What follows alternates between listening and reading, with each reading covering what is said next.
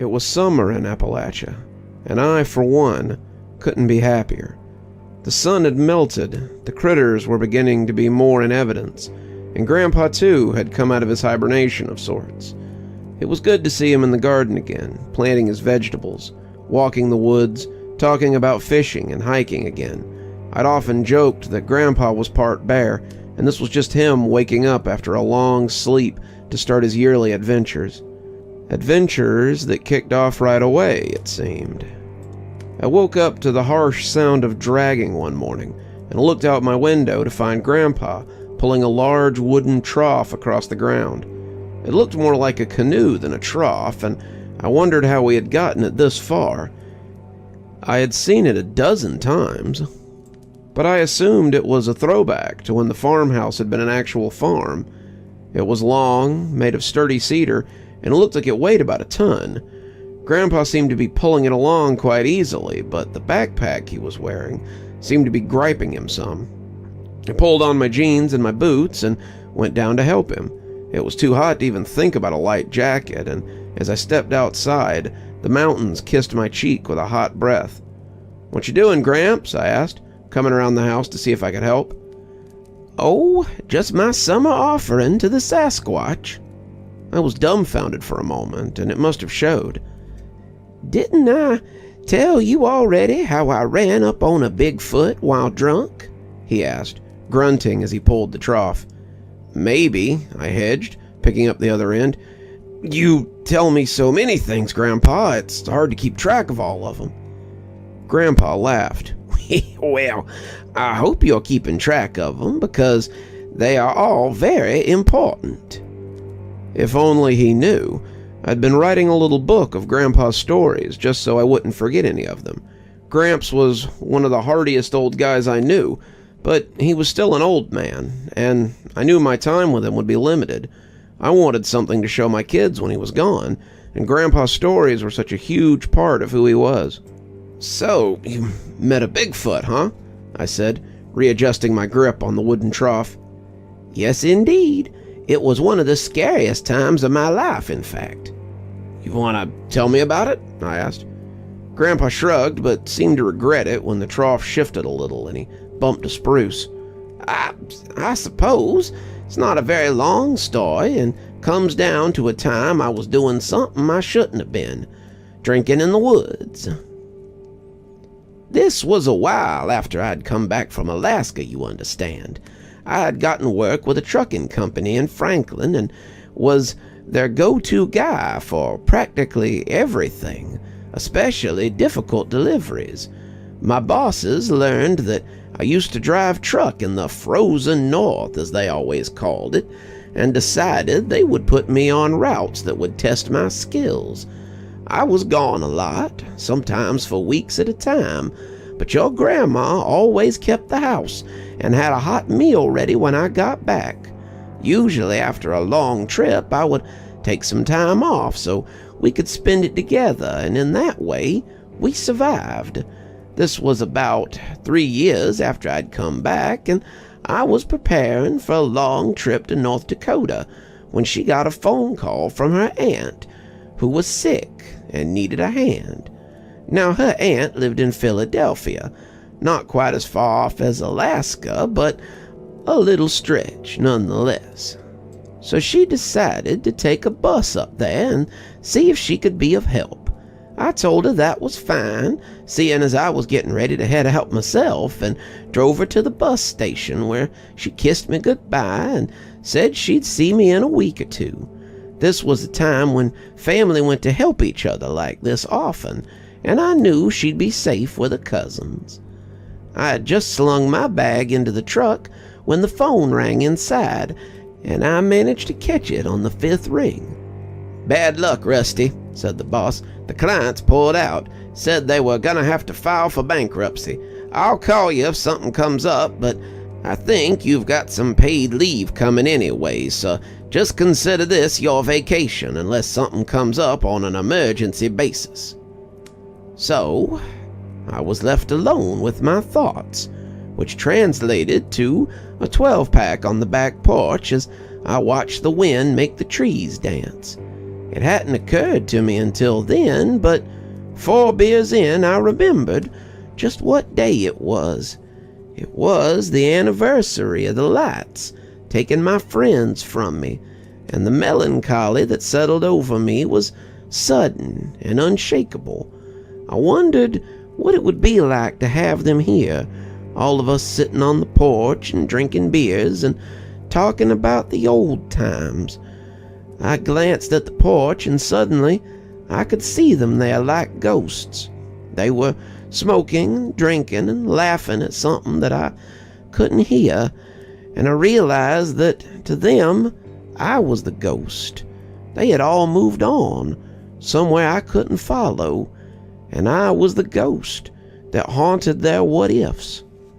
Suddenly it was more than I could take, and I grabbed the last of my beer, adding a few more from the fridge just to make it an even 10, and went for a walk. The house was too quiet, too crowded with silent specters, and I needed to clear my head. The woods had always been a place I went to think, but I might have been a little drunker than I meant to be that day, and what began as a walk became a session of aimless wandering. I kept drinking, not wanting the ghost to follow me, but even as drunk as I was, I could still feel something following behind me. It wasn't no ghost, not by a long shot, but it was still enough to put my hackles up. I could hear it moving through the woods just out of sight, following me as I went deeper into the woods than ever before. The eyes felt unkind, hateful even, and my teeth chattered, heedless of my wishes.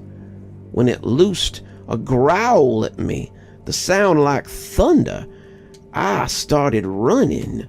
The ground thumped beneath me as I ran, my feet tripping and thumping over rocks and roots, and the something behind me thumped right along with me. Something that big had no right being that agile, and when I went down, my foot catching on a root, I winced as I crashed into the loamy earth. The cans rattled in the cotton I'd been carrying them in, and a few of them scattered across the ground as I turned to face whatever had been chasing me. I had expected a lot of things, a bear or a cougar, but the last thing I expected was a 7-foot-tall mountain of fur looking down at me like it meant to kill me with a stare. He was huge, a towering thing with hands the size of hubcaps. His face was nestled at the top of him, peeking through tangled fur, and when he screamed at me, I wet myself for the first time in a long time. For a moment, we just stayed still, looking at each other like we were waiting for the other to make a move. Then, the big fella looked at something on the ground beside me, and the shiny can caught his eye. He bent down, something that looked like it might give me vertigo, and picked it up between his thumb and forefinger. It looked tiny in his hand, and he sniffed at it before opening his mouth like he meant to bite it. "No, hey," I said, and he snorted like a gorilla and turned back towards me. I started to shut up and just let him bite it, but I guess I was filled with what my dad used to call liquid courage, 'cause I kept going. I lifted one of the cans from the carton, showing it to him before popping the tab. The thing took a step back, yelling again something fierce, and when I could stop my eardrums from rattling, I showed him it was open and tipped the can to my mouth. "See? The liquid's inside, but you'll cut your mouth if you bite the can." He looked at the can in his hand, and I saw the problem right away. His thumbs were not going to be able to open it, not on his best day, and as he studied it, I held my can out to him instead. "Here," I said, "trade ya." He thought about it and finally took the can and handed me the t'other one. He tilted the can and seemed to pour most of it on himself as opposed to in his mouth. Whatever he got in him, he must have liked, because he nodded and reached for the one that he had handed me. I popped the top for him, something he understood now, and passed it up. He drank that one too, and soon I was popping cans and passing them to him as quickly as I was able. He would drink 'em, crush 'em between his thumb and forefinger, and then reach for another one. It wasn't long before I had passed him the 8 beers I had left, and that seemed to make him angry. He stomped a little when I spread my arms and showed him the empty carton, and his roar shook the trees at their tops. "Now hang on, I can get more," I told him, holding my hands up to placate him. "I have more at my house. House, you know, house?" I asked, making a childish version in the dirt. The creature looked at it and nodded, looking at me with hope. "Follow me," I said, now sober as a bird and just not wanting to get my head caved in by an angry whatever this was. We went back through the woods, his steps sounding like thunder, and we came back to the house much sooner than I would have thought. Turned out I hadn't been as deep as I'd thought I had been. Probably a lot of drunken stumbling instead of actual hiking. Creature looked around like he thought I might have more beer sitting on the lawn, and I realized my mistake. I pointed to a nearby stump and told him to sit, promising I'd be right back. He sat, but he seemed distrusting of me, and I knew I wouldn't have long before he came in after me. Luckily, I had something a little stronger than PBR in the cabinet. Dad had been a good farmer, but he'd been an even better moonshiner. The shed we now used to store tools was once where Dad kept his still, and he had about 8 big cartoonish jugs of pure corn whiskey in the cabinet. Purely for medicinal purposes, he would say, but I think, even as a child, I knew better. I grabbed 2 of the ceramic jugs and brought them out to the yard. My guest was still there, seeming pleased when I came back, and I pulled the stopper out and tilted the neck of the bottle to my lips to show him how it was done. He was hesitant, not sure he really trusted me, but when he took that first sip, I knew I was going to have to get more whiskey. He had the first jug drained in about 5 minutes, putting a hand out for the t'other as I went to get more. At some point, I started drinking with him, and when I woke up in the yard the next day, he had drunk all 8 jugs and left me with a splitting hangover and a monster-sized divot in the yard where he had slept it off. We had put the trough down between 2 well-worn rocks, and as Grandpa opened the pack, I saw he had about 8 jugs of white lightning and a huge bottle of malt liquor.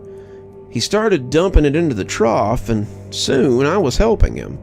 "So, why do you keep bringing him booze then?" "Well, he showed up a few days later wanting more, and I had to go get some from town before he had a tantrum. After a while, it became too much to maintain, and how was I going to hide him from your grandma when she got back? So I sat him down and showed him a diagram. I told him when the moon changes 8 times, I would leave him a whole trough of liquor in the woods. It took some explaining, but he finally got it, and we've done it like that ever since." We were just dumping the last of the liquor in when I started hearing thunderous footsteps in the distance. "Stand back a little, boy. He can be skittish, so I'll introduce you." I leaned against a tree, hearing the thunder get closer and closer, until I saw a massive, hairy Sasquatch come lumbering from the woods.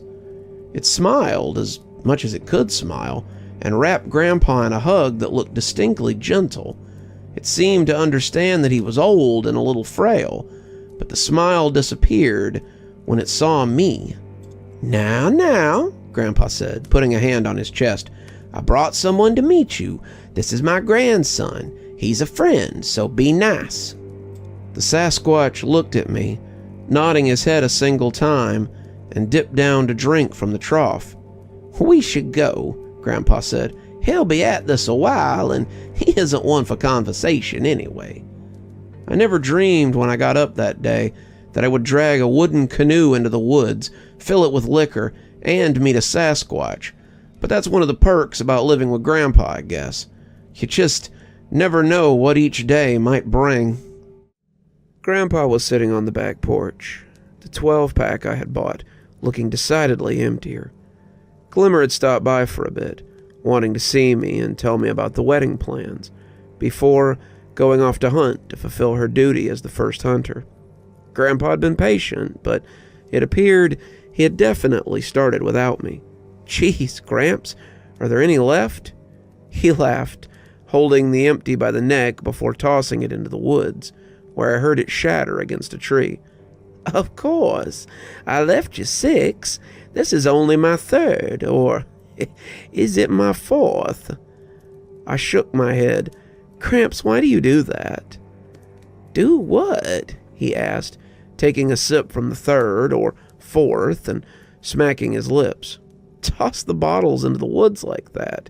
Can't be good for nature, and you and I tromp around out there too often for you to be littering glass everywhere." He cackled like I'd said the funniest thing ever. "Son, have you ever found so much as a shard of glass out there?" "I suppose I haven't," I said, thinking about it. "And you never will. The broken bottles are my gift to the fairies, and they love them very much." I was speechless for a moment. "The fairies?" "Mm-hmm. You break bottles in the woods for the fairies." I tell you, my friend turned into a tree.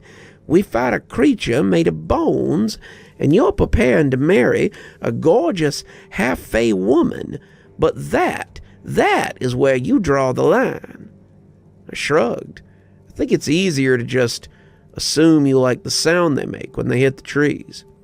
Grandpa scoffed. It is pretty satisfying. That's why I started doing it. That and your great-grandfather. But no, I kept doing it because of the little people. At least, after they showed themselves. I'm a friend of the Fae, you know. They hold me in high regard, and all because I smashed some bottles on the edge of my property. "Well," I said, popping the top on my first, "this I gotta hear." Grandpa laughed. "It was a warm night, just like this one. I was sitting on this very porch when I was suddenly summoned to the court of the fairies." I knew of the Fae, of course. Grandma had told me a lot about them, and I knew that they could be tricky and dangerous. I never caught lightning bugs, I never disturbed fairy rings, and if I felt like I was watched in the forest, I never stuck around. Grandma had always told me that the Fae were a wealth of information, if they could be made to speak. This usually meant a bargain of some sort, but I had unwittingly built up a great deal of credit with these little creatures, and all by a little casual littering. My father, you see, your great-grandfather, had always tossed his cans and bottles into the tree line. It was a different age, and we didn't quite know what we were doing to our beautiful Appalachian countryside just yet. Dad and I would sit on the back porch sometimes, him with his glass, a can of beer, and me with my Aussie cola, and tell stories or just talk about our day. As he finished, Dad would always yell, "Bombs away," and throw the can or bottle into the tree line.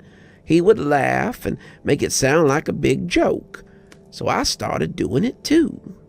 Now, much like you just realized, I started to notice that I never found any glass out there. Dad always tossed his garbage in the same place, and sometimes my mom, your great-grandmother, would make me go out there with a rake and clean up the mess.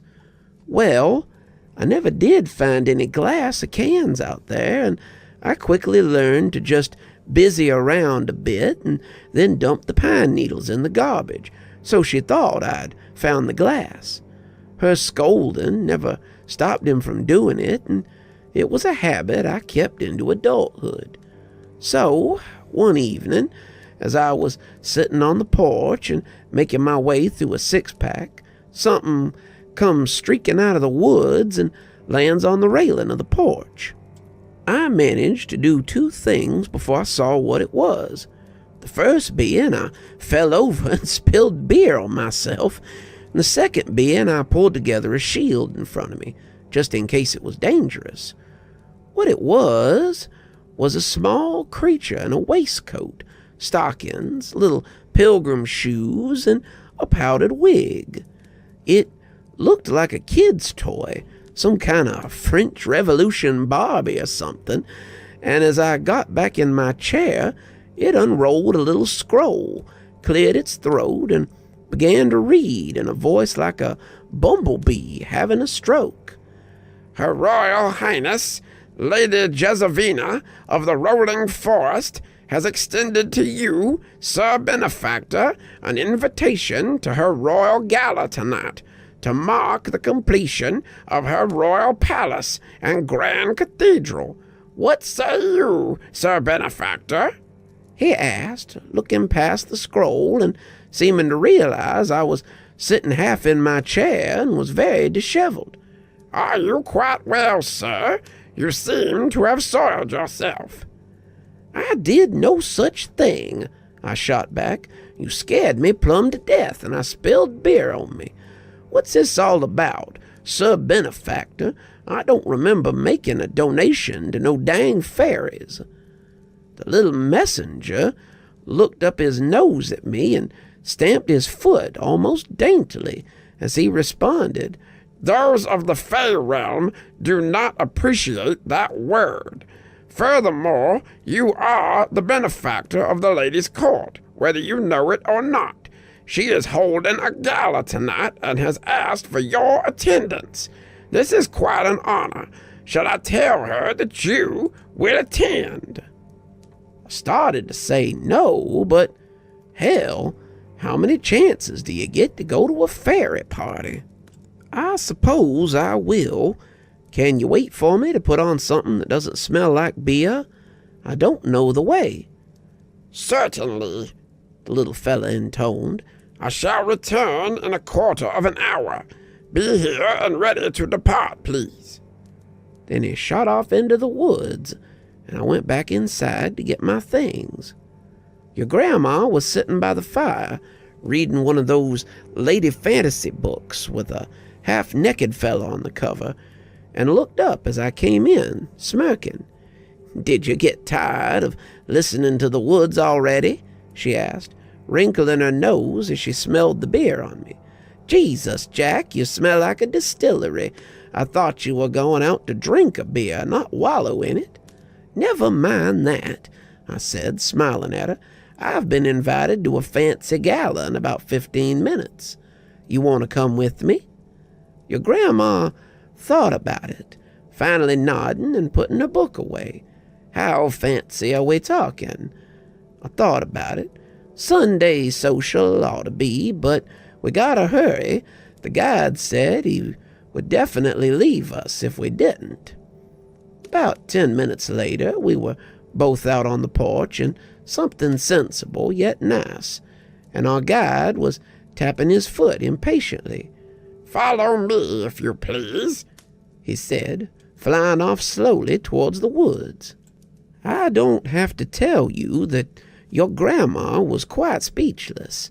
She had seen some weird things, the goat creature, some forest things, even Glimmer on one occasion, but she'd never seen a fairy. Heck, I had never seen a fairy either till that night, but when I offered her my arm, she came along. "Is that what I think it is?"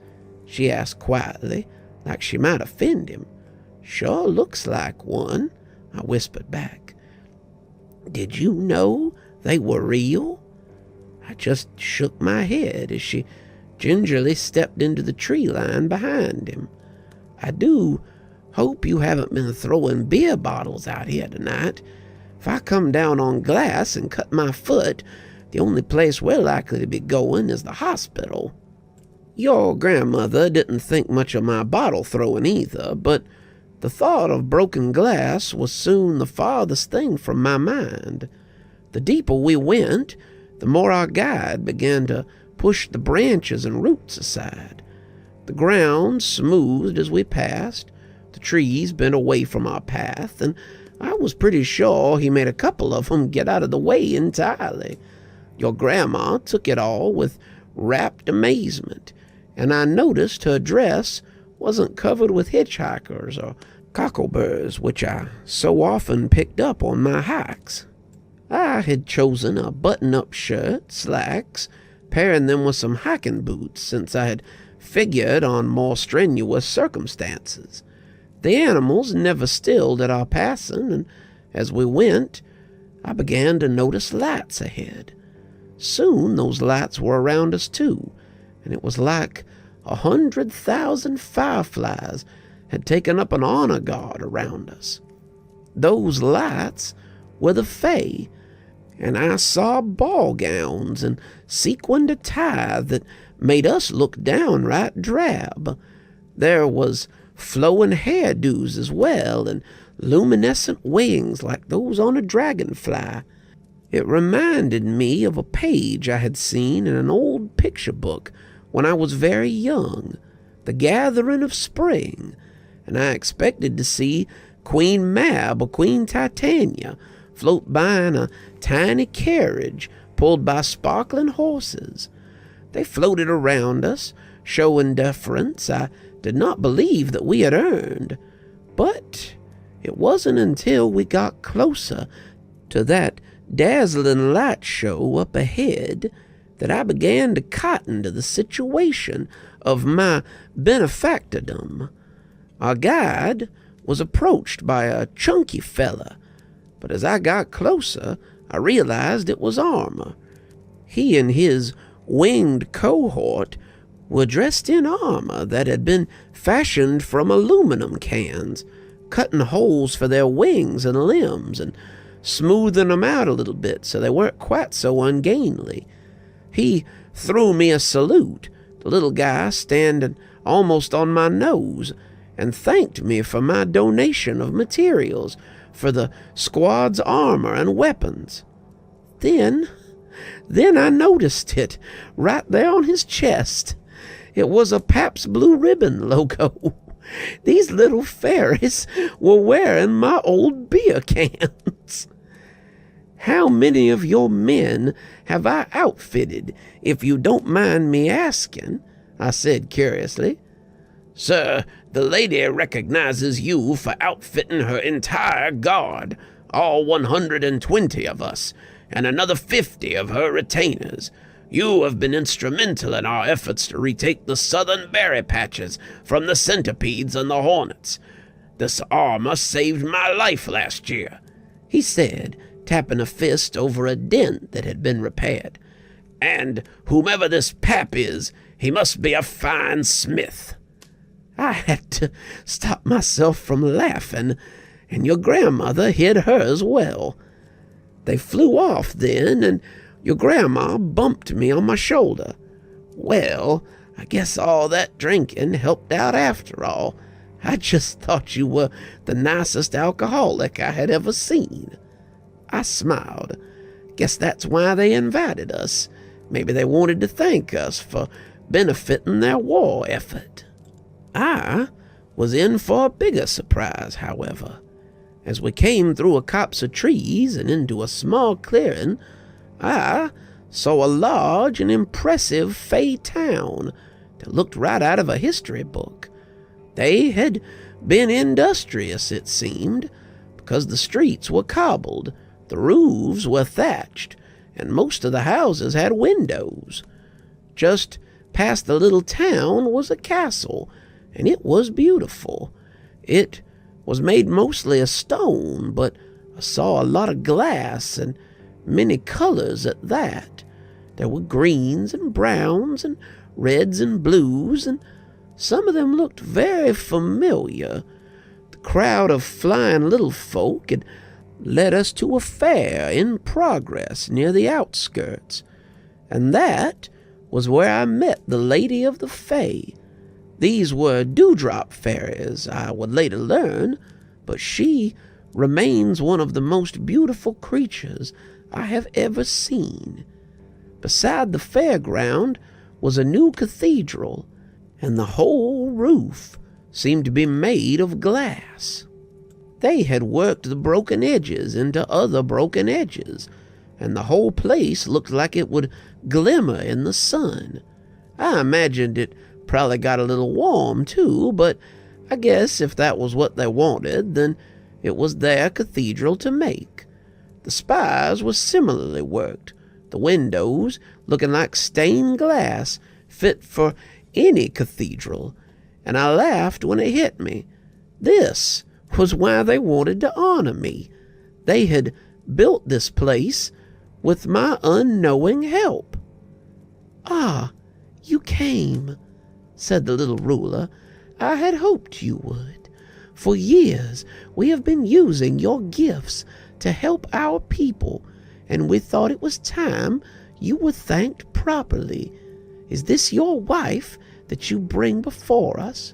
We are honored to meet her as well, and we wish both of you many happy years." She told me how the winters had been cruel to them, and their kingdom had been so drab. But then, one day, they began finding my offerings of glass and metal by the woodline. They had been angry at first, thinking it was trash or a trap for them. But soon they took those offerings and made them into glass for their windows, ornaments for their home, and outfitted their warriors for battle in the metal I left behind. Such wondrous metal! We Fae do not tolerate iron, but this metal did not burn us. So we took it and worked it, and it protects our warriors from thorns and stings and the weapons of our enemies. We have grown and become stronger because of you, and we want to thank you for your generosity." That night, they named me a Fae friend, and I promised to keep leaving my gifts by the tree line for them. And so that's how I became a fairy friend, and why I toss my bottles and cans by the wood line to this very day. I laughed as he finished. I couldn't help myself. Are you saying that the fairies take all the broken glass and old beer bottles away and thank you for it? Grandpa nodded. To this very day, I get thank you gifts from time to time. I have a very smart letter opener that they left on the porch once, and a bottle of pure honey they collected for me one year.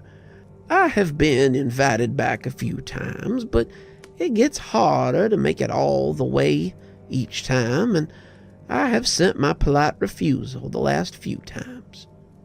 He got up slowly, wobbling a little.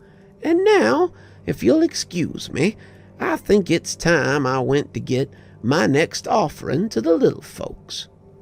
I smiled, shaking my head as he went inside. Grandpa was full of surprises. It wasn't until I heard a small crash from inside that I realized my night wasn't as peaceful as I had believed. I went running back in, but by then it was too late to do much more than call an ambulance. Grandpa had fallen down, and it looked like he was going to need more than a hand up this time.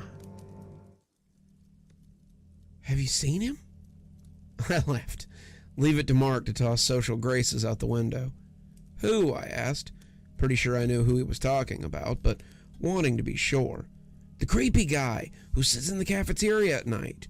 He's been in there 3 nights running, and I damn near thought he was a ghost the first time." "Yeah, I've seen him. Hell, I've talked to him a few times. You should go introduce yourself next time. He's a nice guy." Carl wondered up about that time, asking if I wanted a break, and I found that I did. "I'll call you back, Mark. It's break time for me. Come down to the cafeteria sometime and I'll introduce you to him. I think you guys would get along." Mark said that he would, and after hanging up, Carl asked what all that had been about. Oh, someone else looking for info on that guy that's lurking in the cafeteria at night. He laughed. Seems like everybody's too scared to say hey. He told me to enjoy my break, and I told him I'd do my best. I remembered the night I had met the mysterious new specter that haunted the halls of Kashmir Hospital. It had been early evening. The night had been pretty calm until that point, and suddenly the doors on the ambulance bay across the way had burst open, and the EMTs had come in with an older guy on a stretcher. There was a fella in jeans and a t-shirt behind him, looking worried and following close, and I'd gone back to my work as they moved on. I hadn't thought a lot about it at the time, but when someone asked me which way to the cafeteria, I looked up to see the same guy from before. He looked tired, and he looked like he needed to talk. So we started talking. When it came time for my break, I showed him the cafeteria personally. I was coming down to get coffee, a nightly ritual of mine, when I saw David peeking around the corner at something in the cafeteria. He was being careful not to be seen by whatever he was looking at, but I suspected whoever he was looking at had already seen him. I snuck up on him, and he jumped as I put a hand on his shoulder, grinning as he saw me. "Jesus, you scared me half to death," he said, putting a hand to his chest as he tried to catch his breath. "Kind of game are you talking, oh mighty hunter?" I teased, glancing around the corner. He looked like he thought he was about to say something ridiculous, but he was powering through it. "Well, this place is full of spooks, you know, and I thought maybe this guy was one too." I laughed, telling him if he wanted an introduction, I'd be happy to give him one. David seemed surprised. "Oh, are you a ghost whisperer now?" "No, but that guy's as flesh and blood as you and me." He looked up, smiling sadly at me as he saw me coming in. He was a guy in his mid-20s, dressed in comfortable dark clothes with a strange symbol hanging around his neck. He spoke very well, very intelligently for someone his age, and he drank his coffee black, a man after my own heart. "David, this is Marcus Carmichael. His granddad's on the 3rd floor, and he likes to take his coffee breaks late, like I do, so we've been talking." Marcus had been here for about 3 days, and he didn't get far from his grandpa's side. I'd found him wandering around one night, mostly just looking lost, and had asked him what he was doing. He told me the place had a strange feel to it, like there were bees under the walls, and I knew exactly what he was talking about. Ever since becoming aware of this place and the spirits that lived here, it always feels like there's a low current through the walls, and it was something that was hard to get over. Having someone to talk to about it helped a lot, and that's how we had started hanging out during my breaks. We would sit and talk, swapping stories about our adventures and the strange lives that we had lived. He told me that he and his grandpa lived in the hills outside of town, and the mountains he called home were very strange. He talked about weird creatures in the woods, strange entities that made the ghosts in the hospital seem tame, and his stories were some of the best I'd ever heard. I contemplated adding them to the book, but they deserve to have a book all their own. It was kind of nice that David had seen him too, because I was kind of wondering if he was a ghost. "So, this is one of the guys you've been hunting ghosts with?" "Yeah, maybe I can get you the rest of them down here at some point or another, let you meet the whole gang." He asked David about the weird stuff he'd seen, and David told him about the boiler man and the guy on 3 North that had been working on the power. Marcus nodded along, interested in the idea of so many ghosts being present here, and told a few of his own stories about the weird creatures he'd seen and the ones that Grandpa had told him about. When I checked my watch, I realized I'd been gabbing for about half an hour, and David said that he had to get back to work too, and the two of us left him there with his coffee and his thoughts. "He's an interesting fella," David said. "You think those stories are true? He's got some pretty fantastic ones." "I mean, are they really any weirder than ours? Sure, he's fought creatures, but the ghosts here are certainly no picnic either." David agreed as we parted ways, and Carl was glad to see me come back. Was worried maybe the ghosties had got you. That or you'd taken another elevator ride to nowhere. I told him that David and I had been in the cafeteria with our newest lurker, the guy in the dark coat who had been around for the last few days. Oh yeah, nice enough kid. I talked with him a few times, he and his grandpa. They both seemed pretty all right. I hadn't looked up his gramps, mostly out of respect, but also because I didn't know his name, but I was curious as to which room he was in. I feel now like I should have known, but it was still a bit of a shock when Carl told me that he was the newest resident of room 301. You're kidding me, I said, especially after we'd had so much trouble out of it recently. Nope. I tried to talk them out of it, but they refused to close down the room. They say it doesn't make sense to shut down a room that could pay my salary and yours for a month with nothing but a week's stay. Sounds like the real problem might be the growing cost of health care, I joked. Hardy har har, Carl said sullenly. But no, the problem is definitely the missing people. A couple more and we could be in real trouble. That's what the stuff shirts keep saying. They keep threatening my job, too, if I don't get some results. I chewed that over. Maybe they can help us get some results. Did you tell them about the weirdness when you spoke to them? Oh, sure. I'll be making flyers. Come to Stagview Hospital. Stay in room 301. Get disappeared to strange and exotic locales. No, I sure as hell didn't tell them.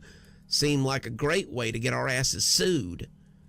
Do you mind if I talk to him about it? He thought about it. I suppose it couldn't hurt. If the head of the security goes around telling people about these things, then sets bad precedent. But if you talk about it, then, well, might be taken a little better. When I got off in the morning, I headed to the cafeteria. Marcus never missed an omelet bar day, and sure enough, he was right at the head of the line. Twice in one day, Marcus said. People are going to talk. I've got something to talk to you about, and it's a little weird. Weird is my bread and butter, partner. Talk to me. So, as he ate his spinach and mushroom omelet, I told him the history of room 301, the missing people, the strange phone calls, the reports from those who stayed there, all of it. It didn't take as long as I'd thought it would, but by the time I was done, Marcus hadn't left or laughed at me or called me crazy, which is pretty much the norm when you talk to regular people about this sort of thing. He chewed it over, the info and the omelet, and seemed to consider what I'd told him. And you think it could take my grandpa? He asked, not sounding sarcastic, but sounding resolved. Wouldn't surprise me at all, I said. The disappearances have been increasing in frequency over the years, and whatever is taking them seems to be getting desperate. There's another reason why Grandpa could be in trouble, he said, weighing his next words pretty carefully. I've got something to tell you, too, and it's pretty weird. Seems like quid pro quo at this point, I told him, and he looked around before starting. Grandpa and I don't just live in terror of these things. We fight back when we need to. We have abilities that make us a pain in the ass for things that go bump in the woods. I must have looked skeptical because he pressed on. Grandpa's, well, I don't know what exactly Grandpa is. A wizard, I suppose, but it's beyond that. He knows herbs, he knows runes, he knows real magic, but he also casts out demons like an old fire and brimstone preacher. He knows things, he's wise, and he's taught me a few of those things. What sort of things? Things I can't exactly show you here, but runes mostly. Runes and wards, the ways to protect things. Perhaps something that I could use to keep Grandpa safe, as well as parts of the hospital. That was certainly a thought. If Marcus knew things, like real magic things, maybe we could help each other out. I could talk to the red-clad orderly and get some help, and He could use whatever powers he had to help keep his grandpa safe and to flush out whatever was in room 301. It would be perfect if it worked and could potentially save the hospital a lot of trouble. It's worth a shot, I said. First things first, though, Marcus said, collecting up his tray and heading for the garbage can. We go talk to Gramps and get you properly introduced. I had been feeling a little sleepy, but when he offered to let me meet his grandpa, a legendary figure, if only in his mind, I was suddenly willing to forego some sleep. Hell, even if the guy was delusional or something. He was almost 100 by Marcus's figuring. Meeting him would be a good experience anyway. And I mean, suppose he was actually legit.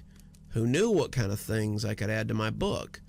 Imagine adding some local color from a guy who had actually encountered spirits in the wild. I had to check and make sure I wasn't drooling. Have you got time? He asked, misunderstanding my look. I mean, I know you worked all night, and you probably have to do it again tonight, but if you've got a minute, I know we'd love to meet you. No, I got time. This is actually my day off, so I've got nothing but time. Cool. Well, Grandpa should be eating breakfast by now, so let's go meet him. We headed up the stairs to meet this mysterious old-timer and let him know that his long life could be in immediate danger. Nothing could go wrong there, right? I hung back as we got to the room, still a little hesitant about going in. I knew things about this place, a room that looked like any other, but seemed to have teeth, and I wasn't in a big hurry to go find out if the rumors were true. What if this was some kind of trick to get me in there, right where it wanted me? Did it want me? Maybe that was kind of presumptuous for me to assume, but really seemed like it. Hey, you okay? Marcus asked, looking back at me from the doorway. I was about to give him some lame answer when I heard a voice from inside that I'll never forget. It reminded me of my own grandpa. It reminded me of other people's grandpa. And I suppose that was to be expected. Given what I would come to learn about him, it all made a lot of sense. Who is it, son? Did you bring someone to see me? Did they bring me anything to eat besides this stuff? All my apprehension seemed to run out of me as I heard his voice, and when I walked across the threshold, it was like walking between the rubber buffers on a cooler. It parted, but it did so begrudgingly, and I shivered as I went through it. Marcus nodded as I turned back to look at it, and it was clear that I wasn't the only one who had felt it. It takes some getting used to, he said, though I doubted it was old hat for him either. The man in the bed wasn't what I had expected, but I suppose I might have inflated him in my mind some. It was, after all, hard to be truly spectacular in a hospital gown. I'd expected a wizened old man with a long white beard and piercing blue eyes, the eyes of a man who had seen great and terrible things. What I got was a shrunken old fella, clean-shaven, with a fluff of downy white hair on his liver-spotted head. His eyes were green and free of the cataracts that so many of the other oldsters in the hospital seemed to have. His waist was covered in plaster, the cast thick as it stopped him from doing further harm to himself, and it looked like it would make sleeping pretty uncomfortable. He was old and frail, but there was definitely something about him that made me feel like Marcus's claims weren't so far-fetched. It was like the sound in the walls, a quiet thrumming that seemed to come from him. He reminded me of Yoda, a small man who practically vibrated with energy that I didn't understand. Well, hello, young man. You don't look like a housekeeper, and you're not wearing the scrubs that the cafeteria people usually wear, so what brings you here? The remains of his breakfast were sitting on the little tray across his lap, and he slid it away from him with no real regret. Just because they were eating omelets in the cafeteria didn't mean that they were eating them up here on the 3rd floor. The old-timer had a plastic tray with watery eggs, some very questionable-looking sausage, some mixed fruit, and a little oatmeal. I had to agree with the fella. It was a poor breakfast indeed. "I'm John," I told him.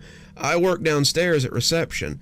Your grandson and I have been talking lately, and he's been regaling me with some pretty weird stories.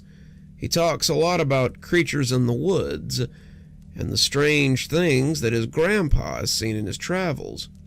The old man smiled wetly, his teeth going, but mostly still there. "Oh, you can't believe a word of it. He lies like a rug," he said, grinning at Marcus as he came to stand beside him. "Me?" Marcus said. "So you admit that none of this is real, and I'm not just going crazy?" "Oh, we're all going crazy, kiddo. That's how you know you're going about it in the right way." "John," Marcus said, "this is my grandpa. May I introduce you to—" "Gramps, I just realized I don't really know how to introduce you. I've always just called you Grandpa, and people knew who I was talking about." "I suppose he can call me Grandpa if he wants to. Everyone else does, after all. Or Jack, if he doesn't." He extended a hand, and I shook it. "Fair enough, Gramps. I was telling your grandson about some of the oddities inside the hospital." Grandpa snorted. "That's one way to put it. I tell you, I was madder than a wet hen when I woke up to discover that he had let that ambulance take me here. I wanted to go to a hospital in Gainesville, or hell, even Atlanta General would have been a better place than this spook house." "So you know about the ghosts here?" I asked, taking a seat by his bed. Grandpa gave me a look. "Kid, everybody knows about the ghosts here, even if they won't admit it. The ghosts and the spirits of Cashmere Hospital are the worst kept secret in town. The only reason this place isn't some kind of a ghost tour property is because the higher-ups work extra hard to keep it off the radar." "What do you mean?" I asked, gritting my teeth as Marcus pulled out another chair. "Hospitals are places of healing, places where people get better. No one wants to imagine going into a hospital for treatment and being stuck there forever as a shambling horror. It's repugnant, and it would stop people from coming to the hospital at all. The management here probably works full-time to keep the ghoulies here a secret. I imagine they have been quite a few staff that have gone missing too, or worse, over the years." I thought about Francis Garland and David and the doctor who had come running out of the car park and nodded. "The problem isn't that it takes them and kills them," I said, feeling silly even as I said it. "The problem is that sometimes it returns them. It returns them changed or not quite whole." Grandpa looked at Marcus and they shared something for a moment before he turned back. "Sounds like we may have found the right person to talk to. Have you had a lot of trouble with the entities in the hospital?" "You could say that. I'm writing a book about all these things and the stories of all those who have experienced them." Grandpa snorted. "Well, this would be the place to do it. Do you happen to know anything about what comes after death, kid?" I thought about the red-clad orderly and nodded. "Yeah, I might know someone with some insight on that. We've been talking a lot lately, and he's been helping me to understand a little more about the spirit world." "Sounds like you and me, Gramps," Marcus said. "It's not exactly like that. Well, I tried to find a way to say it, but Grandpa hit the nail on the head. You've got a friend on the other side, don't you? I nodded. Yeah, he's a guide. He helps spirits pass over. He's teaching me how to do it too. Grandpa's eyes got wide. A human who guides spirits to the other side. Now that would be a first. I wonder, would you mind if I took a look at the book you're writing? I think I'd like that, I said. Might be nice to have a second opinion on what I'm writing.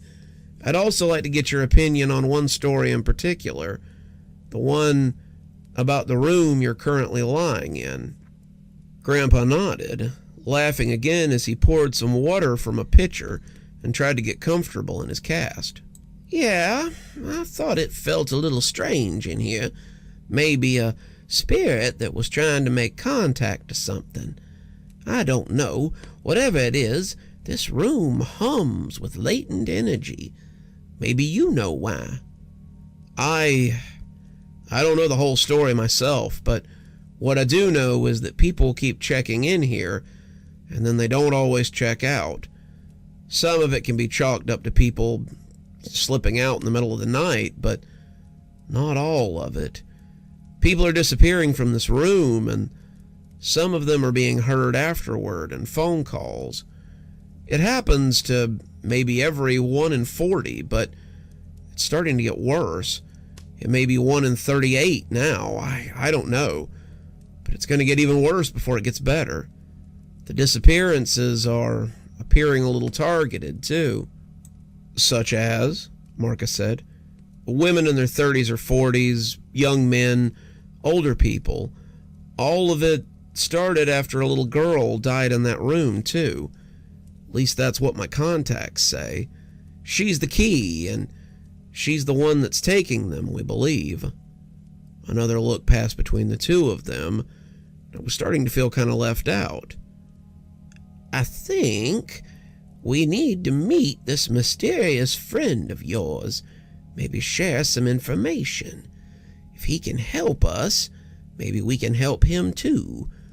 I'm not exactly mobile these days, so I guess you'll have to go in my place, boy, he said, patting Marcus on the arm. Goody goody, Marcus said, almost like being a grown-up and getting to go off by myself and stuff. He took his phone out, though, and started texting someone, making me wonder if we would be as alone as I thought. Do you have any way to get in touch with him? Grandpa asked. Not really, but he's in and out, so he shouldn't be that hard to find. It's really just a matter of time. Well, Grandpa said, let's hope we have some of that.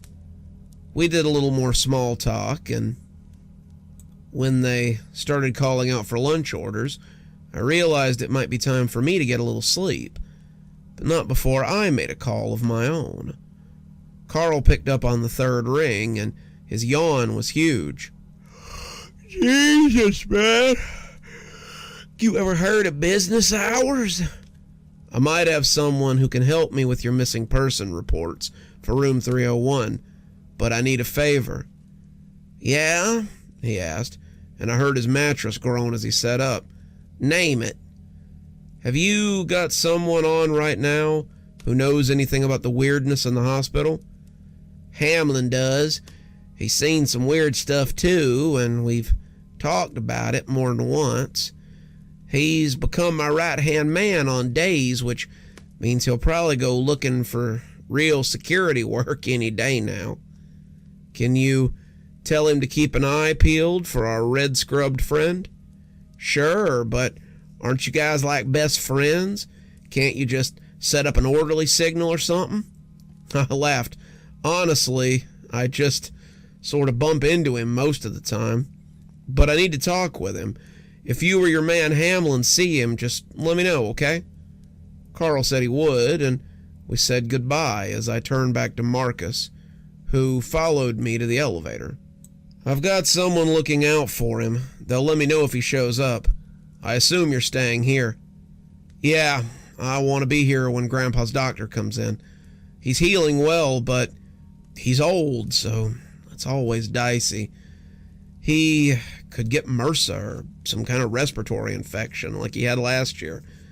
I'll probably catch a nap sometime in between, but if your friend shows up, give me a call, okay? We swapped phone numbers as I told him I would text him straight away. See if you can request a new room, I said on a whim. If they move him, then this might all be for nothing. I'll try, Marcus said. If it's later on, then I might have someone else who could help us. A friend. Well, more than a friend. It appears you'll get to meet my fiancée, I suppose. Just try not to stare. She's quite a looker. You've been hanging with old men too much, bud. You're starting to pick up their slang, I told him with a laugh. I left then, heading home to get some rest, and when my phone chirped a little later, I saw that I had slept till almost 6 p.m. It was Carl, and when I picked up, I heard his end of a conversation with someone else. Hey, we found him. He's on the 4th floor, and he seems to be, waiting for something, so you might have a small window of time. I thanked him and sent a text to Marcus, who told me to meet him at the lobby in 10. The room move is a no-go. Apparently, they're full up on that floor, but I suspect his doctor simply wants him to move as little as possible. See you in 10. I'll get you something from the cafeteria. Glimmer and I are just finishing up dinner. I didn't know who Glimmer was, but I told him to get me whatever, and I headed out. They were waiting for me when I got there, Marcus and a tall woman in a long coat. The hood was up, but when she pushed it back, I was enchanted. She was like some D&D elf from the source book. Her skin was smooth and translucent, like it had been spun from glass, and her hair was long and pale, wound into a tight braid. She smiled at me as she stuck a hand out, Marcus offering me a box of food as I shook the offered hand. It's wonderful to meet you. My love has spoken very highly of you. I understand you may have need of a hunter. We headed for the stairs, but Glimmer stopped before we could go into the stairwell. Glim, are you coming? Marcus asked. Glimmer shook her head like a horse that smelled danger.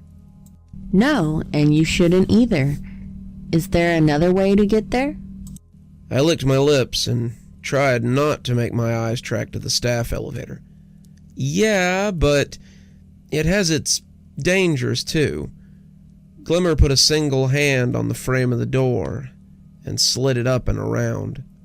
How often do you travel this way? I thought about it. I guess pretty regularly. I'd say maybe 2 or 3 times a day sometimes. Then you are brave indeed. This is a way between, a passage into the spirit world. Sometimes it connects to the place you want, but I would wager that sometimes it takes you to places even you hadn't expected, does it not? I thought again about David and Francis and nodded. Yeah, sometimes it does, though it's never done it to me. Hunter, has Fisher ever shown you the spell for anchoring? The one that, how do you say it, keeps you here in this place? Marcus nodded. Yeah, he said, taking a marker out of his pocket and drawing a symbol on the back of his hand. He touched it, closing his eyes as he mumbled something quietly before moving on to Glimmer. The symbol didn't burst into sparks or glow or anything, but I felt that little buzz again and understood that whatever he had done, it had been some kind of magic. He repeated the process with Glimmer, maybe lingering over her hand a little longer than he needed to, and when he reached for me, I put my own hand out tentatively. He sketched something on the back of it, something with a lot of angles and curves, and when he touched it, I almost pulled it away. It was like a half-second clap of static electricity, and it felt like someone had put the shape onto my skin by electrolysis. I looked down at it, marveling at the strange symbol that, I hoped, hadn't been stamped onto my skin for keeps. Do you mind if I get a picture of it? I asked, taking out my phone. Marcus chuckled. I'll do you one better than that. After this is over, I'll show you how to do it yourself. Really? I mean, can you? Like, what if I don't have the knack? We started climbing the stairs, and then it was odd how normal it felt. Generally, when I climbed the stairs, it felt like, I don't know, like eyes were watching me, but now it just felt like a staircase in any other place. I'd never noticed it right on top before. Maybe it was something I had just become used to, but now that it was gone, it was like living after a debilitating illness. It felt strange because it was gone, but it feels weird that it feels weird. I'll have to do better with things like that if I'm going to write a competent book about this place. That sounded pretty elementary right there. There isn't really a knack, Marcus explained as we climbed. Everyone has magic in them. We are creatures that are willing conduits for it. But sometimes we just need a push towards it. We grow up believing in magic, well, most of us do, but when we don't see any of it right up close, we start to doubt it. It took a long time to get where I am, but it was a journey I don't regret starting. It was definitely life-changing, and it brought me closer to my grandfather. If you can teach me, I don't mind learning. Something like that would be helpful around here, I told him, pushing the door open for the 4th floor as we headed in. We found him on a couch in the waiting room for the ICU, and he looked up with a smile as we came in, like he'd been expecting us. My latest charge decided to linger on a bit, but I had thought that if I waited, I might get a chance to speak with you. It looks as if you've brought friends. Are they in the know? Yeah, they know what's up. But when I turned back to Marcus, his eyes were wide, and Glimmer was reaching for something under her coat. Something I couldn't see. John, step back over here, Marcus hissed. What? I asked, looking at him like he was crazy. This is who we've come to see. This is my friend, the orderly. He helps people cross over. He puts spirits to rest. That is no man. He is a boatman, the Red Fox, a harbinger. The orderly rolled his eyes. Oh, please. The legends around my kind have been inflated beyond recognition. I do, however, quite like the one about the Red Fox. It makes me sound clever, and it was why I chose these trappings. He caught sight of the mark on my hand then, and smiled wetly, his strange teeth gleaming in the soft light overhead. Did you do that? He asked Marcus. That's some solid spellcraft, boy. You should be proud. Oh, I can do better than that, Marcus growled, and I will, if you persist in needling me. John, have you made a contract with this creature? I shook my head. No, he's never offered me one. The orderly snorted. I am no demon wizard. I do not collect the souls of the dead and sell them or bind them. I move them on to what comes after. I am neither white nor black. I am gray, which is a prerequisite for a job such as this. I do not intend to bind your friend either. He is free to seek me out when and if he chooses, just as I am. Marcus looked at Glimmer, but she didn't dare look away from the orderly. I don't sense a lie. His kind are often incapable of out-and-out falsehood. I think perhaps he may not be like the other. Other? The orderly asked. You have encountered another of my kind, then? Marcus nodded. My grandfather entered a contract with one of your kind. It calls itself the Weldergeist.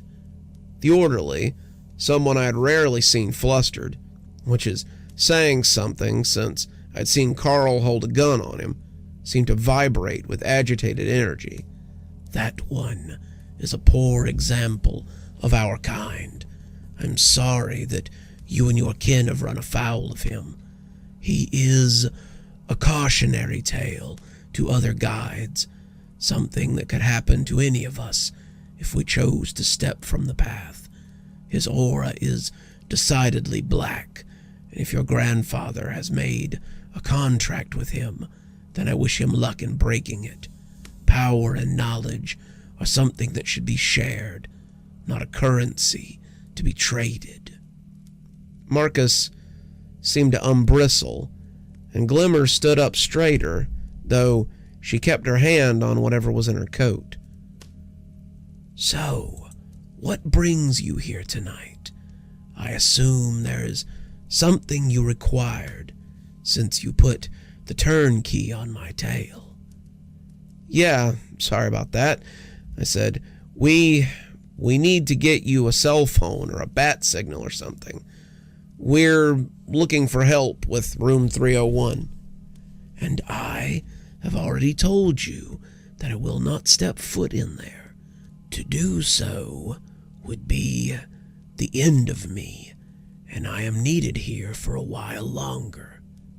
We just need to know how someone could protect themselves if they had to stay there. Maybe some wards or something. Maybe some kind of anchoring. The orderly thought about it, but bobbed his head in an undecisive way a moment later. I honestly have no idea.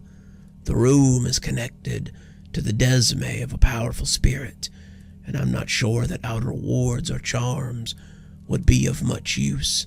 The problem is being in the room itself, and she holds sway over it. It is possible that he could be anchored there, maybe even made invisible to her, but I don't know. She is very angry and very lonely, and I don't know what can be done to stop her. I looked at Marcus, and he shrugged. It's a start. Maybe we can ward him up, and he'll be okay until they send him home. How much longer is he staying? I asked, feeling like I wouldn't like the answer. A week, at the least. The doc says he's healing, but he's old, and they want to monitor him. He tells them that I'm home with him all day, but they want him checked by a doctor until they're sure his hip is going to set okay. Well, at least he isn't going to stay long term. Tell that to Grandpa. You'd think he's in prison the way he carries on. I wonder if I might ask a favor, the orderly said suddenly. Marcus stiffened again, but the orderly put his hands out placatingly. No, not a deal, not a contract, just a favor. I could use your help tonight, he said, as he turned to me. And if your magically inclined friend wants to help too, it would be of great help. What do you need? I asked. The higher-ups have decided that it is time to collect the Boiler Man. He is becoming more agitated, closer to crossing the line into something dangerous, and they want him moved on. He swallowed, picking his words carefully. I think it would be prudent to have someone else there too, a second pair of hands. I've spoken to him before, and he can be very intense.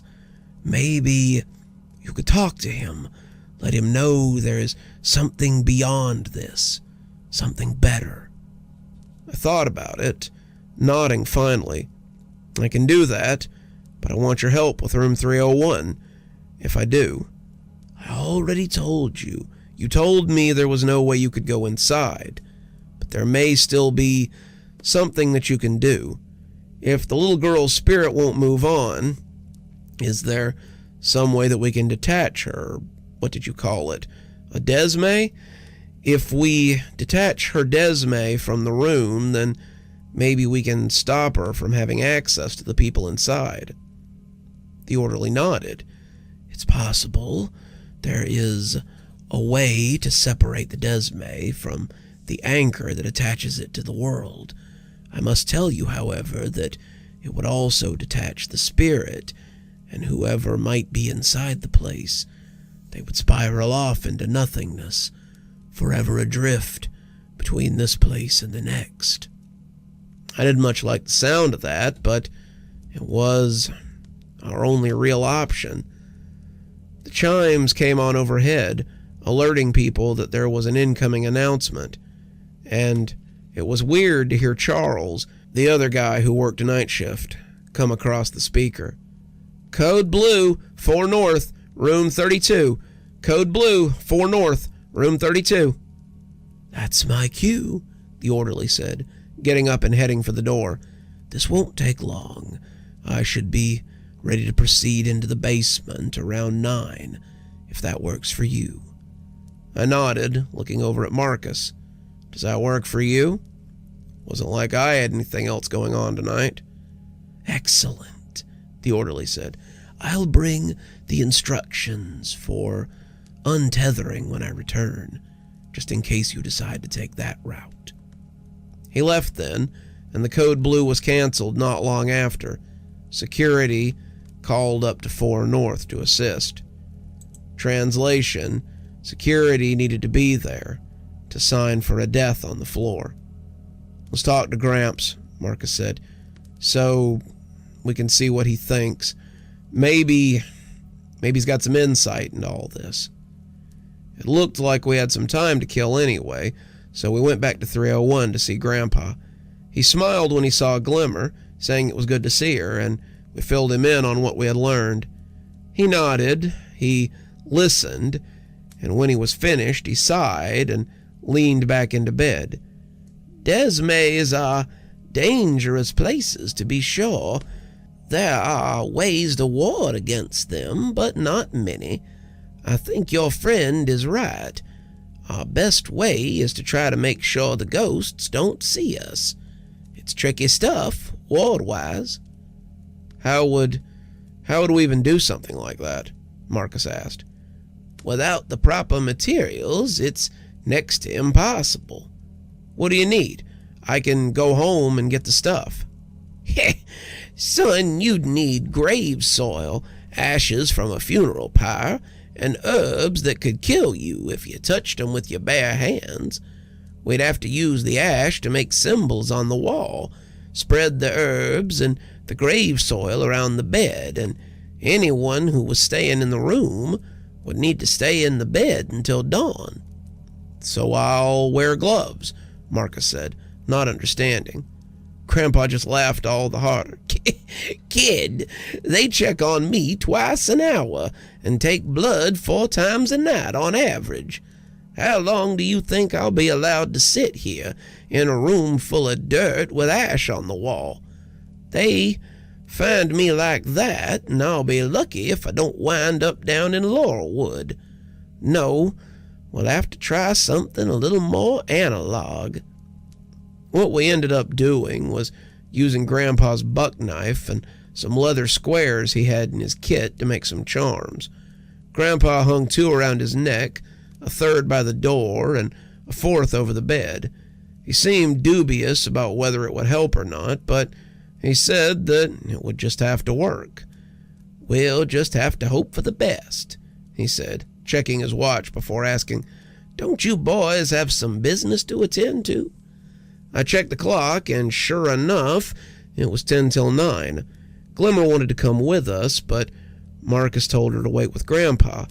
She didn't seem to like that, but Marcus was adamant that someone needed to stay here with him. Maybe if there's someone here, they won't be able to take him. Keep an eye on him until we get back, and then maybe we can make a better plan. He glanced over at his grandfather, sleeping soundly against his thin hospital blanket. "Keep him safe, Glim. He choked up a little, and she put a hand on his shoulder. "I know. He is a lot of things to so many of us. Good hunting, my love." We left her, sitting in one of those uncomfortable hospital chairs, and went about our work. Carl met us at the door to the maintenance room, David standing close by and looking grumpy. Marcus stood a little behind me, standing back as he let me talk to my people. The orderly hadn't shown up yet, but I knew that he would. I'd sent Carl a text about what we intended to do, and he agreed to meet us here. He must have told David, and I could already tell that he was going to ask to come along, something we couldn't allow. This would be strange work already, and we needed no one involved who wasn't in the know. I was only barely in the know, but I think I would have traded places with him if I could. "Are you ready?" Carl asked. "We're waiting on one more," I said.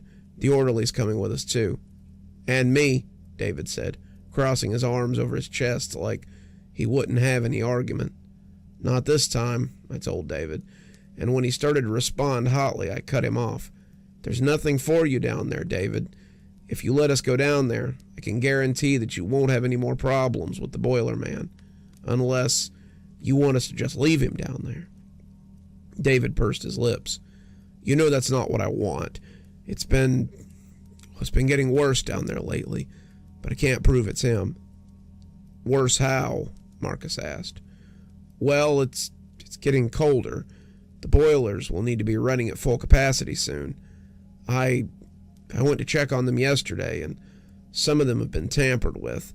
Wires cut, circuits screwed up, things messed with, and I can't explain how or why. The cameras show that no one's been down there other than me, and I know I didn't do it, so just how the hell did it happen?"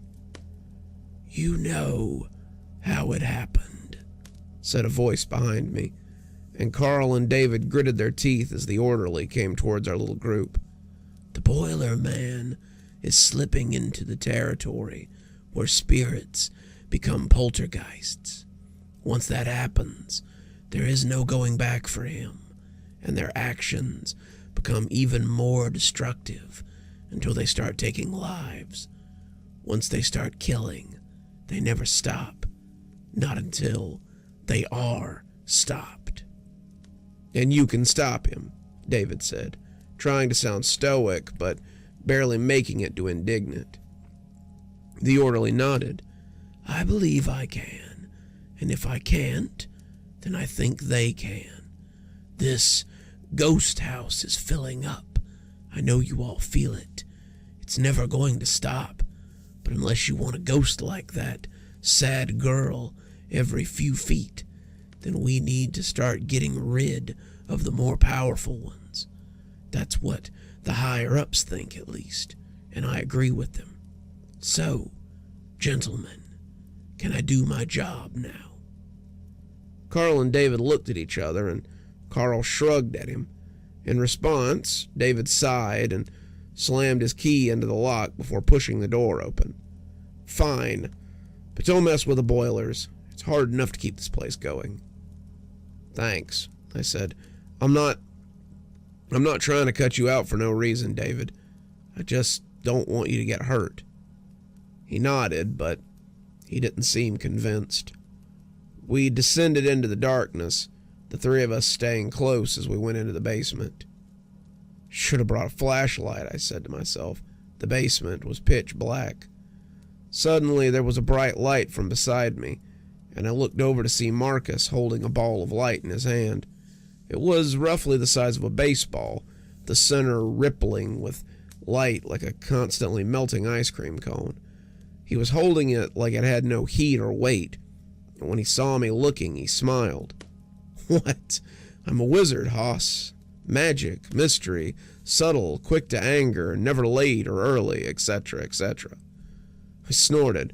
"Well, it makes a good party trick, to be sure." He opened his mouth to say something else, but that was when something heavy fell near the back of the basement, and we all felt our sphincters tighten a little more than usual. Well, two of us did, I suppose. "Come on," the orderly said. "He knows we're here, so we might as well get on with it." We followed him into the basement, Marcus holding his light high as we came behind the orderly. The basement was a creepy spot where I certainly wouldn't want to spend any more time than I absolutely had to. It stretched most of the length of the bottom floor, and the lights down here were hit or miss most of the time. It made for a creepy spot, with a lot of lumpy machinery in the way, and even more dark corners for things to hide in. Only one particular thing hung out down here, so that was a blessing. But the spirit who resided down here was nastier and more nerve-wracking than most of the others in the hospital, so that was less exciting. The few shaky lights that were working down here went out abruptly about the time we got to the bottom of the stairs, and the light cast by Marcus's light ball made murky shadows around the edges of our circle.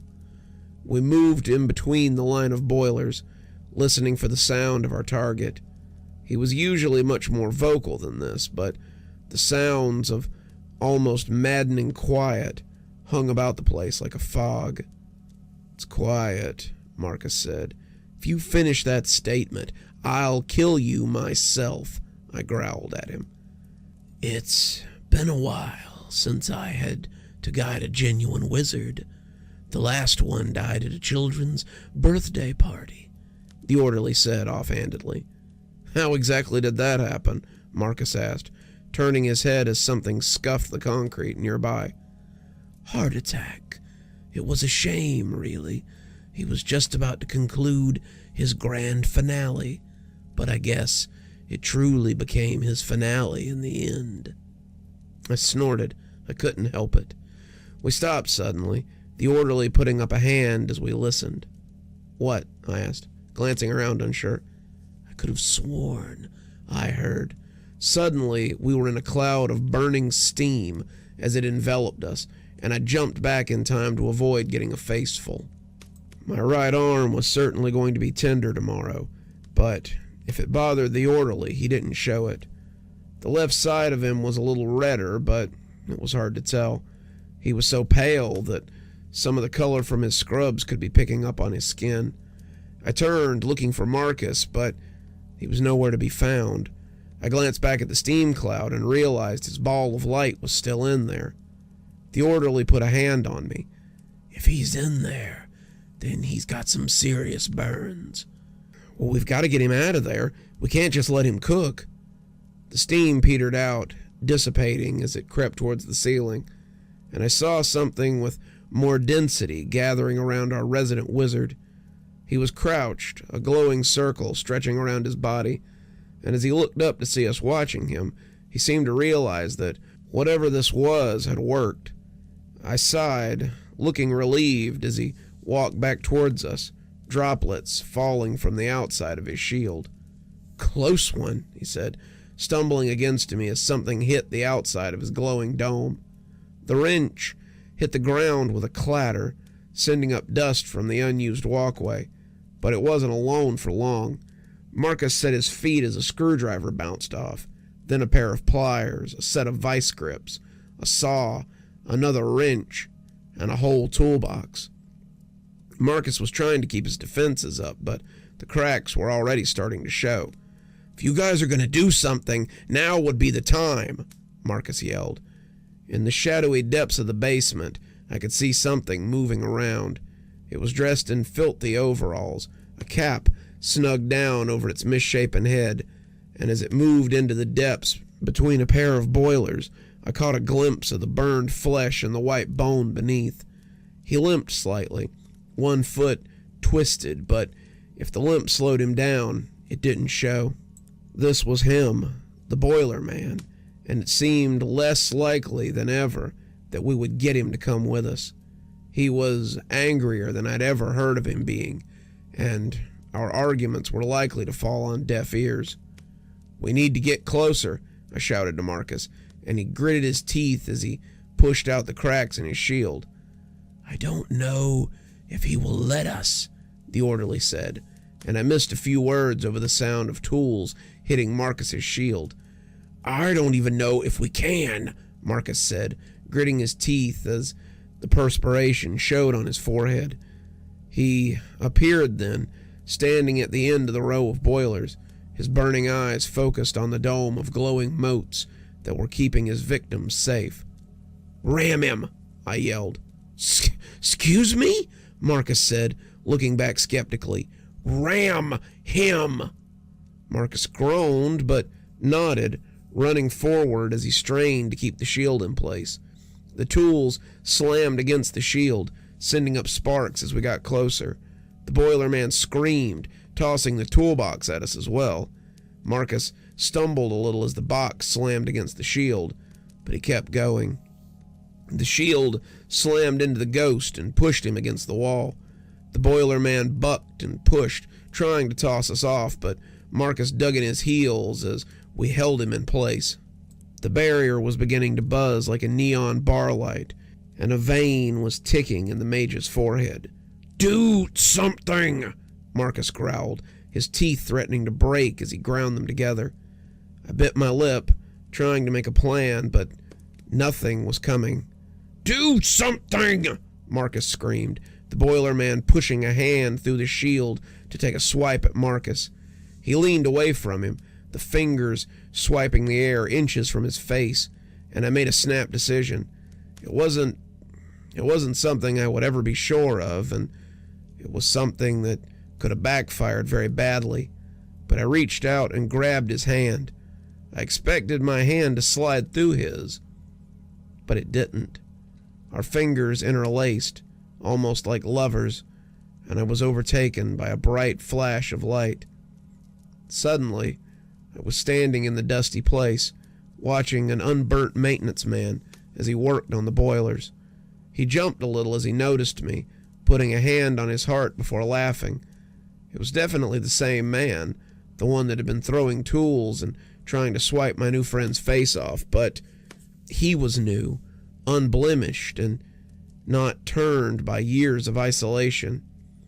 This was the boiler man that the hospital had known before his tragic accident. "Scared me half to death. How'd you get down here? I could have sworn I locked that door." "I came down here for you," I said, not sure what to do, but just kind of making it up as I went along. "For me?" he asked, standing up and wiping his hand over his overalls. "For what?" "Management sent me. They said it was time for you to take a break." He sniffed. "They would. I wish I had time, but I got way too much to do down here. These boilers don't maintain themselves, and I gotta keep this place ship-shape." He went back to his work, and when I bent down to put a hand on his shoulder, he turned around angrily. "I said no," he snarled, his face shifting. Suddenly, he was the scarred and angry man that I'd seen before, the angry ghost that haunted the basement. But I wasn't about to quit now. "Look, you've been working on these boilers long enough. It's time to let it go." "Impossible," he snarled, standing up as he gripped his wrench like a club. "Who will keep this place running? Who will maintain the boilers if I don't?" "My friend David, for one. There are new maintenance guys, more even than there were in your time. It's okay for you to rest now. They can handle it." He took a step towards me, but faltered. How do you know that? Can't be that easy. I just leave? Just put down my wrench, just like that." "Just like that," I repeated, holding out a hand. "Come on. I know a guy who can show you the way. You've put your time in. How about a little retirement? I know an electrician who would probably be happy to swap some stories with you." He looked like he wanted to get mad all over again, but instead, he let the wrench fall from his hand. "I guess I have been working pretty hard. Might be nice to take a rest." I kept my hand outstretched. "I'll show you the way." He took it, and suddenly we were back in the boiler room, Marcus leaning against his knees as he panted. The boiler man was back to his unburned self, standing before the orderly. They were both smiling, the orderly nodding as he extended his own hand to me. I took it, shaking, and felt something pass between his fingers and mine. "Well done. I knew I was right to trust you. You will make a wonderful guide someday. Till then, take this. I think it will help you with what you need. It was a small square of paper, and the runes on it were strange. I handed it to Marcus, the man nodding as he put it in his pocket, saying it looked like a rune or a sigil, and he'd have to study over it a little more. He suggested that we go talk to Gramps about it, and the orderly and the boiler man came with us as we went back up the stairs. Carl and David were waiting for us, and their eyes got real big when they saw the man in the overalls with the little flat-brimmed hat. "Holy Jesus," Carl said. "Is that who I think it is?" "It is," the orderly said, "and he shouldn't bother you any longer. He and I are going to find him some rest, so the basement should be a little quieter now." "Well, thank you," David said, turning to the boiler man. "I really didn't mean to bother you, bud. I had work to do." The boiler man nodded, offering him a hand. "Sean," he said. "Sean Mason." "David Caro," David said as he shook it.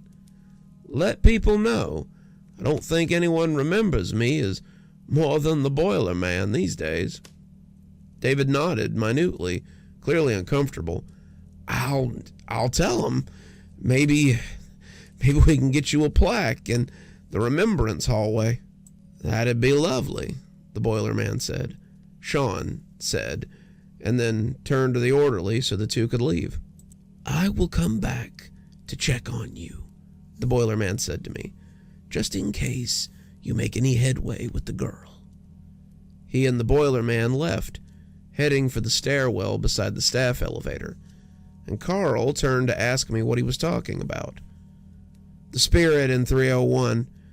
There may be some way that we can stop it from eating people, but we've got to be quick now. The guy in there now knows some things that can help us, so we're hoping he can do the job.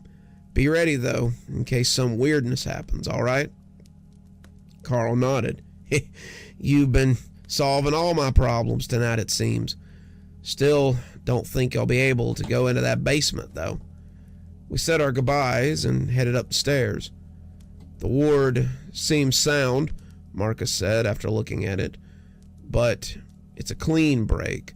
If we do this, I don't think there's any coming back for the people that are there." I shrugged.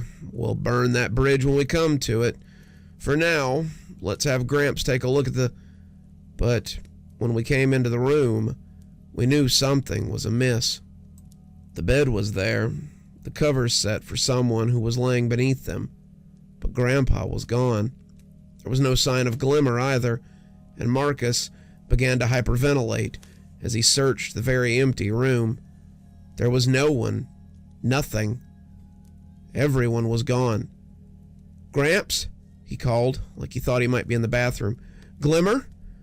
But Gramps, it appeared, was gone. In retrospect, I probably should have seen this coming. This place usually does things at the worst possible time. "Gramps?" Marcus asked, looking around frantically. "Glimmer," he said, and I had to shush him a little. We don't want to cause a scene.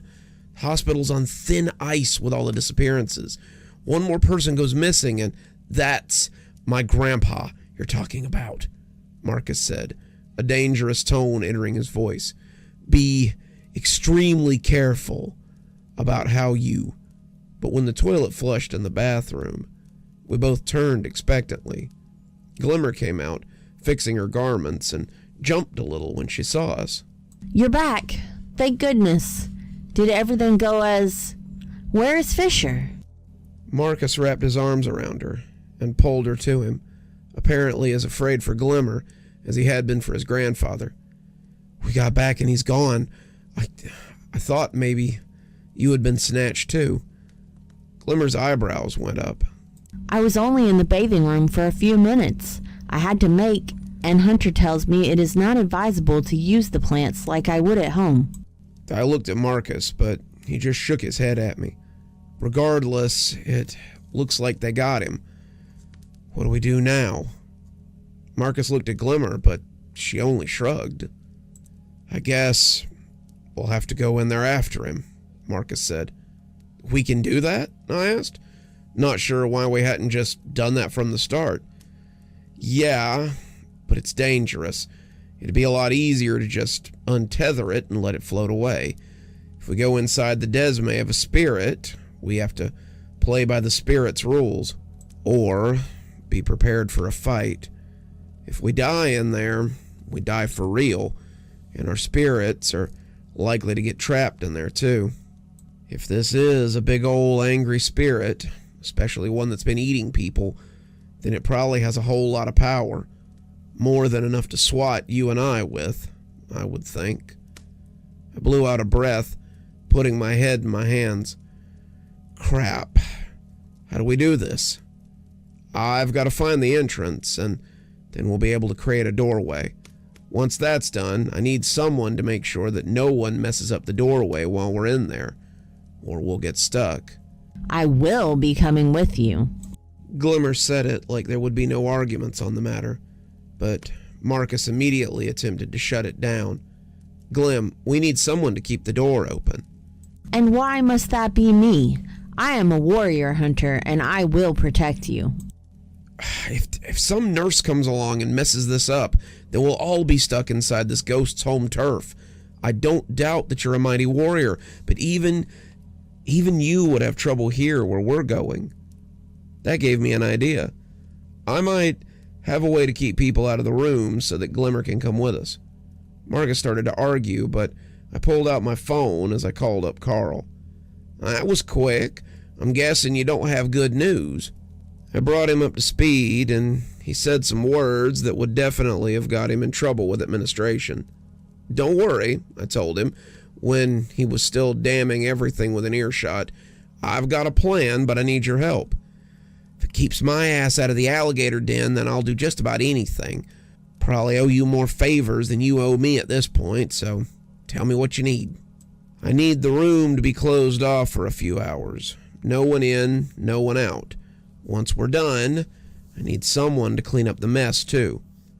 Okay, I'll grab David and put someone from custodial on notice. How long you need? Let's say 3 hours, I said, doing the math and looking at Marcus, who nodded after a little thought. We can do that.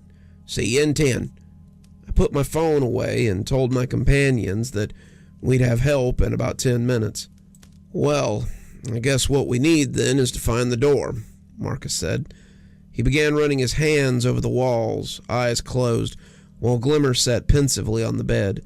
The two were pointedly not speaking to each other, and I supposed I could see where Marcus was coming from.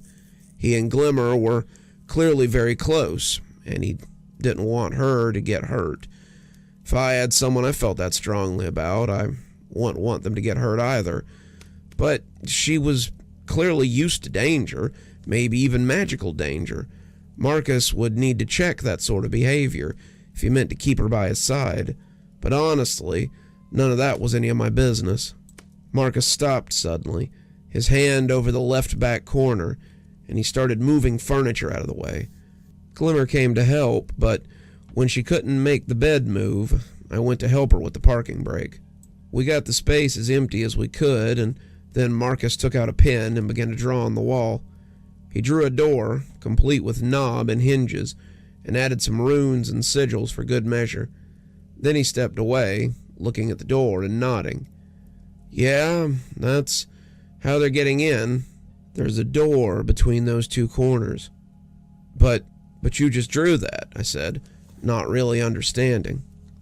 True, but the door on the other side is just as real as the one that leads into this room, and the person opening it is a lot more skilled than I am. See now why you'd be needing a cleanup crew, came a voice from the door. I turned to find Carl and David walking in. The custodians are not going to be happy about that. They might be happier when they stop losing cleaners to the room, though I can't promise they won't still lose them to the other anomalies. Marcus reached out and touched the knob, and I gasped as it grew full in his hand. The edges began to take on dimensions, the door growing from the wall, and the runes and sigils grew with the light as they helped it come into being. Soon the wall had sprouted a very regal-looking door, all dark wood and smooth angles, and Marcus looked back at Carl as he waved Glimmer and I over. "Remember, don't let anybody touch this, and under no circumstances should they close the door. If the door becomes unstable, we could get stuck in there. People might come out. If they do, just get them to sit and stay calm. Hopefully, we'll be able to get a few people out before we cut this place off." What he didn't say was that he hoped one of them would be his grandfather. "Ready?" Marcus asked, and as he opened the door, I saw Glimmer slide one of the large, uncomfortable-looking chairs in front of it. David took a seat, saying that he would keep it open until we got back, and the three of us went inside. I'd expected some kind of sensation, cobwebs or plastic drapes or something, but it was no more uncomfortable than walking into the bathroom from my living room. The other side was, well, honestly a lot more regal than I had thought it would be. The hallway was more like a palace corridor, hanging swags and tabards, windows looking out over immaculate gardens, and suits of armor that lined the halls. The carpets were plush red, incredibly thick and very soft. Little chandeliers hung from the ceiling every few feet, and they were lit by actual candles. I expected to look out the window and see a unicorn or a dragon go by. It was very medieval times, but it was kind of cool, too. I had a pretty good idea of who had made this, and you had to give her credit.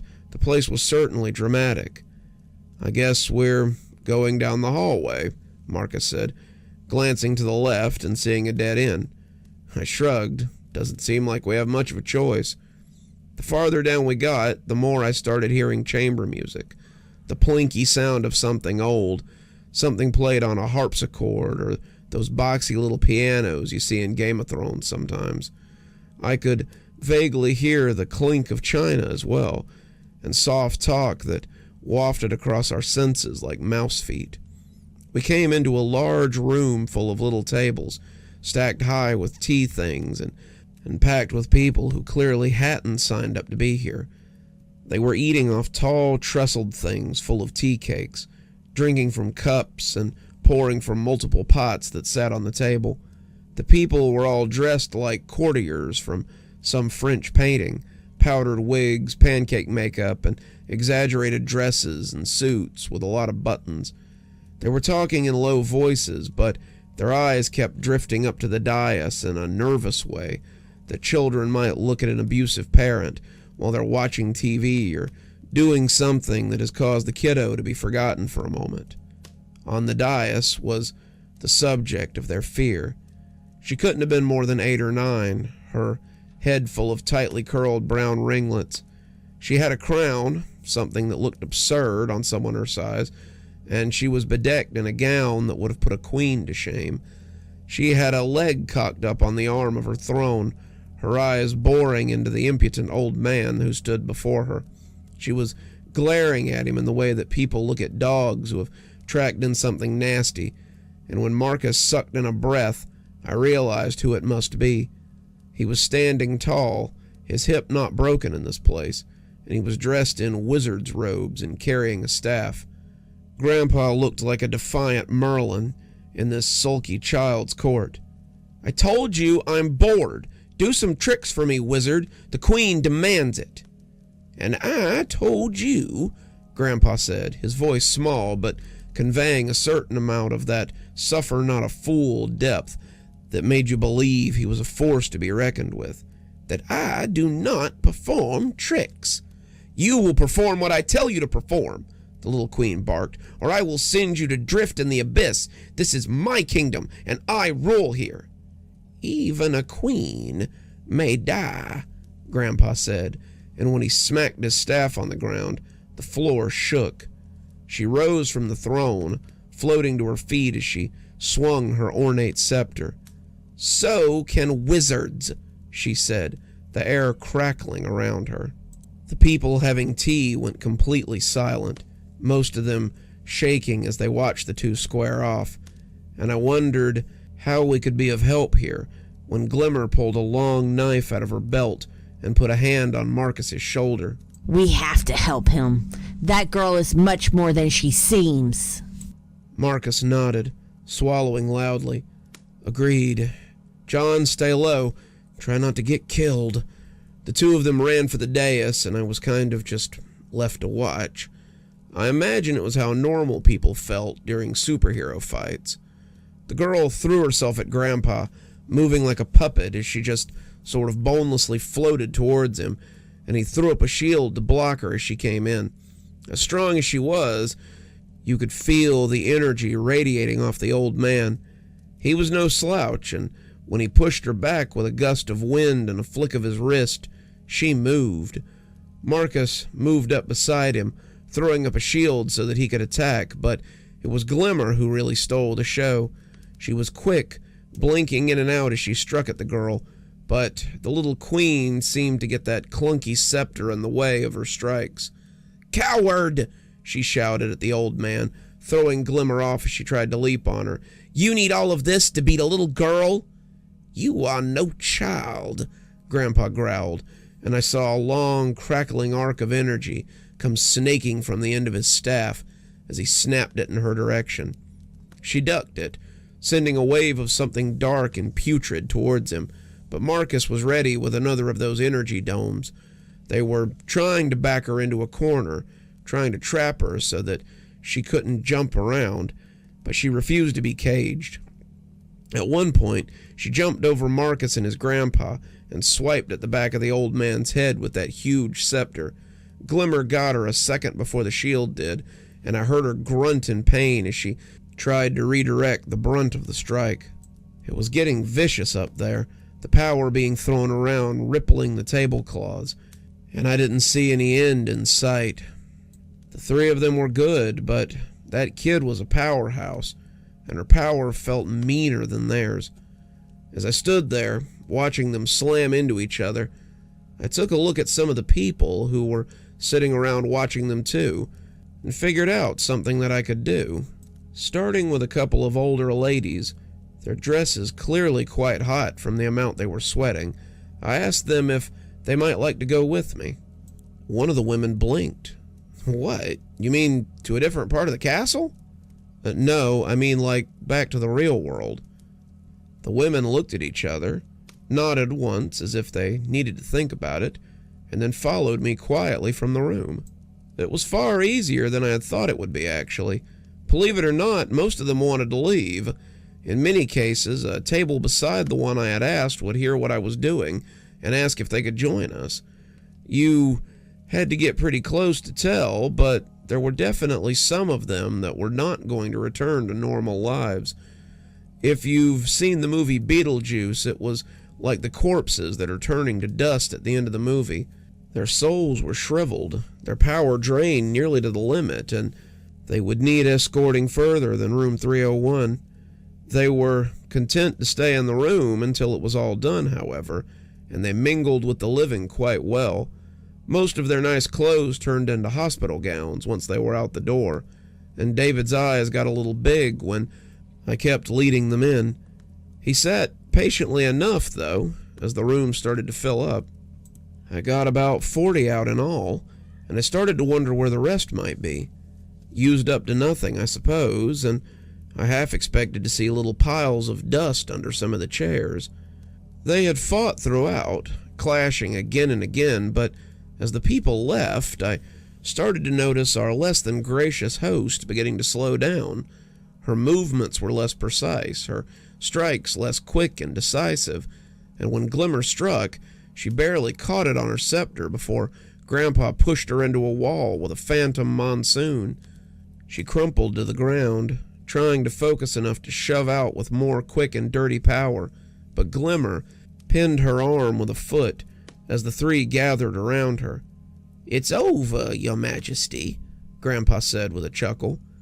I don't think so," she said, but when she glanced out at the gallery, she noticed that no one was left watching. "What? Where are my subjects? What did you do?" Two magi and whatever Glimmer was looked out across the tea room, and all eyes fell to me. "You! What have you done? Explain yourself!" It was clearly meant to hold a great deal of menace, but it just came out sounding whiny and a little afraid. I just took them out, I said. They wanted to leave. No one really wants to be here. You took them out of their lives, and now some of them won't get to go back to them. I thought she was laughing for a moment, her gasps easily mistaken for chuckles, till she started crying. What about me? I don't get to return to my life. How is that fair? I came up to the dais, wondering if I might be able to get lucky again. I extended a hand, putting it on her heaving shoulder, and we were suddenly transported away from the opulent castle and into a very familiar room. She wasn't in a fancy dress now, just a drab hospital gown. There were tubes running into her, an oxygen mask over her mouth, and her eyes had dark circles under them. She looked like she was on death's door, and I suppose she was. Was this the little girl that the orderly had met? Was this the angry little girl that had started all the trouble? So, what happens to me? She asked, glowering up from her hospital bed. What do I do now? You could go with them, I said, but the party's over. There's not going to be any more high tea, or any more abducting people from their rooms you died in either. Shut up, she spat. You died, I reiterated, and you need to figure that out. You aren't just going to magically stop being dead, no matter how many people you gobble up. You're dead, and it's time to move on. And what? She asked, looking out the window sullenly. Rot in the ground? You've been separated from your body for a long time. You've likely already rotted away in whatever grave they put you in. That seemed to be something that she hadn't thought of yet, and when she looked up from her bed, she seemed to have resigned herself. I guess my chances of getting into heaven are pretty slim. I shrugged. Not even sure there is a heaven. I'm not sure about any of it. I know that there's a man who takes you there, and he seems to be the one who decides where to take you. I have no doubt that he'll be there when we come out of this place, so I suppose that he'd be the one to ask.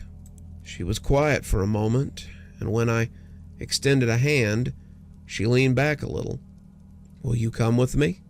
She kept leaning away, treating me like I might be sick with something catching, before she finally extended a shaky hand and took mine. Okay. Don't see as I have a lot of other choices. We came out of the room and were back in the castle again, my new friends still standing around her. Let her up, I said, and all of them looked at me like I might be crazy. Let her up, I repeated. She's ready to go. If we let her up, Marcus began, but I cut him off. She won't. How the hell do you know that? He asked, turning to look at me. Grandpa laughed. Sounds like he's in the know, just like us. Let her up, boy. I don't think she'd be too difficult to put down again if we had to. They let her up, he and Glimmer not seeming to like it, and I offered her a hand up. Her dress was gone, and she was the sick little girl in the hospital bed again. She took my hand shakily, getting to her feet as we took our first steps off the dais and turned to exit. The others came behind, arraying the girl and I, just in case. And as we headed for the hallway that would take us out, Grandpa came up beside me. So, you've got the sight, don't you? The what? I asked, not sure what he meant. The sight. It allows you to see and interact with ghosts. I think you've got a little more than that, though, he said as he winked at me. Maybe, I said, looking down at the girl in the hospital Johnny. Maybe my foot, Grandpa said as we came to the door. Maybe a talent like that needs to be nurtured, and maybe you could use a teacher. More mutants for our little school, huh, Gramps? Marcus said with a chuckle as we stepped out of Wonderland and back into the real world. I was unsurprised to find the orderly waiting for us when we came out. smiling and clapping as he shook his head at me. "You have proven to be a most interesting find, my friend. Every meeting you impress me a little more, and I am so glad I agreed to answer your questions." The little girl was shy around him, but after I talked to her a bit, she went with him willingly. This interested him all the more, and he took the small group of souls, the little girl by the hand, and they all went to the stairwell and vanished from the world as I knew it. Those who were still among the living, about 8 or 9 of them, left the hospital as they tried to put their lives back together. Those who returned were welcomed back with confusion and joy, and it made the paper a week later. It was considered to be a miracle or some kind of mass abduction, and they seemed to have no memory of what had happened to them, a condition that only happened after they left the Desme. Grandpa needed a hand back into bed, his hip going back to being broken when he came out too. He made a full recovery a few weeks later, and I was coming into work as they left. Marcus and I had spoken many more times over coffee, and he told me a lot about runes and sigils and the weird powers that I'd seen on display in the ghost realm. He told me that he had untethered it, saying that the orderly spell had worked perfectly, and there was no danger of anyone accidentally slipping in there again. As I came in and Marcus and Grandpa left, I said my goodbyes, and he handed me a card. "The address is on the back. Why don't you come and visit sometime? I'm sure we can buy a little more beer for our nightly talks. Maybe we can teach you something useful while we're at it." "Gramps, you just got out of the hospital," Marcus said. "Don't you think you need to be getting your strength back before you start taking on more pupils?" "Oh, he's not my student," Grandpa told him, looking back with a grin. "He's yours." "What?" Marcus asked. "No, wait a second. I never..." Yeah, complain all you want, boy. There's nothing better for growing power than a pupil to help you discover it. Besides," he said with a groan, "there may come a time that we can use all the help we can get. Another torch in the darkness is always a welcome sight." We said our see you laters then, and I let them get home while I went to work. Wizards, ghosts, magic, elves, it was a lot to take in, but as I sat at my desk and got started on my night, it honestly seemed like the most normal thing about this place. Just another day at Kashmir Medical Center. "Again," I said. "Okay," John said, "I'm ready." I wound up and threw the ball of hard-packed snow at my new student, and tried not to laugh as it hit him right in the face. John blew out air and shook his head as he tried to clear the snow, wiping it from his face as he tried to concentrate.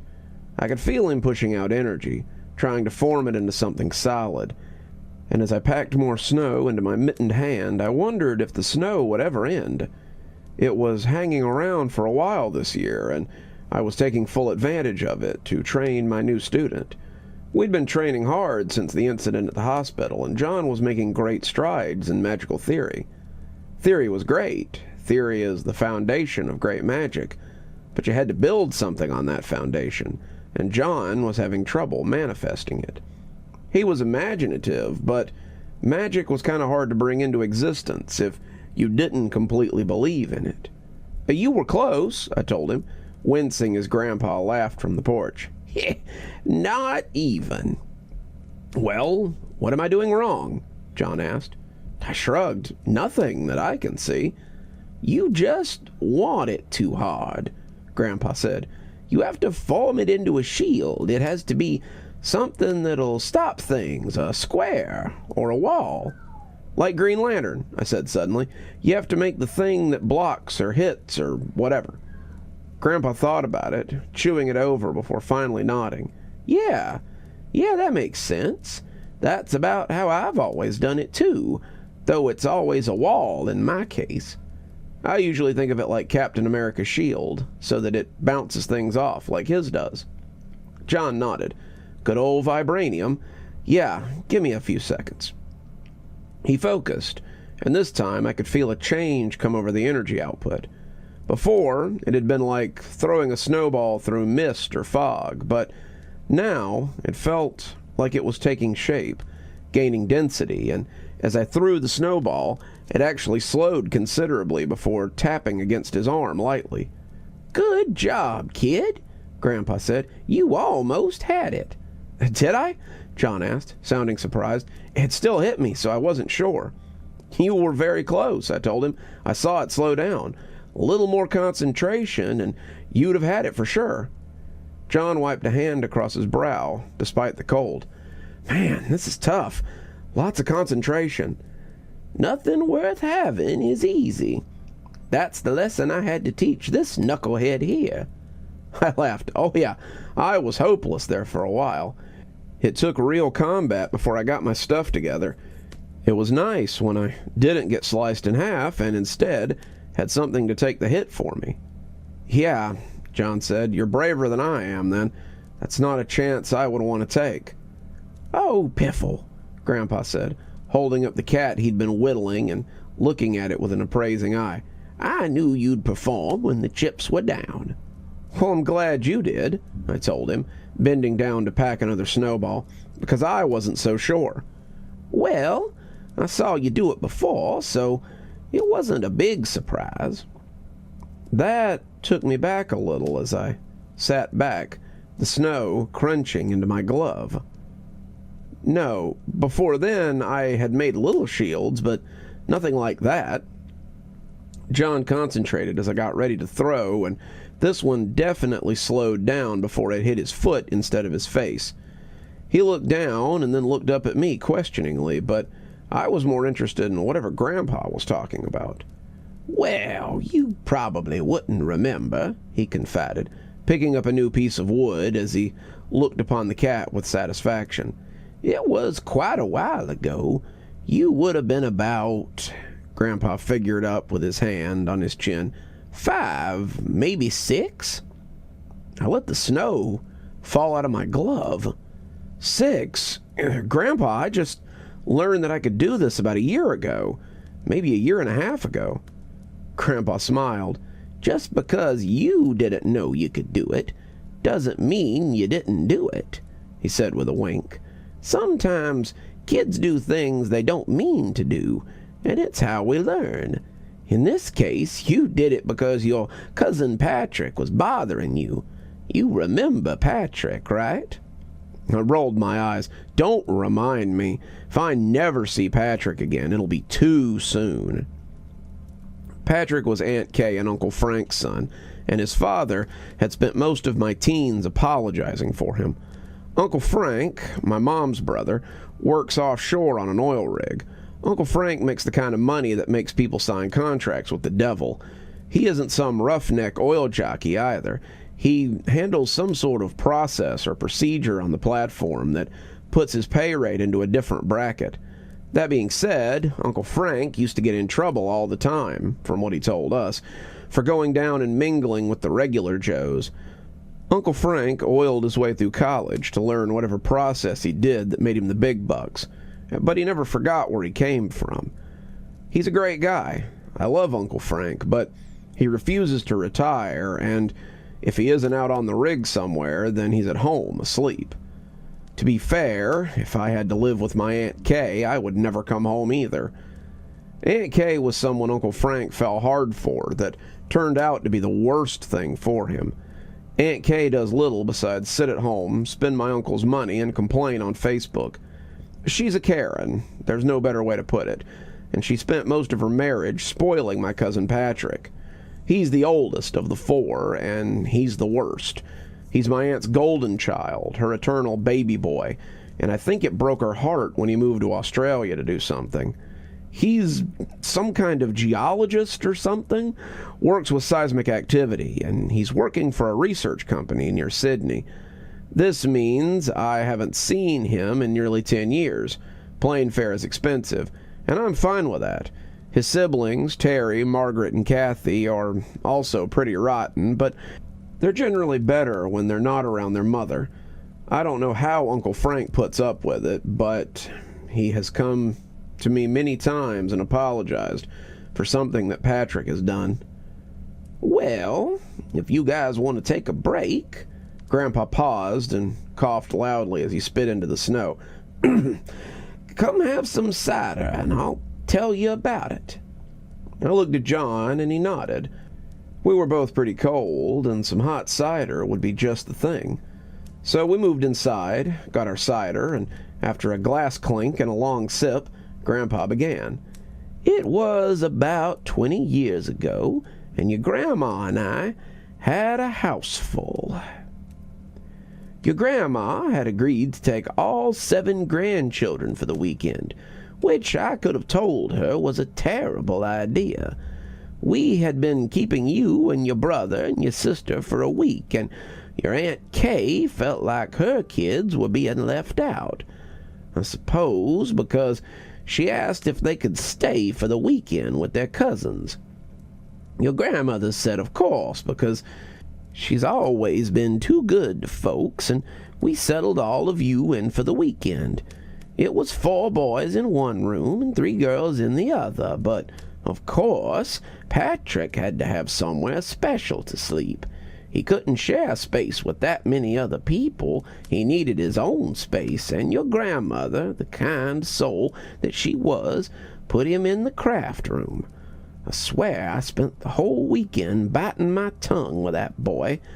His brother got along just fine with you and your brother, of course, and the 3 of you were good to sleep in the same room. Patrick, though, was never happy with anything. He needed special meals and special time with Grandma, and on and on and on. I think he kind of sensed that I had nothing for him, because the 2 of us were never as close as he and your grandmother. Well, anyway, Saturday morning dawned cold and wet, and by 10 the rain had become a late winter snow. You kids were ecstatic, getting dressed in all your warm clothes and going out to play in the flurries. It built up quick, too. By noon, we had at least 4 inches, and you kids had built a little army of snowmen and a couple of snow forts, and some of your younger cousins were sledding in the down below. Patrick had, of course, taken to throwing snowballs at people when they least expected it. It seemed he had decided that this was the most fun thing to do, and it was extra fun to throw them at you being the closest in age to him. You were getting pretty upset about it, as I remember. You and Matthew had just about had enough of it, and I think his sister had decided to help out too, as the 3 of you ganged up on him and pinned him down under a hail of snowballs. I was watching from the window, drinking coffee and reading as I kept my fool self inside, and I chuckled as he gave ground and the 3 of you kept up the heat. Kathy broke first, then Matthew, and pretty soon it was just you and Patrick hurling snow at each other. You were hunkered down behind a hill of snow, your gloves soaked as you threw snowball after snowball, and Patrick was starting to get tired. You could tell that he was enjoying himself, but his arm was getting tired, and he was getting cold, and he was starting to wish that he could stop, but he didn't want to lose. I didn't see when he put the pine cone in the snowball, but I saw it when it hit you in the shoulder. I could tell it hurt. How could it not? And I was up and on my way to put a stop to this pretty quickly. No one was going to mistreat someone in my house, not over something like snowballs. I heard you holler as he hit you with another one, and as I came to the back porch, the very one we are sitting on right now, he was cocked and lobbing another one before I could tell him to stop. "Stop it!" you shrilled in your little kid voice, and as you yelled, something shimmered between the 2 of you. I felt it. I know he felt it, and it stopped the snowball flat. Whatever you had pushed out wasn't done, though. it shook the tree over him hard enough to nearly cover Patrick in snow, and he came running inside, crying and shaking snow off himself. We looked at each other, and I could tell you were afraid you'd get in trouble for something. When I laughed, I could tell you were relieved, and I asked what had happened. You said you didn't know, but that Patrick was cheating by throwing pine cones at you. I told you it looked like he'd gotten what he deserved, and you agreed. I think that was when I knew that you had something special in you, something that Patrick would never understand. I did, though. I understood what it was, and I begged your mother to let me teach you, as my grandma had taught me. I sat digesting that and thinking about some conversations I might have caught one side of over the phone when no one thought I was looking. Why didn't she? Grandpa shrugged. I guess she didn't want to fill your head with nonsense. Believe it or not, your mom tried to learn when she was very small. She saw some of the things I did, and she tried, but I think she lacked belief. She'd seen me do them and thought that made them easy. When she couldn't do them, she got frustrated and thought it was all a trick and make-believe. Your mother is not terribly imaginative, and she's never been patient. Your mother's good at many things. She's great with numbers. She's an excellent actuary. She's good at talking to people, and she's discovered that she's good at selling the houses that she still occasionally sells, but she doesn't stick with anything that she cannot do quickly. She has no patience for learning, something that held her back in school a little, and simply has no time for something that she can't grasp immediately.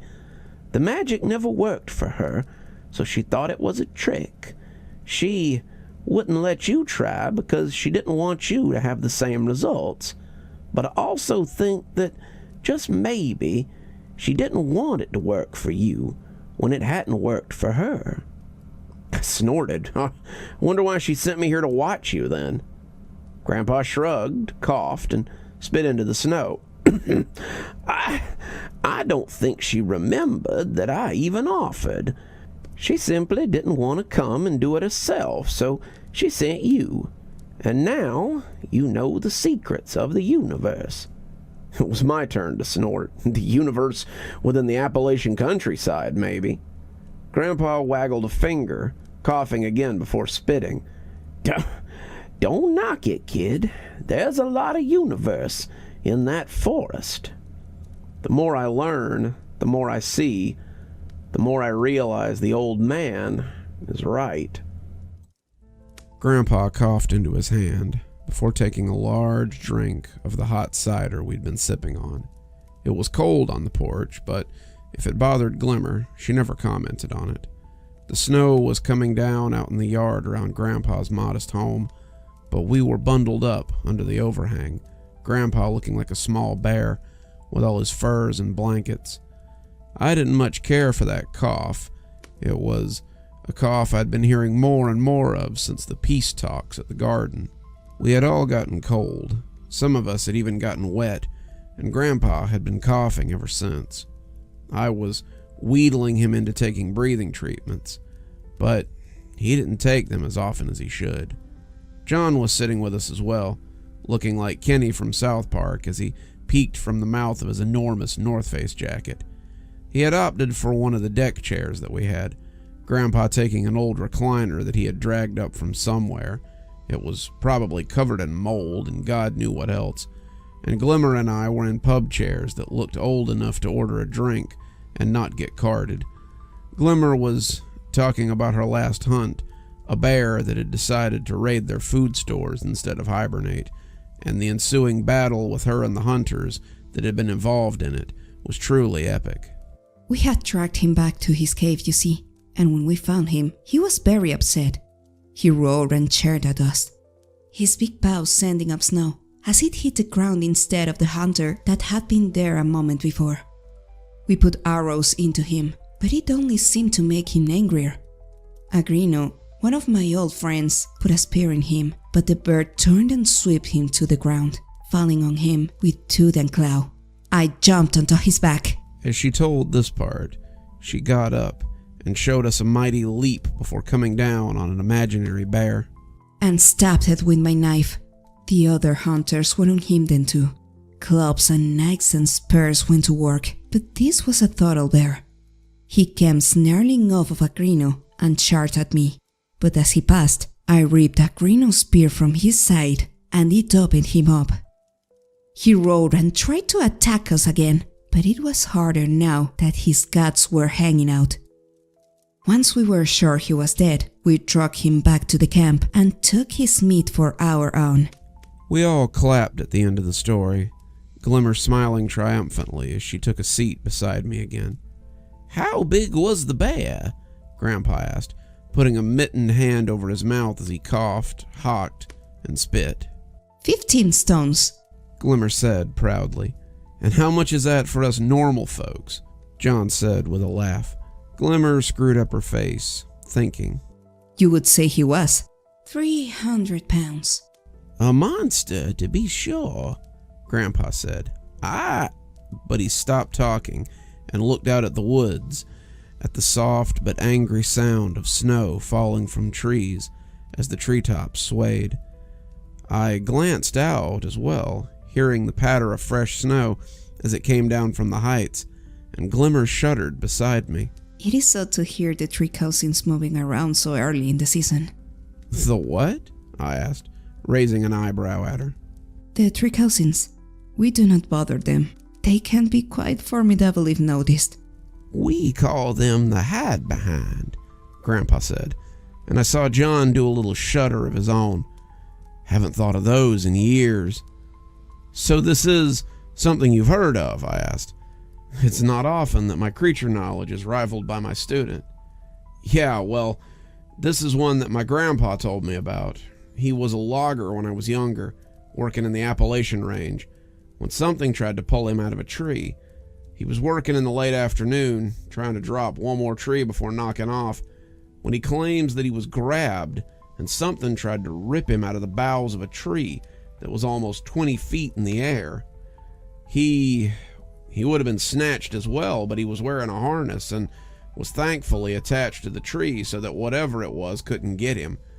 When it couldn't immediately detach him, it stopped after a few yanks, and he said he heard loud footsteps retreating into the forest." "Did he get a good look at it?" Grandpa asked. "Nah, he didn't see it at all, but when he talked to his coworkers about it, they said it sounded like a hide behind. One of his coworkers, as he described it, was from the reservation and knew some of the old legends. He told my grandpa that he was very lucky, and most people didn't come away from an encounter with the hide behind." "He wasn't wrong.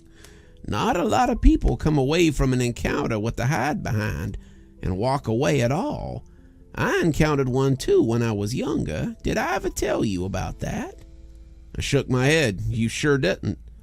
Grandpa chuckled, but this led to another cough, hack, and spit. I tried to ignore the slight reddish tint on the snow beside the porch as he began. It was nothing, a drop or two tops. He had coughed his throat a little raw, that was all. Nothing to worry about. Nothing to fret about. "It was 1979, and your mother was about 4 years old at the time. I was still running the roads, still delivering loads here and there and everywhere, and your grandmother was having a time keeping your mother in check, especially since your uncle was about 2. I was spending a little more time at home, not traveling more than a few hundred miles from home at a time, but there were things to keep me busy close to home, too. The woods around these hollers and hills aren't quite as large as you might think. People here have long memories, and they remembered my grandmother. They also remembered that she had done them a service, and they remembered a little crumb chaser who they'd seen with her, asking questions and learning things most people had forgotten. They came to me now and then when barns needed to be blessed against famine and plague. They came to me when they needed their children's bruises or spots inspected for devil's marks or witches' signs. They came to me especially when they needed spirits removed from their houses. In that fall of 1979, I removed 5 spirits from 5 different homes, and when I got a call about lunchtime, I expected this would be number 6. The phone was something new. We hadn't had it for more than 5 years, but it made our little world feel even smaller. I remember the day like it was yesterday. Your mother was balancing on your grandmother's hip. Even at 4, she loved to be held, and your uncle was sitting in his crib and crying for food. I was sitting in the den reading something or another when your grandmother called me and said someone wanted to speak with me urgently.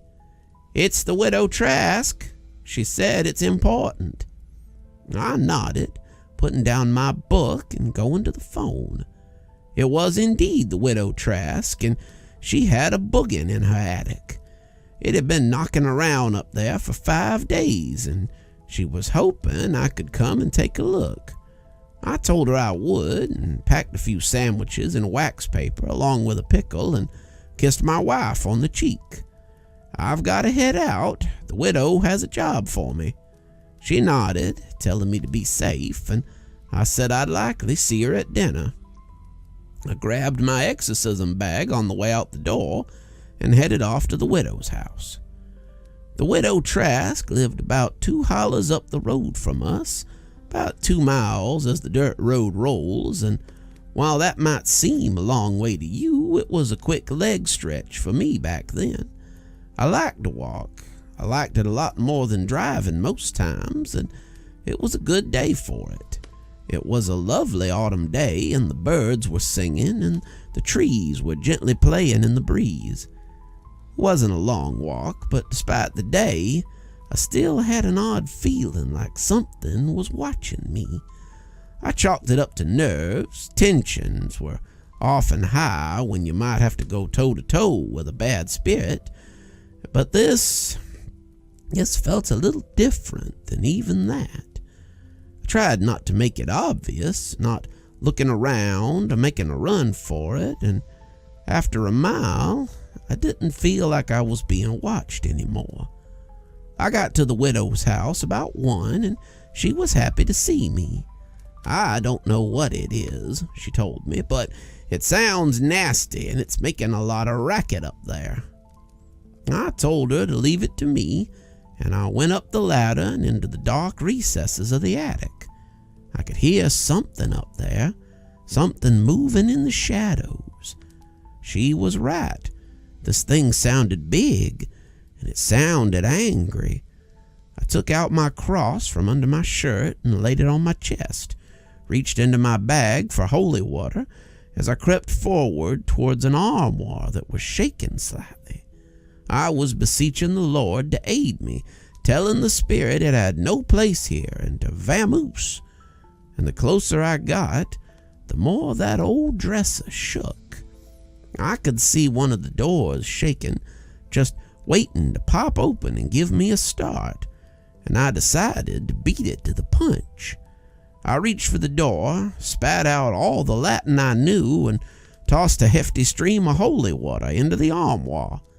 The raccoon I'd doused was as surprised as I was, and it chittered as it fell back and put its little paws on its face.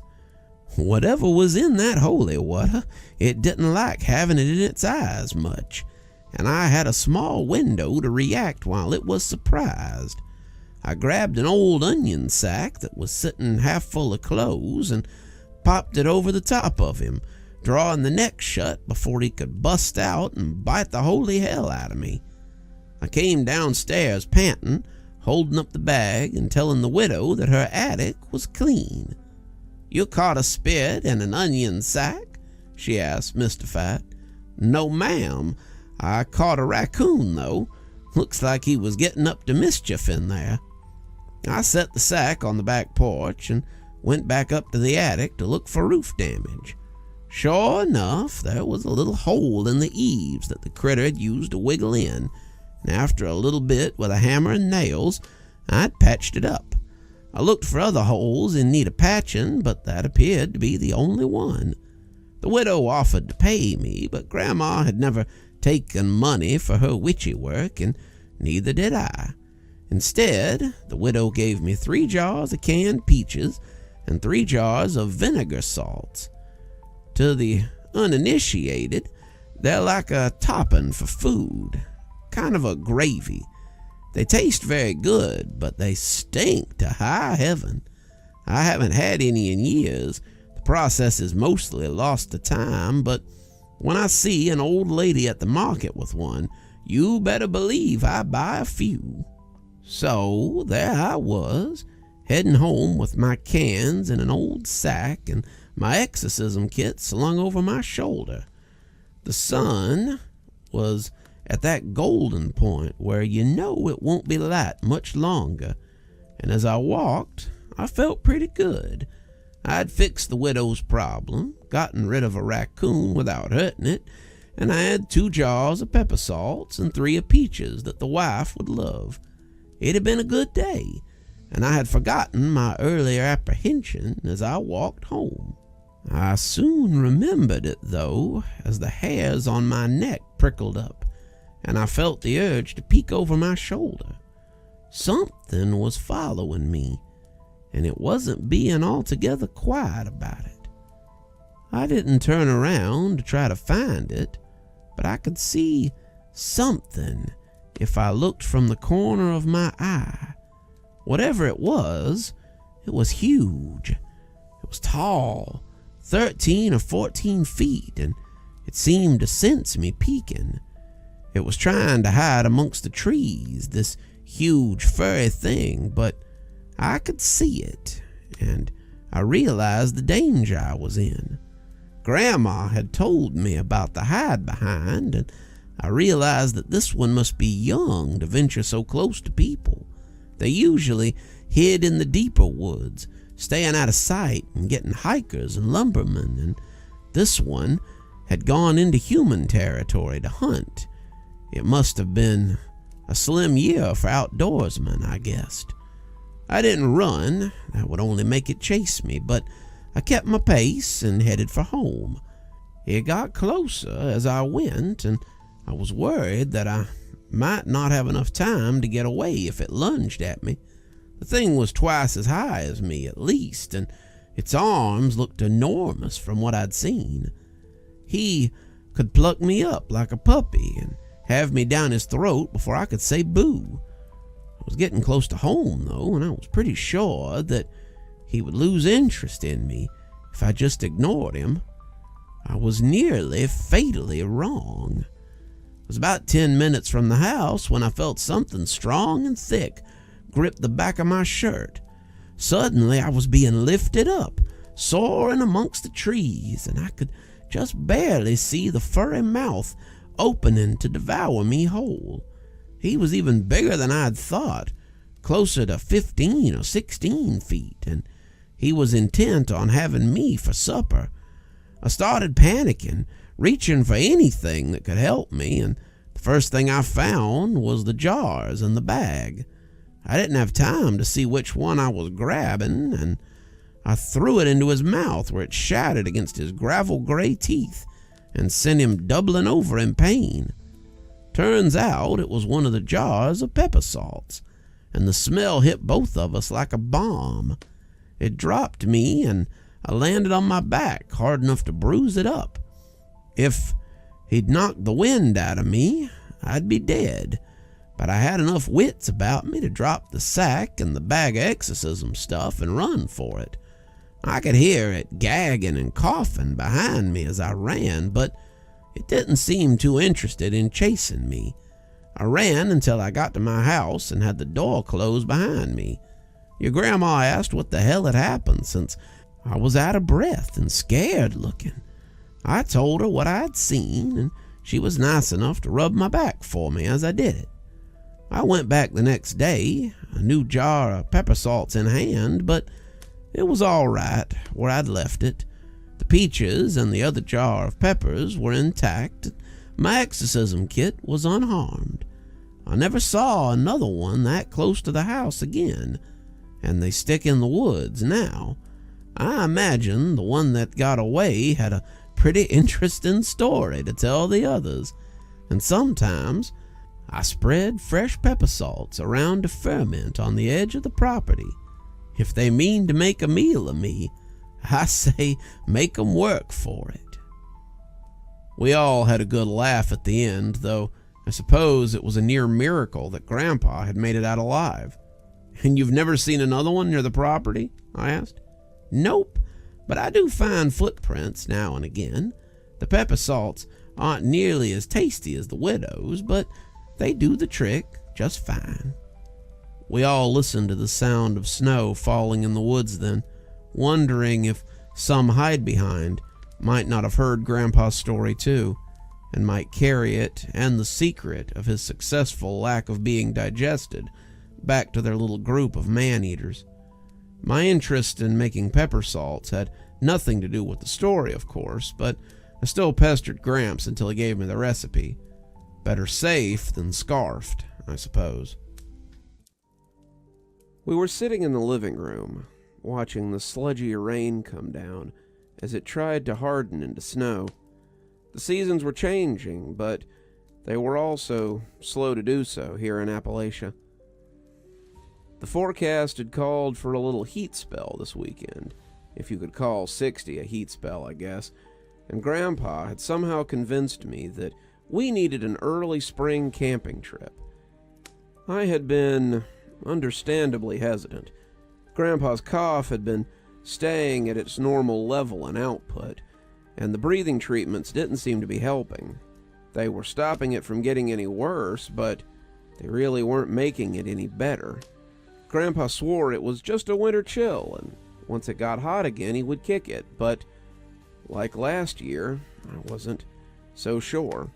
But I had been interested in some camping, so I'd agreed. Now, the storm had rolled in for the next few days, and it kept us out of the woods and Glimmer in her cave as she prepared to re-winterize her people's home. Glimmer seemed to have taken on a much larger role for her people, and she was working with the Queen directly from what I understood. I was proud of her, but it sometimes took her away for days on end, and I missed her something fierce. Grandpa was sulking, sitting in his chair and looking away from me with his arms crossed like a pouting child. He had still wanted to go, been adamant that we should go, but I couldn't get him out there and risk him getting pneumonia. I could get him out of the woods, but he might still do his lungs a mischief, and I didn't know how many more trips to the hospital the old guy had in him, ghost attacks aside. We had argued a bit. He had threatened to go by himself, but finally he had understood where I was coming from and agreed not to go off on his own. That didn't mean he liked it, and he was now grumbling darkly to himself. "Are you still grumbling?" I asked, looking up from my phone. I was looking forward to this trip too, but the weather isn't exactly amenable to our trip. Grandpa made a dismissive sound. "Peh, I used to camp in all kinds of weather. Rain, snow, sleet, hail." "You sure you were a trucker?" I said. "Sounds like you were a mailman." He laughed, the first genuine laugh I had gotten out of him in a while. "Shoot, I was hunting in weather like this when I saw the Pale Men gathering." I raised an eyebrow. "The Pale Men? Haven't heard of them before." "Well, I tell you what, you make me a cup of that hot honey tea that I like, and I'll tell you all about 'em." I laughed. I would have made him tea anyway, but I went over to the kitchen and got out the lemon tea he liked, added honey and peppermint, and boiled it till it was fragrant enough to make me want a cup too. I brought it to him, and he mmm'd appreciatively as he took a sip, the steam wafting up across his face as he tested the hotness.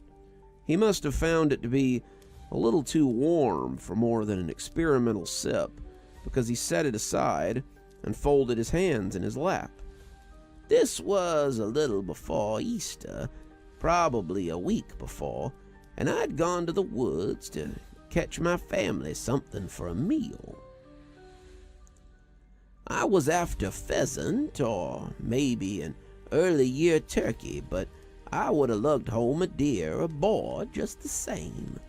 Your mother was about 6, your uncle 4, and your mother was finally old enough to help your grandma take care of some house chores and her younger sibling. Your grandma told me to bring home something nice and kissed me on the cheek, and off I headed with some supplies and my rifle. The weather was mild, the last of the snows having dried up weeks ago, and I intended to sleep rough for a couple of nights and then come back with something for a fine Easter dinner. What I got was a sudden spring storm that left me taking shelter under a copse of trees that I'd tied together with twine. The rain was cold, and it was coming down in buckets. It was too wet to even think about a fire. I was forced to use my game bag as improvised cover, and I sat miserable and wet as the rain dripped through my canopy and onto my back.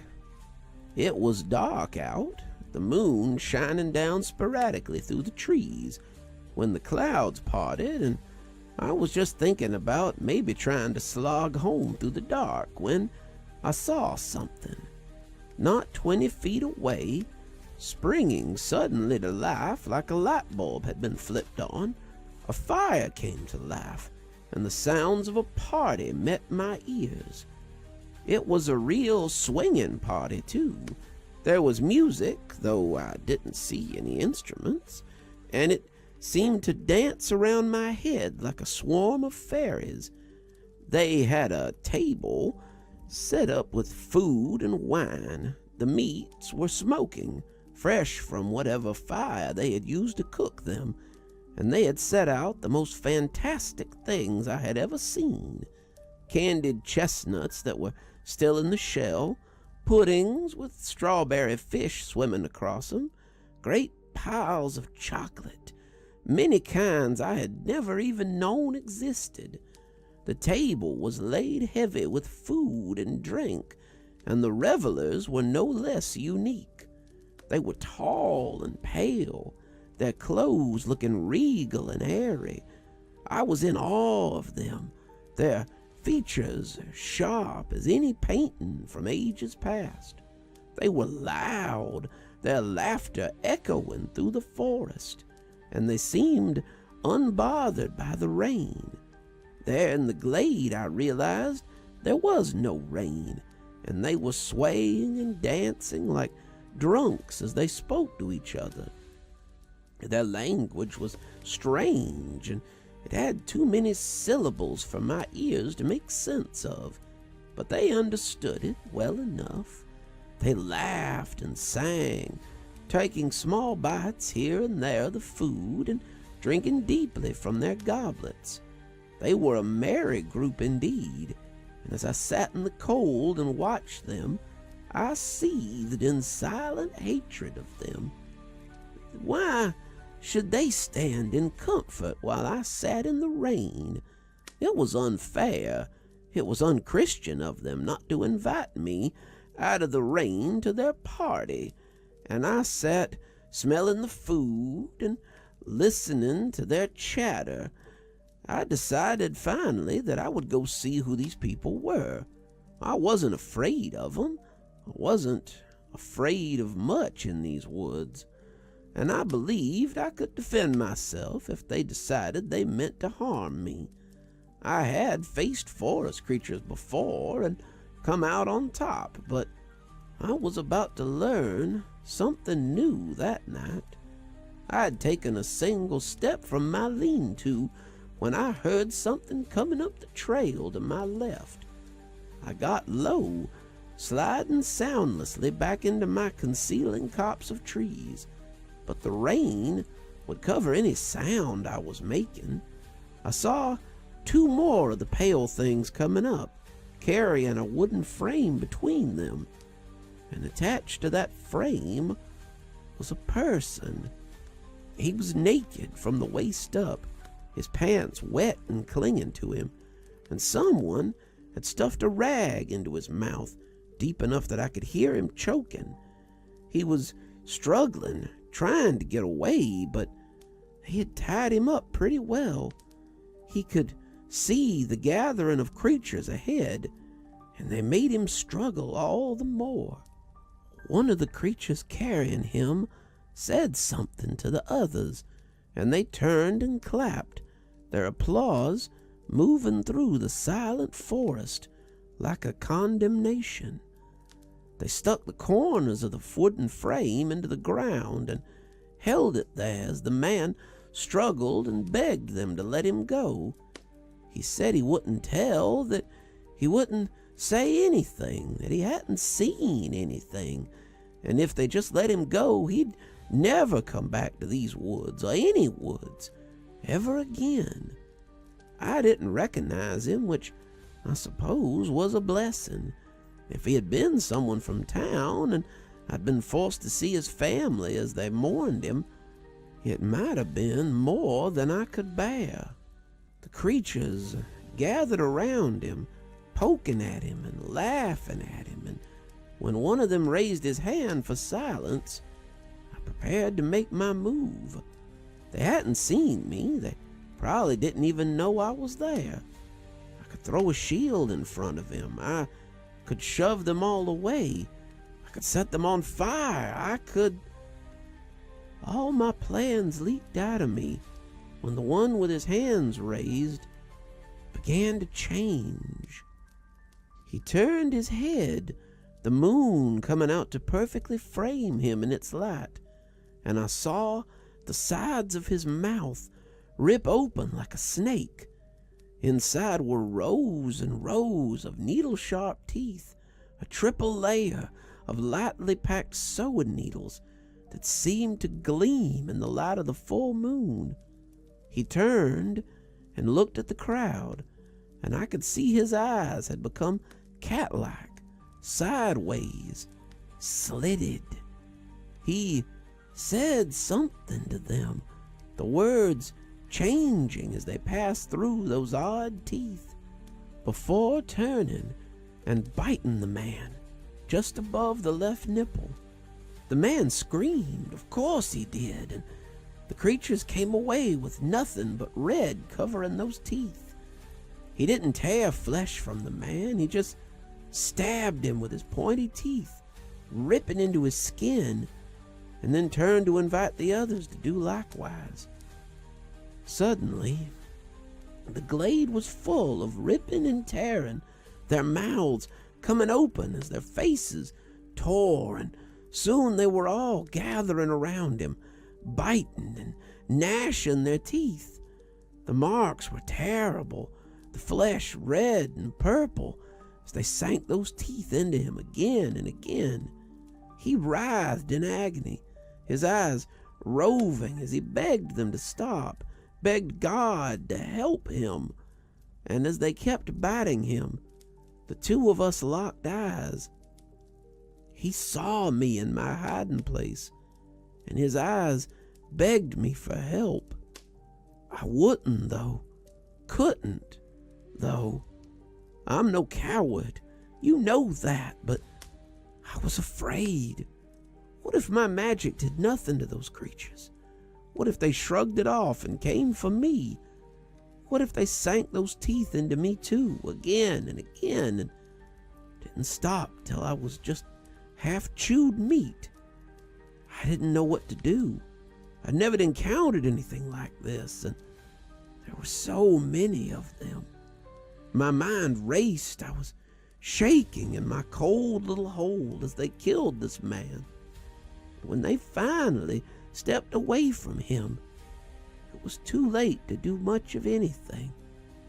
The man had been bitten so much that his skin looked bruised.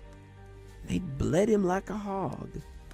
As he hung there, one of them bit his throat out, and I cringed from the sight as they drank his blood. They lapped at him like dogs, and as they did, I scrunched down in my hiding spot and put my hands over my mouth as I tried not to scream. If they heard me, they would do the same to me. I was scared of never coming back, of just disappearing into the forest. But I was even more afraid that these things would find my family. I hadn't known that they existed till tonight, but suddenly I felt less comfortable than I ever had in the woods. I lay there, moving as little as possible, till the rain finally stopped. I looked up then, slowly rising to my knees, and found that dawn was approaching. I also found that the table and the revelers that had magically appeared had just as magically departed. I got my gun, I got my things, and I got the hell out of there. On the way home, by some turn of luck, I scrambled across a half-decent sized grouse that had gotten its leg broken by a fallen tree limb. I put it out of its misery and popped it into my game bag. I didn't want to think about it too much. Seeing its bleeding wounds where its head had once been made me think of the man I had stood by and allowed to die. All in all, it was a good Easter, but I never stayed in the woods during a full moon ever again. I looked at your grandma's book, something I'd brought me a little piece once I found the right passage, and discovered that Grandma had seen them too. She called them pale men, and they only held their feasts on the night of the full moon. They would take travelers and bums from the road and use them for their revels. She too was careful never to go into the woods during a full moon. I still think about it sometimes. I think about it, and it fills me with shame. It was the only time I ever stood by and did nothing after I became a man, and I swore that the next time I was privy to such a thing, I would be braver. I was the protector of this area in many ways, and I vowed to never stand by and just watch as someone was hurt ever again. The rain came down as we both sat in silence. My tea had gone cold, as had Gramps'. I shook my head as I blew out a whistle. Jesus, Grandpa, why would you tell me a story like that? He glanced at me, his eyes a little condescending. Why do I tell you anything, kid? So that when I'm dust in the ground, you can know things, know them, and use them to help to help other people. I went to get Grandpa's cup, meaning to warm it up, and that's when I noticed the moon through the clouds as it peeked through the window. It was full, swollen to the rim, and shining wetly upon the hills of Appalachia. Somewhere in those woods, someone could be losing their life tonight, a victim of the pale men and their strange revels. I tried not to shudder as I took his cup to the stove, but Grandpa, as usual, took notice. Well, look, it wasn't like we were doing anything illegal. Sometimes on our walks, Glimmer and I get a little amorous. This was technically our Valentine's Day, and we'd gone to the spring to watch the stars and have a picnic. So what if my clothes and my hair were a little rumpled? I don't kiss and tell, okay? And I won't go into details.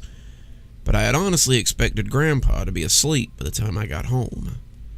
Glimmer was still a little flushed as we walked home, and I told her the story about the revelers that Grandpa had seen in the woods when he was younger. I know what you're thinking, and the answer is yes. I am so good at pillow talk. He said his grandmother called them moon revelers. Have you ever seen anything like them? Some of the flush had crept out of her cheeks as we spoke, and she nodded solemnly. Yes, I know them. I have never seen one, but it's common knowledge to be careful when you hunt in the woods on a full moon. When I was little, my mother called them needle teeth and said they would come and get me if I was naughty. I have had more than one nightmare about the needle teeth since then. Sounds like what he was talking about. I wonder why he didn't try to call you for help if he was trapped out there. He would not have. Not then. Fisher and I were not on good terms then. We have fought over things, and we were not speaking. She looked away when she said it, but she must have seen the question in my eyes, because she held up a hand. I don't wish to talk about it. It was not a good time for Fisher and I. If he tells a story, then I may, but it's not of my business to tell. We walked in silence for a little, our hands still linked, though it seemed the moment was ruined. How is he? Fisher, I mean. He's okay, I said, looking away too, as I lied. His cough was very bad the other day. It has gotten worse since New Year's as well. I squeezed her hand gently. I'm sure he'll be fine once it gets warm again. He seems to get a little sick when it gets cold. Glimmer nodded as the porch came into view. I hope so. I am not ready to be without him. He has only just come back into my life, and he has brought you with him, for which I am very grateful. She kissed me again, though not quite as passionately as she had in the woods earlier. I tried not to dwell on that either, or we might soon be reenacting some of that in the backyard. Will I see you tomorrow? I asked her, breaking the kiss after some time. She shook her head. I must go with the hunters. It is nearly time for our spring fest, and I must secure the meat for the table. You will come to the spring fest, I would hope. The queen herself has offered you a personal invitation. Can't very well not, then. Let me know when, and maybe I can even bring Gramps with me. I know he'd love to see the Moon Elf camp. He would be most welcome. I will see you when I return, my love. Stay safe and look after Fisher. I want him to see the Moon Elves as much as you do. She pressed another kiss on me before stepping away, disappearing into the woods and melting away like fog from a pond. When I came through the back door, setting down my shoes as quietly as I could, I tried my best to slink up the stairs. Apparently, I wasn't as quiet as I thought. "How'd your date go, lover boy?" I stopped, mid-slink like a cartoon character, turning back to the living room where Grandpa was sitting and reading. "It's past 11, Gramps. You should be in bed." "Sleep doesn't come as easy as it once did, kid. Sometimes I sit up after you've turned in. Sometimes I wake up before you do, but at my age, I don't need as much sleep as I used to." I sat down in the chair beside him, the one my grandmother had always sat in, and caught Grandpa looking at my neck before I could pull the collar of my coat up a little. "Looks like the mosquitoes are early this year. They really did a number on you, boy," he said with a wink. "Yeah, it was certainly something," I said, hedging. "Last time I saw a bite like that was when I had an unexpected guest in the cab while I was truck driving." I laughed. "Let me find out you've been contributing to lot lizards, Gramps." He smiled. No, I had offers, but I never strayed from your grandma.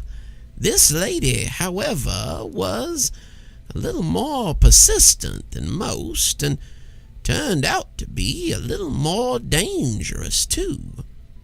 Sounds like another grandpa story, I said, sitting back comfy.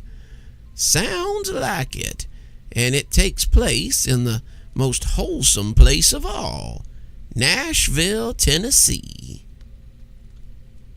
I was running a load of fertilizer up to Nashville when it happened. I'd never been to Nashville, and I got a little distracted seeing the sights while I was there. It's an interesting place, and as they unloaded my truck, I took in the town. I had a nice lunch. I saw some famous places. I listened to some up-and-comers on the street, and when I checked my watch, I realized it was already 6 p.m. I rushed back to the lot to get my truck, and I managed to catch it just as they were chaining the gate up and heading home. They laughed, saying it happened a lot, and let me pull my truck out so I could head home. I had an 8-hour drive ahead of me, and I wanted to get back to the yard and home before morning. 4 hours into my drive, however, I suddenly got very tired. I don't mean my eyes got heavy or I got the yawns either. I mean, all of a sudden, I was irrationally tired. I was holding a cup of coffee when it happened, too. Had just finished one a couple of minutes before, but I was suddenly unable to keep my eyes open. Luckily, there was a truck stop up the way. I had just thought as much as I passed the advert sign, so I pulled in and hunted for a payphone so I could call home. Your grandmother picked up on the 4th ring and immediately asked me how late I was going to be. She didn't sound mad. She was used to it by now, and I told her I'd be about 8 at the earliest. She said that wasn't too bad, and to make sure Marvin paid me up front because the washer was on the fritz. I asked her what was wrong with the creek, and she hung up on me, but she did it kindly. I visited the bathroom and took a sink bath, got some of the sweaty smell off of me, and went to catch a couple hours of sleep in the sleeper cab so I could get rolling again. "Hey, handsome," someone called as I came out of the bathroom. "Need some company?" I turned around, expecting to find a woman in a little skirt looking for work, but my hackles immediately went up. She was wearing a dress, something long and flowery, and her hair was long and went almost to the ground. She was pale, too, and her teeth were far too bright in the moonlight. She was beautiful, too good-looking to be out here trolling for a trucker change, and I felt an immediate desire roll over me like a wave. I wanted her, I discovered, in a way I hadn't wanted anyone since I married your grandmother. She was more than beautiful. She was desirable, and that should have raised a red flag almost at once. "No," I stammered, walking shakily back to my truck. "No, thank you, ma'am. I'm a married man," I said, trying to regain my steel and put some distance between her and me. "You wouldn't be the first, sugar," she said, "but that's okay. I'm sure I'll see you later." I hurried back to my truck and locked the door. I was a little shaken by her forwardness, but I was safe now. So's I thought. I checked the doors. I snuggled down in the sleeper cab and tried to think sleepy thoughts. It wasn't hard, but every time I would almost doze off, I would hear the woman's voice as she called to some new potential client. "Need some company, sugar?" I rolled over, trying to get comfy. "Hey, handsome, how about a date?" There should have been no way I could hear her, but I could. "Oh, boys, I'll keep you company if you want." As I finally dozed off, I heard her voice still, like it was wafting over me. Married men, widowed men, boys, old-timers with one foot in the grave, young men going off to war, young men going off to whore. It makes no difference to me. I couldn't be sure if I was dreaming or not, but suddenly I opened my eyes and there she was. She was standing over my bed. Her dress was gone. In the dark, however, her features were like cold tar. She possessed galaxies within that sludge, and her features were only the vaguest of shapes, like some pagan idol carved from rough wood with crude tools and impractical hands. I take them, and I ride them, and I suck them dry. As she said it, she was suddenly upon me. Her body balanced over top of me, and she was indeed riding me, not to be too graphic. She leaned down and pressed her mouth to my neck, suckling there as she made me warm. I groaned softly, feeling a new level of tiredness fall over me. She made some rough approximation of love to me. I became aware that this was no dream. It was slow in coming, like a man swimming through molasses, but when I surfaced, her glamour was suddenly broken. Gone was the beautiful woman I had desired, and in its place was a haggard crone. Not even a crone. That would have been better. This was a corpse of a crone, animated, brought back from the brink. Her swinging dugs seemed in constant threat of coming loose, and her body was hunched and wrinkled in the extreme. Her flowing hair was brittle and coarse, her body dry as an old stick, and she looked at me with her half-mad eyes, and I realized what had hold of me. Grandma, you see, had warned me about these sorts of spirits, but it had still nearly gotten me while I was unaware.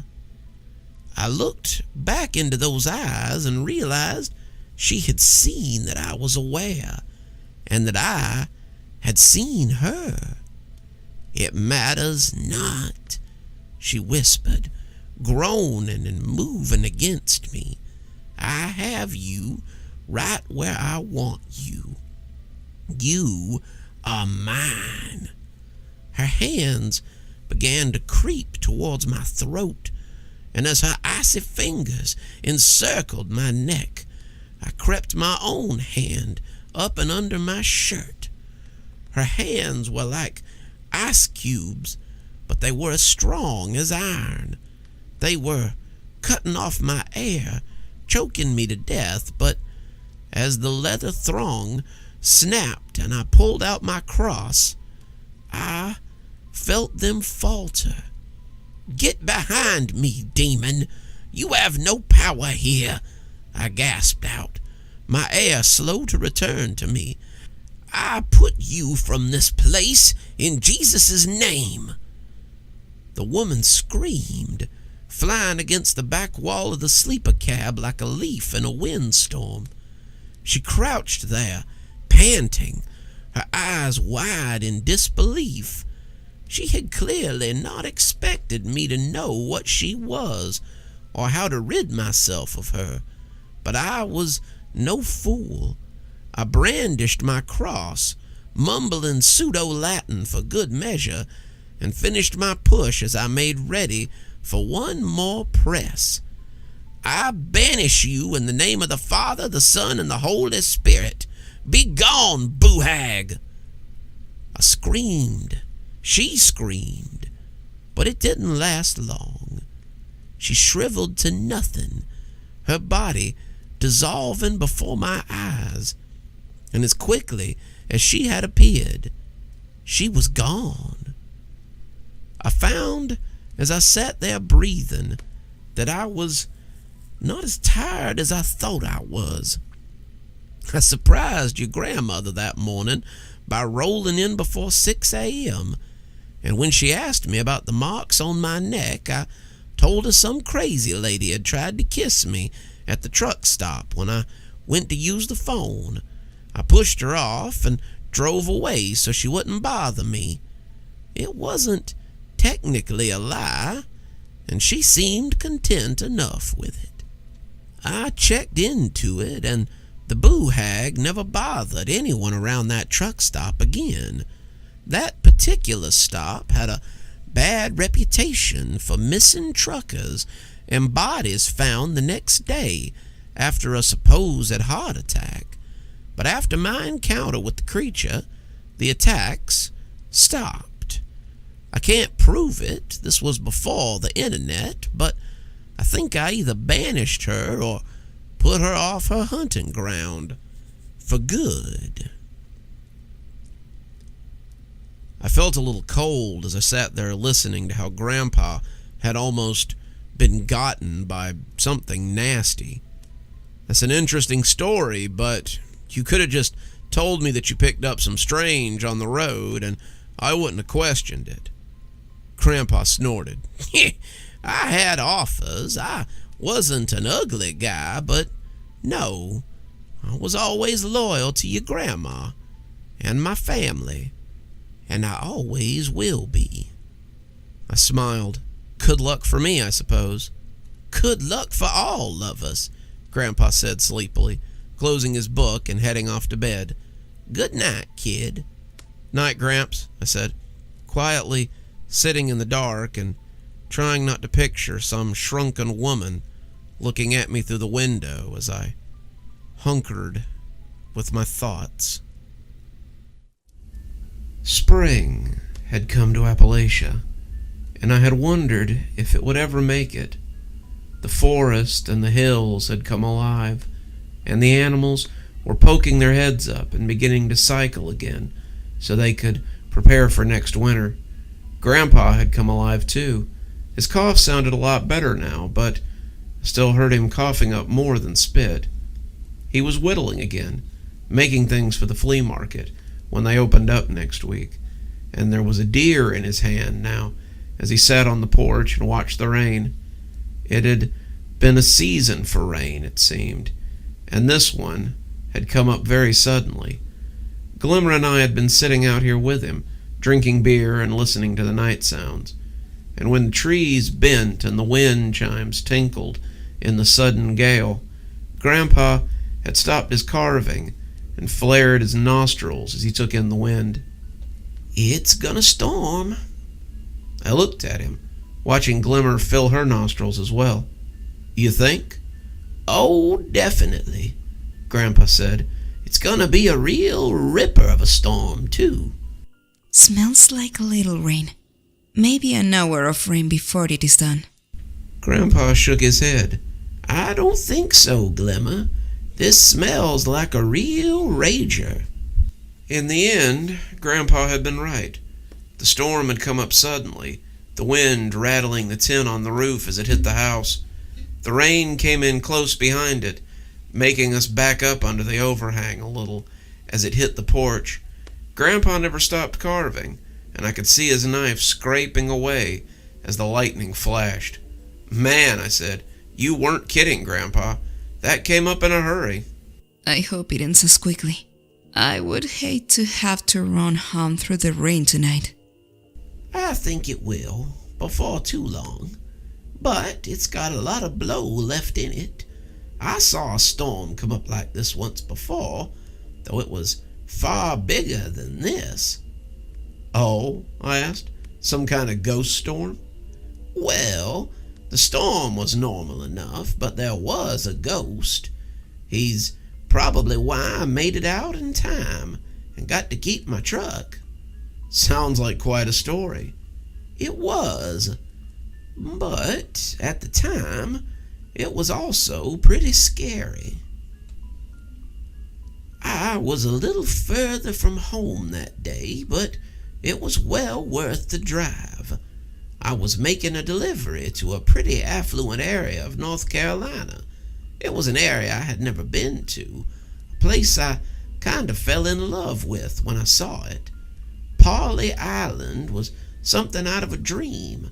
I didn't even know North Carolina had beaches that beautiful, but one look at the place told me that it was out of my pay scale. The town was like something out of a Maine painting, old-looking wooden buildings and lots of character, little bistros and eateries and charming main streets full of boutiques and stores. I checked my directions and found the right road, heading up onto the coast as I made my way to Mr. Gander's house. It turned out to be a 3-story mansion on a cliffside, and I imagine the view at sunset was breathtaking. Mr. Gander, far from being the stuffy carpetbagger I had expected, was a down-to-earth fellow from out west with his 4 strapping, helpful sons, and a wife that insisted on feeding me glass after glass of sweet tea until I thought I might bust. I was glad for the boys' help, too, because the Ganders had expensive and heavy-tasting furniture. Wardrobes and bookcases and sedan chairs, love seats, and a mahogany desk that took all of us to lift up the stairs and into his study. At the end, it was about 4 o'clock, and I was sweaty and sore from a day of unloading. Mr. Gander thanked me for all my hard work, and when he shook my hand, I felt something between our palms. It was 3 $10 bills, the biggest tip I had made at that time. "You more than earned it, young man," he said, winking as he headed back inside. I was rolling up the ramp, my heart soaring at the money in my pocket, when I heard someone speak from the side of the truck. "Storm's coming." I looked, thinking it was one of the boys, but the man was a little farther away than I thought he was. He was standing on the edge of the cliff, looking over the ocean with his hands in his pockets. He was dressed in a long coat the color of dust, and the scarf he wore seemed unseasonable. He had a tall topper, something that looked out of a Dickens novel, and his riding boots looked muddy. He had his back to me, his eyes on the view, and when I came up beside him, I saw that he was younger than I would have thought. He was a handsome youth with a thin mustache and features I would call foxish. He never looked at me as I came to see who he was. "Pardon?" I asked. "Storm's coming. Might want to head for home." I looked at the view and chuckled, not seeing a cloud in the sky. "You don't say." "I do," he said, finally turning to look at me. "Think it might be best if you head home." "Is that a fact?" I said, thinking I could see what was happening here. "And if I don't?" The man looked back at the ocean. "Then you might end up here longer than you intended to be." I meant to ask him what he meant by that, thinking that I was being cryptically told to get lost and that I wasn't rich enough to linger here, when one of Gander's sons called out to me, telling me I'd forgotten my gloves. I looked away for a second, maybe 2, but when I turned back, the man was gone. I asked the boy, his middle son, if he'd seen the man, but he said he hadn't. "I saw you taking in the view and wanted to catch you before you left, sir. Thank you for delivering our furniture." I told him it was no trouble and climbed back into my truck. I was a little freaked out, but the more I thought about it, the more it galled me. Who was he to tell me to get lost? He wasn't the mayor or anything. I had intended to drive home, but I thought I might catch a bite to eat before I did. I wasn't just gonna leave because some stranger said so, and I pulled into the diner at the foot of the hill and parked beside it so I could get some supper. I had a long drive ahead of me, and I wanted to be well fed before starting off. I had expected his sentiment to be mirrored by the staff at the diner, but the waitress was kind to me and even suggested the country fried steak. Food was delicious, the portions large and very tasty. I decided on a piece of pie that I had watched under the glass as I ate once I was done. I was halfway through it, the pecans very moist, when I heard a familiar voice from the booth behind me. "Should be rolling in soon, partner. You might want to roll out." I turned, and there he was, the guy in the gray suit. He was sipping from an old and very well-worn teacup. He was dipping a bag into it, the string going up and down, and it took me a moment to realize there was no bag attached to it. He grinned at me, the arms of his suit puffing up dust as he dunked the non-existent bag, and I narrowed my eyes at my impeccably dressed stalker. "What's your problem, pal?" "No problem, Squire. I just wanted you to get out of town before you got hurt." I was about to get up and ask him what he meant, but someone sat down across from him then. A man in flannel and suspenders slid into the booth as he moved to the end of the line and reached for a menu. I could see that the fella was gone again. I looked around. No way he had time to escape without me seeing him, but as I looked out the glass window, I saw that he had. He was walking across the parking lot with a cane in his hand as he made his way to the beach, and I got up and left some money as I followed after him. I was tired of being stalked by whoever this was, and I was going to give him a piece of my mind. I left my truck there, stomping across the road and sinking a little as my feet bogged down in the sand. It was white, whiter than any sand I had any right to be, and as I started across it, I could see the smug bastard standing near the surf line. He was looking at the water again, but now I could see that he was actually looking at what was offshore in the distance. He was looking at a storm. It was a real rager, a huge mass of dark clouds that swirled off the coast, and I wondered if this was the storm he was talking about. It looked rainy, windy, and not at all pleasant. He was watching it with interest, and as I came up beside him, I heard him sigh audibly. "It's nearly here," he said, taking his eyes off the black mass. "Maybe you should hit the road before it's too late." "Why do you care so much?" I asked, the wind kicking up suddenly and blowing grit into my face.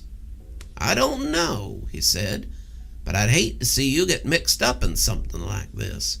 It'd put a damper on your future, and I know you've a bright future ahead of you." "What are you talking about?" I said, having to raise my voice as the wind blew in, harder than it had before, and smelling of rain. "Nothing, I suppose. See you, partner." Then he simply turned toward me, like he meant to walk right over me, and vanished into the air. I stood there, the wind threatening to push me over, and as the thunder rumbled out over the water, I decided it might be a good idea to head home. I took my remaining $25 and kicked rocks. It was a good thing I did. In retrospect, though, I guess I could have warned some people, though I doubted they would have listened. The rain was still coming down, but It had slackened quite a bit as we sat listening to Grandpa's story. "So what happened to the town?" I asked. "Well, it survived. It's still there today, but the storm was pretty bad. I was making my way through some podunk town in South Carolina a week later when I saw a paper talking about the storm. It had been a nasty one. The wind had done a number on the town, and the photos showed a picture of a very familiar house on the side of the cliff. It was gone, ripped down to the porch I had stood on, and the article said the Gander family had yet to be found. I still had one of those $10 bills from the man, and I still do. I put it in my lockbox, and I hadn't had the strength to touch it since. It was odd to have a dead man's money, and I still think about how close I came to joining them in whatever watery grave they found when their house slipped into the ocean." We all sat and contemplated that as the wind and the rain petered themselves out. It was over in another hour, and Glimmer took her leave as she wished both of us a good night. Let us hope I don't find any gray men on their way home, she teased, kissing my cheek before heading out into all that wet. "What about the gray fella?" I finally asked, as we went inside, the rain still dripping off the eaves. "Oh, I found out later that the gray man is a bit of a local legend. He often warns people about storms, and he was mentioned on a news program after warning a couple about Hurricane Hugo. He still gets spotted now and again, and the residents have begun looking for him so they know when it's time to take cover." "Very generous of him," I said, leaving my shoes by the back door as Grandpa stretched and headed for bed. "Let's hope he's learned to be a little more direct, though," Grandpa said, wishing me a good night.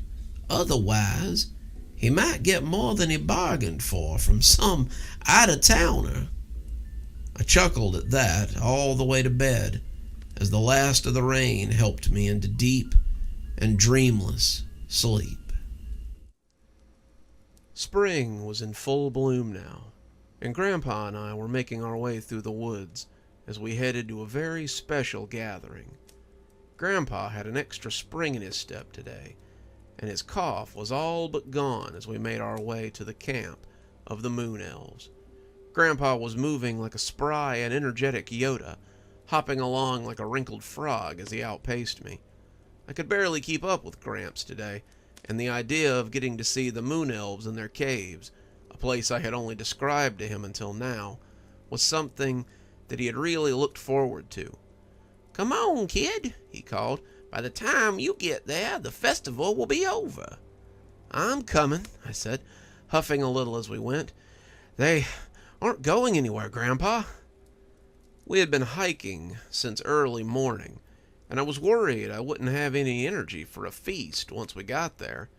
It was a long way to the Moon Elves' camp, but we had decided to take it slow, since Grandpa was not really up to a strenuous hike. Well, that's what we had thought at least. I don't think Grandpa had gone slower than 10 miles an hour all day, and now, as the afternoon began to look like an actuality, I thought we might be getting close to the entrance to the cave. "Hurry up," Grandpa said, a full 40 feet ahead of me, and looking around as if he expected to see them waiting on us. "I want to get there before dark." "They probably won't even be up before dark, Gramps. We still have plenty of time to—" But that's when I felt something sharp press into my back, and instinctively put my hands up. I had, unfortunately, had some experience with a knife being pressed into my back. You have a lot of courage, human. Coming into the Moon Elves' territory like this was very brave, but very foolish. What shall I do with you that I have you at my mercy? I grinned, recognizing her voice. "I guess you could remind me where the entrance is, since it's been a few months since I was last here." I turned my head a little, and sure enough, it was Glimmer, who smiled back at me. It is good to see you, She said, putting her knife away and wrapping me in a hug. It's always good to see you, I returned, kissing her cheek. It looks like we weren't too far off with your directions. We will make a pathfinder out of you yet, Hunter. I had not expected you soon, however. You made good time. Grandpa made good time, I said, thumbing over my shoulder. He was in such a rush to get here, I thought he might drop. We moved up, our hands linking instinctively, and we found Grandpa not too far ahead of us. He smiled when he saw Glimmer, and she shook his hand in her other as she led us to the cave entrance. The guards outside looked bored, perking up a little as they saw us approach, and they hailed Glimmer and I by name as they caught sight of us. Magus! And this must be your teacher, whom we've heard so much about. Come in, you are expected.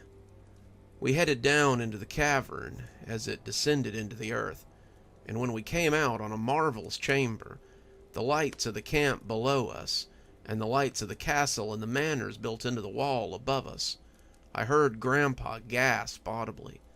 I looked at him, making sure it wasn't too much for his old heart, but he looked like a child, standing at the top of the stairs on Christmas morning, and seeing all the presents below.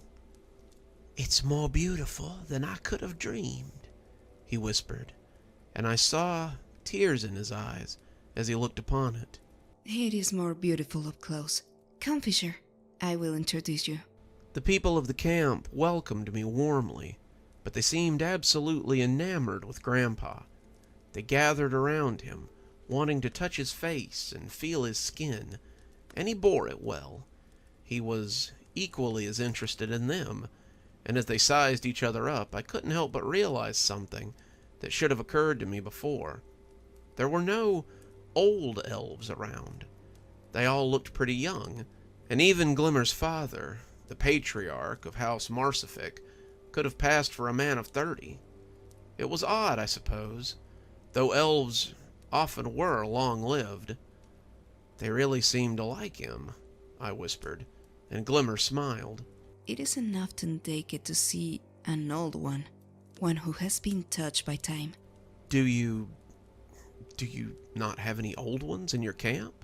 I asked, unsure, but curious. No, not for long, and not this time of year. We age slowly, as you have likely gathered, and when we become too old, we live so we are not a bother to our camp. That made me shudder a little.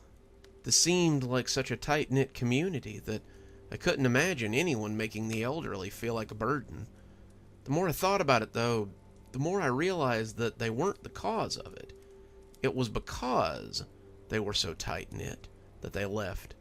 The old people would slip off, like a sick cat or a wounded animal, and die privately so they didn't endanger the collective. It was because of their bonds that they did this, not despite them.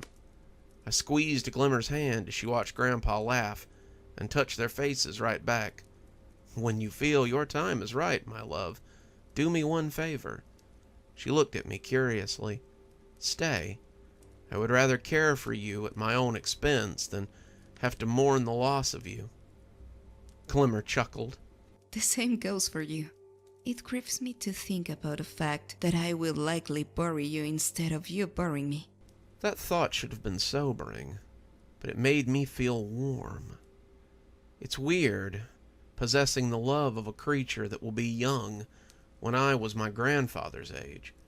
Really reminds you of your place in the universe. We followed the crowd to the Queen's castle, where we met the counselors and the Queen's retinue.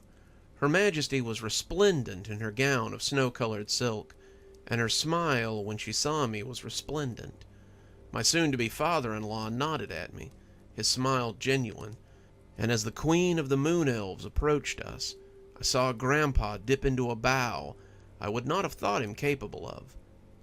Welcome, First Hunter Marsific. Welcome, Marcus, elf friend. Who is this you bring before the Queen?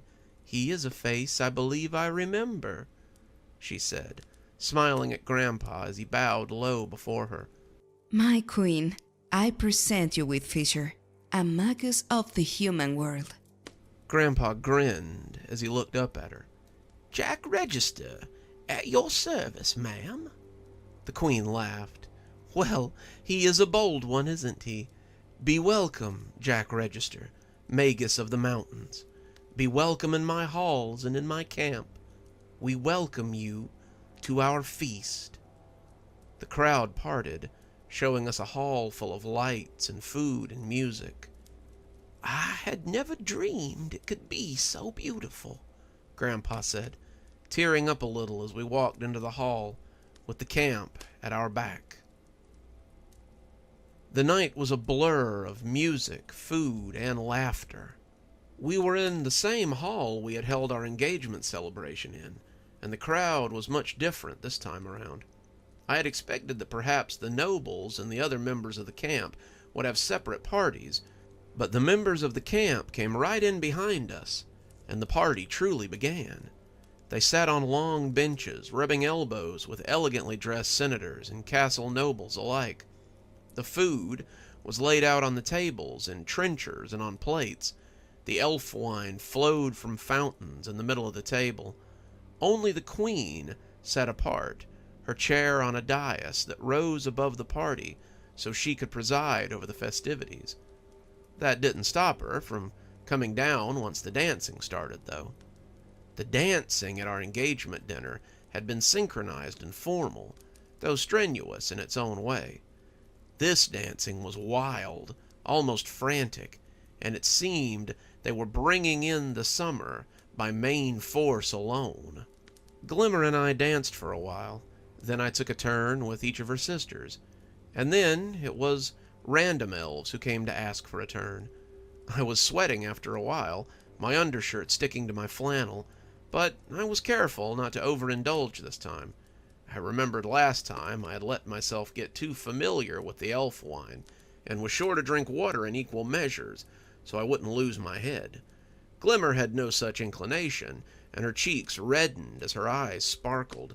She tapped a fair elf maid on the shoulder after my 13th or 14th dance of the evening, and asked to cut in before leaning heavily against me, and swaying before the girl had fully gotten out of the way.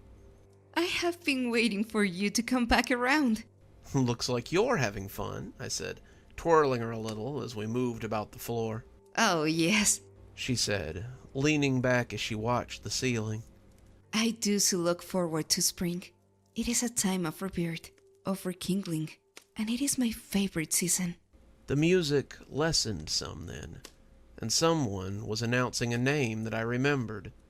Grandthere of the Northern Tribe, and his betrothed, Clinny of the House Marsific.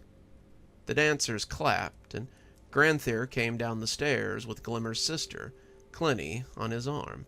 She looked radiant in her gown, Grandthere cutting a handsome figure in his suit, and when he saw us, he smiled and came onto the floor to greet us. I felt Glimmer stiffen a little, but she needn't have. Grandthere's smile told me everything I needed to know, and it seemed we were still on good terms. Marcus! I hadn't expected to see you here. Aurelia, as beautiful as always. Grandthere, Glimmer said, though it sounded more like a snarl. Grandthere smiled, shaking his head. Marcus, make sure you don't cross this one. She has a long memory. How have you been? And I pumped his arm as we both tried not to crush each other's fingers. Very well. How are things up north? We came off the dance floor then, so Glimmer could talk to her sister, who had been enjoying the hospitality of the north for the last few months, and I could make small talk with Grandthere.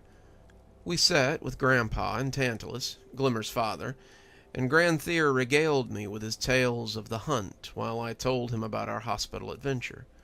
He was impressed, saying he had never hunted a ghost before, and commended Glimmer on her skill with a blade. Glimmer nodded, some of the anger leaving her as her sister told her about Grandthere's dogs and his longhouse and the other sights that she had seen. You simply must see the lake someday, sister. They are impressive. That's why they call them the Great Lakes, my dear, Grandthere said, the two rubbing their noses together as they laughed. I smiled. I was glad that Granther had found someone to keep him company, and that it wasn't my fiancée. As he started talking about wolves, however, I picked up snippets from the conversation between Grandpa and Tantalus. "I must say," Tantalus said, slurring a little from the elf wine, "your grandson and my daughter make a handsome pair." "Yes," Grandpa said, beaming, "they certainly do." I was glad to see that Grandpa was also taking it slow, his water cup often sooner at hand than his wine glass. I won't lie, we had kind of expected to hold an engagement for the two of you, but that was so long ago." Grandpa's face darkened a little. "I suppose, perhaps, that may have been a possibility. Once." I do not mean to bring up the past," Tantalus said, seeming to realize he had misspoken. "Our daughter spoke very highly of you. She still does. But once there was such admiration, we only thought that, well, I suppose..." Tantalus seemed to lose his train of thoughts, but he recovered quickly. "Well, it doesn't matter, I suppose. She hadn't spoken much of you until very recently, when you were rediscovered, and by then her musings were mostly of your grandson." Grandpa didn't say anything, but Tantalus was saved from embarrassment by his wife. "Come, husband, you have not danced all night, and I know you are loose enough now for such revels." He smiled, taking her arm and letting her lead him away. "Right you are, dear, right you are." The two left, but it seemed that Grandpa's mood was here to stay. I couldn't get back to the conversation, my own concentration torn by the sight of Grandpa as he drank and stared into the middle distance. "Some party," I said as we lay in our bed sometime after dawn. The revels had gone on until the sun came up, and by then most of them were snoring in little clumps around the feasting hall. Granther and his betrothed had excused themselves sometime before dawn, and we had left with the other Marsifix as the sun came up. Tantalus said he had Grandpa and I a room, and no, he couldn't have his daughter and I share a bed until we were properly married. He was pretty drunk, leaning on Glimmer and his wife, and I assumed that once he slept it off, he might be a little embarrassed about what he'd said the night before. Grandpa hadn't said much since the conversation, and I was worried that something had happened beyond some stray words. Grandpa said, laying still beneath the sheets. "Lot of dancing. My legs won't thank me tomorrow, I'm sure." Grandpa said, staring at the ceiling. "Is something wrong, Gramps?" I asked, sitting up on an elbow. "No," he said, quickly and sharply. "Nothing is wrong. I drank a bit too much. The wine's just made me moody." If Mr. Marsifix said something out of line. "No, he's fine," Grandpa said, turning away. "They're all fine. Tongues wag when wine flows sometimes." I hunched there, looking at him in the darkness as he tried to close the subject. "Does this have something to do with you and Glimmer from, back before?" Grandpa sighed. "Leave it alone, boy. I don't want to talk about it." "No one seems to," I said, intending on not dropping it. Maybe it was the wine, and I was just tired of dancing around it. But I was bored with these games. I'd wondered during your story about the feast in the forest why you didn't call for Glimmer. When I asked her about it, she said you would not have called. Why, though? Why would you have chosen to let them devour you rather than call Glimmer for help? "Let it go, boy," Grandpa almost growled. "We've talked about everything else, Gramps. Why is this off limits?" "It's nothing," he shouted, rolling over to look at me. "It wasn't nothing to me." The voice had come from the doorway, and we both looked over at the door to find Glimmer standing there, looking shy for the first time in my memory. "Glimmer?" I asked, Grandpa laying back again and just looking at the ceiling. It It isn't something I want to talk about, he said. I do. Glimmer said, kneeling down beside the bed. I should have talked about it before now. I should have apologized before now. I should never have said things I said to you. It was wrong, and I should not have said it. I was hurting, Fisher, and I let that get the better of me. It was unfair of me, and I should never have done it. Grandpa was chewing his lip, clearly not wanting to talk about it. What are you talking about? I asked, putting my feet on the floor as I looked at them. You threatened my wife, Grandpa said. There was silence for a moment, the three of us letting that hang around the room as it soaked out. What? I ejaculated, not believing it. I was hurting. I didn't mean... No, you did, Grandpa said, sitting up to look at her. You two wanted to talk about this, so let's talk about it. I came back from Alaska, started living in my parents' house, taking care of my mother, building a life with my new wife. Then, you began to stalk us. Glimmer looked away. I felt your return. I knew you were back, but I came to find you and discovered that you are with someone new. We had always been close, Fisher. You were closer to me than members of my family. And seeing you with this stranger was unbearable. I felt you too, Grandpa said. I knew you were skulking about, so I came to find you. I didn't know how upset you were, but I felt you were unhappy. Then, instead of welcoming me back, you raged at me. You were so angry.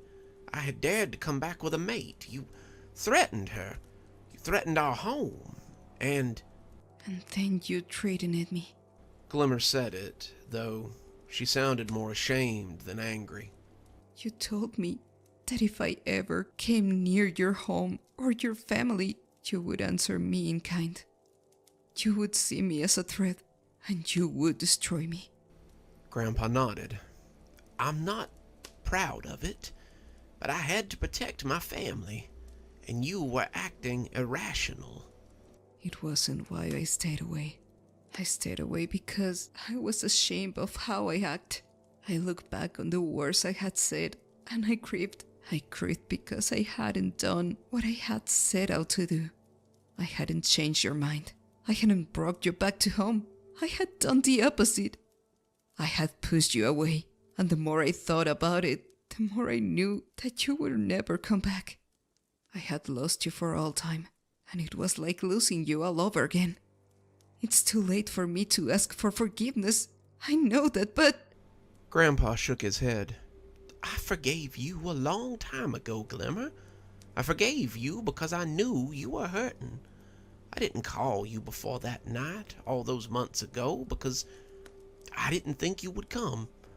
I didn't think I would ever see you again, and I was okay with that. We had been friends, Glimmer, but sometimes friends grow apart.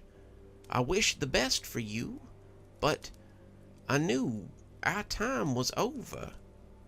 Glimmer was crying, but when he put a hand on her arm, she looked up. But, and believe me when I say it, I was glad that you and Marcus were able to make something together. Something that we couldn't make together. She hugged him then, and he patted her back as she cried against him. I came over to join them, and I expected Grandpa to be upset with me for pressing him. He looked up, though, his usual Grandpa smile back in place, and threw an arm around me as well. You were right, he said with a chuckle. I guess it does feel good to get it all out there. We sat that way for a while, all of us crying and talking as the day went on, and when the rest of the house began to come to life, we had all gotten it out of our system. The rest of the trip was fantastic. Grandpa and I saw so much, experienced so much, but the part that will always stand out to me is that night. It felt good to talk about it, and I felt we made more progress than any other story Grandpa had ever told. It was a great trip, and something I'm glad Gramps got to experience. We never know how much time we have in our life, and things like this are best experienced with the people we love. At least, that's what I think. There is an ill wind blowing from the north. I looked at Grandpa as he stood in the yard, looking like one of those dogs that's recently smelled something it doesn't like. It was about a week before Christmas, and the snow had already started coming down a little. It hadn't stuck yet. We were still waiting for the real blizzard that would make its way through Appalachia. But what we had made it more than tolerable to dig out all the Christmas decorations and get everything set up for our usual winter offering. We'd been doing our usual setup, which seemed to take right up until Christmas Day most years. Grandpa's yard looked like an enchanted Christmas wonderland, and I was sure that any year now he would have me set up a little toy shop and make a whole area for him to sit in his Santa Claus outfit. I didn't mind. I liked Christmas at Grandpa's house, but when Grandpa said stuff like that, you had to take notice. Grandpa didn't just throw out lines like that because he thought they were cute.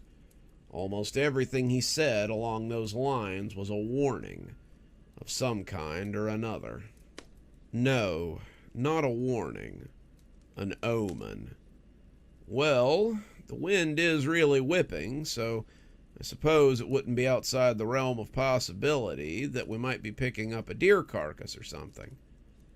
I said it nonchalantly, trying to clear the air more than anything, but Grandpa looked back at me like I had said something incredibly foolish. Don't you feel it, son? I would have thought you would have noticed it after your time in the woods a few months ago. This one isn't even subtle. It's a foul air that blows in like a storm. I shrugged. The only thing I smell is the moldy bits on some of these old Christmas decorations.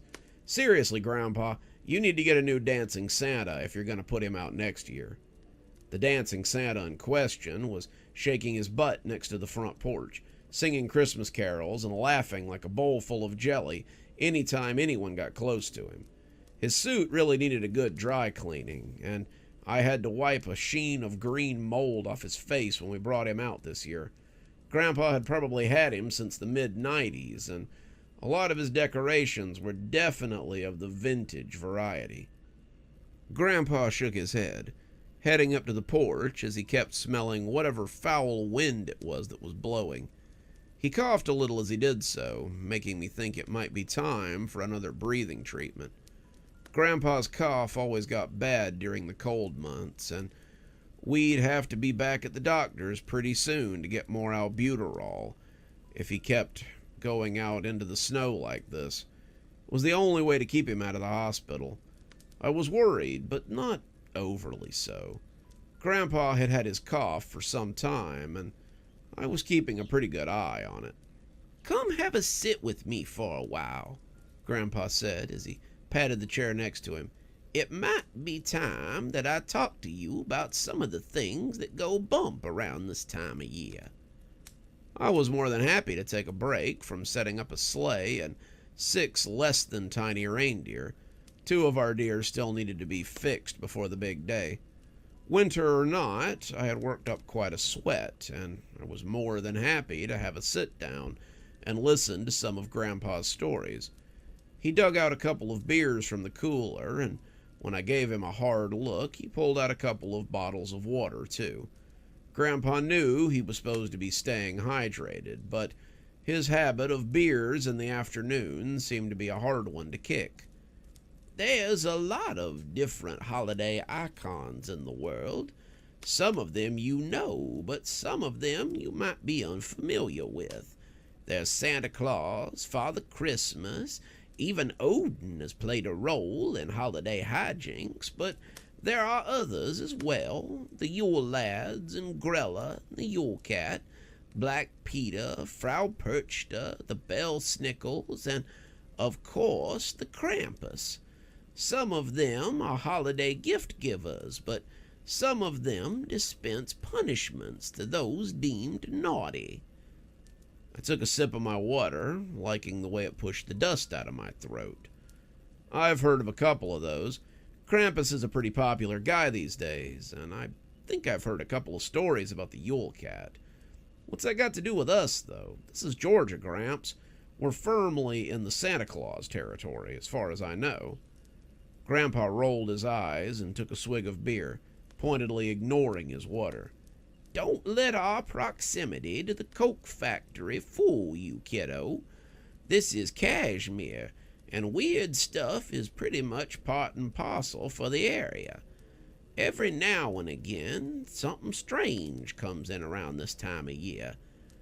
I think the last few years it's been hesitant to come in because of all the trouble we've had with the Green Man. The good news is that if something has decided on visiting Kashmir, then maybe it means that old spook isn't going to come around this time of year. The bad news is that now we have to defend the town against something only slightly less terrible. Or, I interjected hopefully, it means that the wind is wrong and you're catching the scent off the dump. I know you're a big one for signs and omens, Gramps, but let's not go jumping at shadows just yet. So far, we haven't seen anything weird.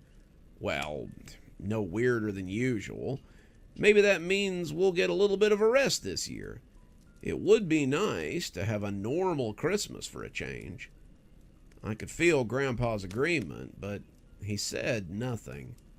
Grandpa always seemed to prefer to be on guard. I'd be on your guard, my boy. This year just seems to be an odd one. That's for sure, Came a voice from the woods, and we both looked up to see Glimmer walking out of them. She was dressed in what could generously be called leather armor, and there was still quite a bit of skin showing. She'd clearly just come from a hunt, and the cold did not seem to bother her in the least. She had her bow slung over her shoulder, several knives hanging off her belt, and I blinked as I noticed a club nestled across her back that appeared to be made of a jawbone. Whatever hunt she had been on, I prayed I would never be the subject of it. She gave me a kiss as she came onto the porch, taking a seat beside me and asking what we were talking about. We're discussing the strange wind that seems to be blowing in as the holiday gets closer. I'm glad someone else feels it. I've been tracking something through the woods for 3 days, but it eludes me. It's heading for the town, but I don't know what its intentions are. Grandpa looked at me as if to say, "You see?" before turning back to Glimmer. "Any idea what it is?" I asked. We thought it might be a bear, but it appears to be larger than any bear we've ever seen. Then we thought it might be one of the hairy ones, the ones who were here before we were, but they generally do not go that close to civilization. This one has been skulking around the town and watching people, and he's getting a little closer than we dare to get. The Queen has forbidden us from going into the town unless we have strict orders from her. And we can't stalk this thing if we can get closer than 5 miles. Grandpa took a swig of his beer, but when he saw me looking at him, he sighed and drained his whole bottle of water before crumbling up and leaving it on the table. "There, I drank it. Are you happy now?" He coughed a moment later, ruining whatever illusion he had been going for. "I'll be happier once that cough is gone," I told him seriously. "At any rate, I'm sure I'll go coughing into the ground, but not today. Glimmer, could you ask your queen for special permission to come into town with us the next time you return to your people?" Glimmer reached into the cooler for her own beer, wrinkling her nose at the smell as she opened up the top. I will, but I will need to know why. Are you hunting this creature as well? "Not yet," Grandpa said, "but we may be soon. We could use a hunter of your skill to help us when the time comes." Glimmer puffed up with pride at his words. I would be glad to go on an adventure with the two of you, It seems I'm always left out of the adventures when they come around. She said. She gave me a very hard look. I told you both times Grandpa woke me up in the middle of the night, and I had no way to get a hold of you. The last time we went on a sudden and unexpected adventure, you were over 1,000 miles away at your sister's wedding. True. You missed quite the event as well. We celebrated for nearly 2 weeks. It was one of the biggest gatherings I've seen in quite some time, though I expect our wedding will be even bigger. Either way, Grandpa said as he tried to pull us back to the subject at hand, ask your queen for permission. I'm gonna go take a nap. A nap? I asked him, not sure I'd heard him right. I don't think I've ever seen you take a nap in the middle of the day. Grandpa got up and began to make his way inside. I'm sure you young people would like some time alone, and an old body like mine has to make sure he has enough strength for what may or may not be ahead.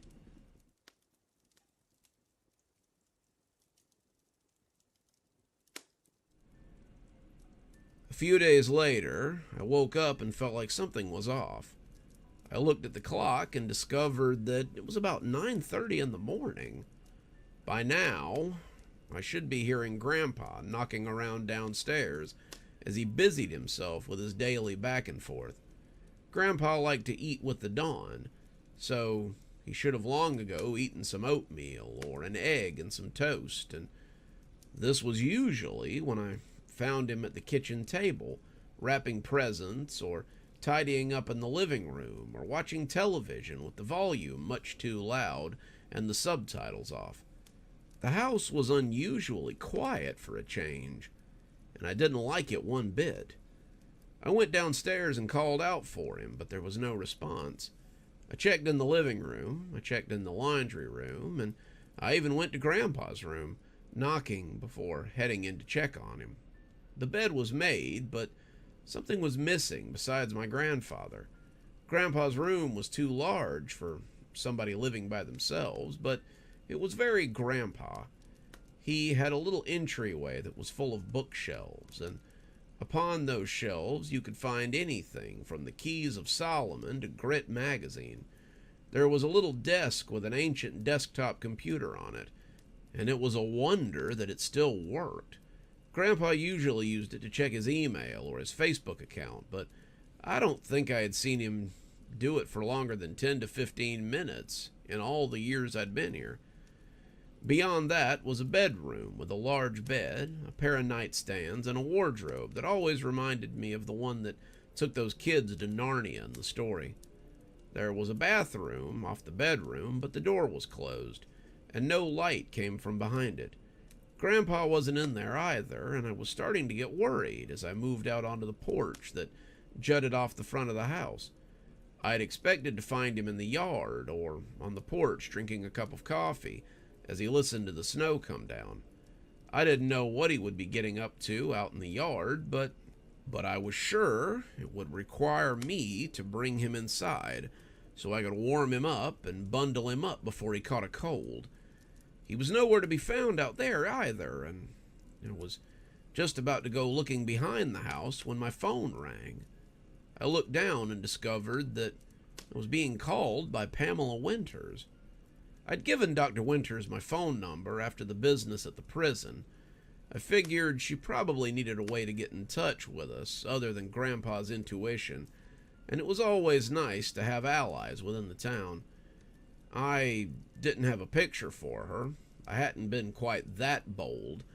But as I answered, I heard Grandpa's cantankerous voice in the background as he told someone to leave him alone.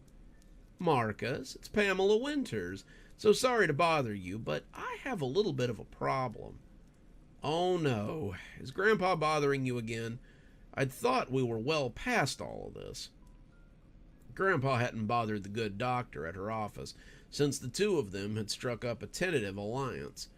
I could remember a time when Mom and I had to come pick him up from the police station once a week, and Sheriff Masterson had told us that he'd been yelling at Dr. Winters and accusing her of all sorts of things. It turned out that most of those things were true, but Grandpa seemed to have softened towards her now that they were working together pretty regularly. I really hoped this wasn't some sort of illness, maybe Alzheimer's or dementia, because a magic man as powerful as Grandpa could do a lot of damage if he suddenly couldn't remember his friends from his enemies. Oh no, he isn't bothering us. He's bothering my little brother. He claims to have found a number of footprints around his establishment, and when my brother came out and asked him what he thought he was doing, your grandfather said that he best be on his guard because there was a... She seemed to be trying to find the words, but I could hear Grandpa yelling about something from behind her. Some sort of beastie that he thinks is lurking around the town. He told my brother he must be wicked indeed if this creature is so interested in him, and my brother did not take that particularly well. Could you come and pick him up, Marcus? I don't think he drove here, but if he keeps stirring up trouble, then Sheriff Guthrie is going to come and arrest him, and it's too close to Christmas for a man of his age to be sitting in the drunk tank. I told her I would, and threw on my long coat and grabbed my car keys. Grandpa's old truck didn't want to start, but after a little coaxing, I finally got it into gear and headed for town. I couldn't imagine Grandpa walking the nearly 8 miles through the snow to get to town, but I supposed it was the only way he could have gotten there. I'd asked Grandpa about teleportation once, and he laughed at me and told me that it was nonsense. I asked him about shape-shifting as well, and he said that it wasn't something he'd ever done, and he didn't think he would like to try it either. He said if the good Lord had wanted him to have claws or a tail, then he would have given him some from birth. With the truck still sitting in the driveway, that meant Grandpa had set off pretty early to get 8 miles up the road and cause enough trouble before lunchtime to get me called in to help. Luckily, the snow wasn't very deep, but I could just imagine the hell it was going to play with Grandpa's cough. I sighed. I hadn't wanted to think about that today. Grandpa's cough had been getting progressively worse as time went on. It started out pretty badly, a wet cough that seemed to speak of pneumonia, but as time went on, it became a dry, rattling cough that sometimes brought phlegm up. The doctor couldn't seem to agree on what was wrong, but Grandpa had stopped letting me go back with him during doctor's appointments. "You worry too much, and it makes other people worry as well," he had said when I asked why I had to stay in the lobby. He wouldn't tell me what they had said, but he said they kept giving him a prescription for steroids, and he was a little more willing to take his breathing treatments these days. I didn't want to think about a time when the breathing treatments and the steroids wouldn't help, but I supposed it would come eventually. I turned onto Main Street and smiled as the Christmas lights came into view. The town always did a big showing when it came to Christmas. There wasn't a storefront or a lamppost that didn't have a string of lights or some kind of decoration on it. There didn't seem to be any Scrooges in Kashmir, and as I turned into Old Town, I put my foot down a little harder on the brake than I should have and slid to a herky-jerky stop. Grandpa was standing on the sidewalk and pointing a bony finger at Mr. Seraph. The old demon was smiling at him, clearly not impressed by the old gaffer, and Winter was standing between them, trying to get Grandpa to calm down. There was a young fellow leaning against the wall of a store that I thought might have sold books or been used to publish books, and as I pulled into a parking spot, I got out just in time to hear Grandpa's latest complaint. "Who knows whether he's got anything to do with this or not? When I find cloven hoof prints around the back of a store, I know what I'm gonna find. Maybe whatever I'm hunting is related to the two of you somehow. It wouldn't be the first demon that's been skulking around." Mr. Seraph shook his head. "Old-timer, I have no problem with you, but if you continue to air my dirty laundry on the sidewalk, then I'm going to find one. Sister, isn't there anything you can do about this loquacious friend of yours? It seems like if he keeps talking, then everyone is going to understand our predicament. Grandpa started to retort, but was suddenly racked with a bout of coughing. He clutched his walking stick and coughed violently into the back of his hand, doubling up before I could get our arm around him and hold him upright. Winter looked at him with concern, but Mr. Seraph only turned and walked back into his business with the tall man in tow. "Easy there, Gramps. Let's get you home so we can get some warmth back into you." Grandpa was bundled up, but his hands were still ice cold as I warmed them between my own. "I'm fine," he assured me, but as he fell into another bout of coughing, I kind of doubted it. "No arguments. You're overdue for your breathing treatment anyway. Thanks for calling me, Doc." "No problem. Can't have the town's favorite grandpa freezing to death in a snowdrift or getting set on fire by my temperamental brother." We were back on our way to the house in short order, Grandpa shivering as the heater crisped the both of us. "What were you thinking? You could have died out there." "Oh, hell, I've walked 3 times that far in worse weather than this. The snow's only 2 feet deep, and the weatherman said the low today is 21. What does that have to do with you walking your way into town? I'd have driven you if you'd asked." Grandpa was quiet for a minute, and I'd begun to think he wasn't going to answer when he finally spoke. "I got another one of those weird feelings again. I don't care what they say. There's something going on in town. I can feel it. And if people don't start taking me seriously, then something bad is gonna happen." I sighed. "I want to believe you, Gramps, but the evidence is pretty shaky. I followed your hunches before, but this doesn't seem like one of those times. Why not stay home and just enjoy your Christmas?" "I can't sit idly by while the town is in danger." "Well," I said as we pulled into the driveway, "next time wake me up. I'll go with you, just in case it's more than you can handle on your own." Grandpa perked up. "Do you mean it?" "Sure, but let's just make sure it's during daylight hours. I think 3 times of getting woken up in the middle of the night to go on an adventure is too many for 1 year." We pulled into the front yard, and Grandpa headed in. As I set up his breathing machine, he got in a much-needed breathing treatment, as he seemed less wheezy at the end of it. I knew this wasn't over, not by a long shot, but if I could keep Grandpa from walking 8 miles through the snow again, then a little lost sleep would be worth it.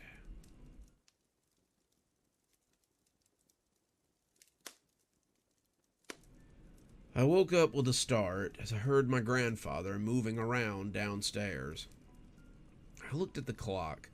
It was 2 a.m. I shook my head and got up, putting on my slippers as I moved to the head of the stairs. I was ragged, the kind of ragged you only get when you haven't slept more than 4 hours a night in close to a week. This had to stop, or I was going to collapse, and Grandpa was going to get lost in the snow somewhere while I lay in a coma.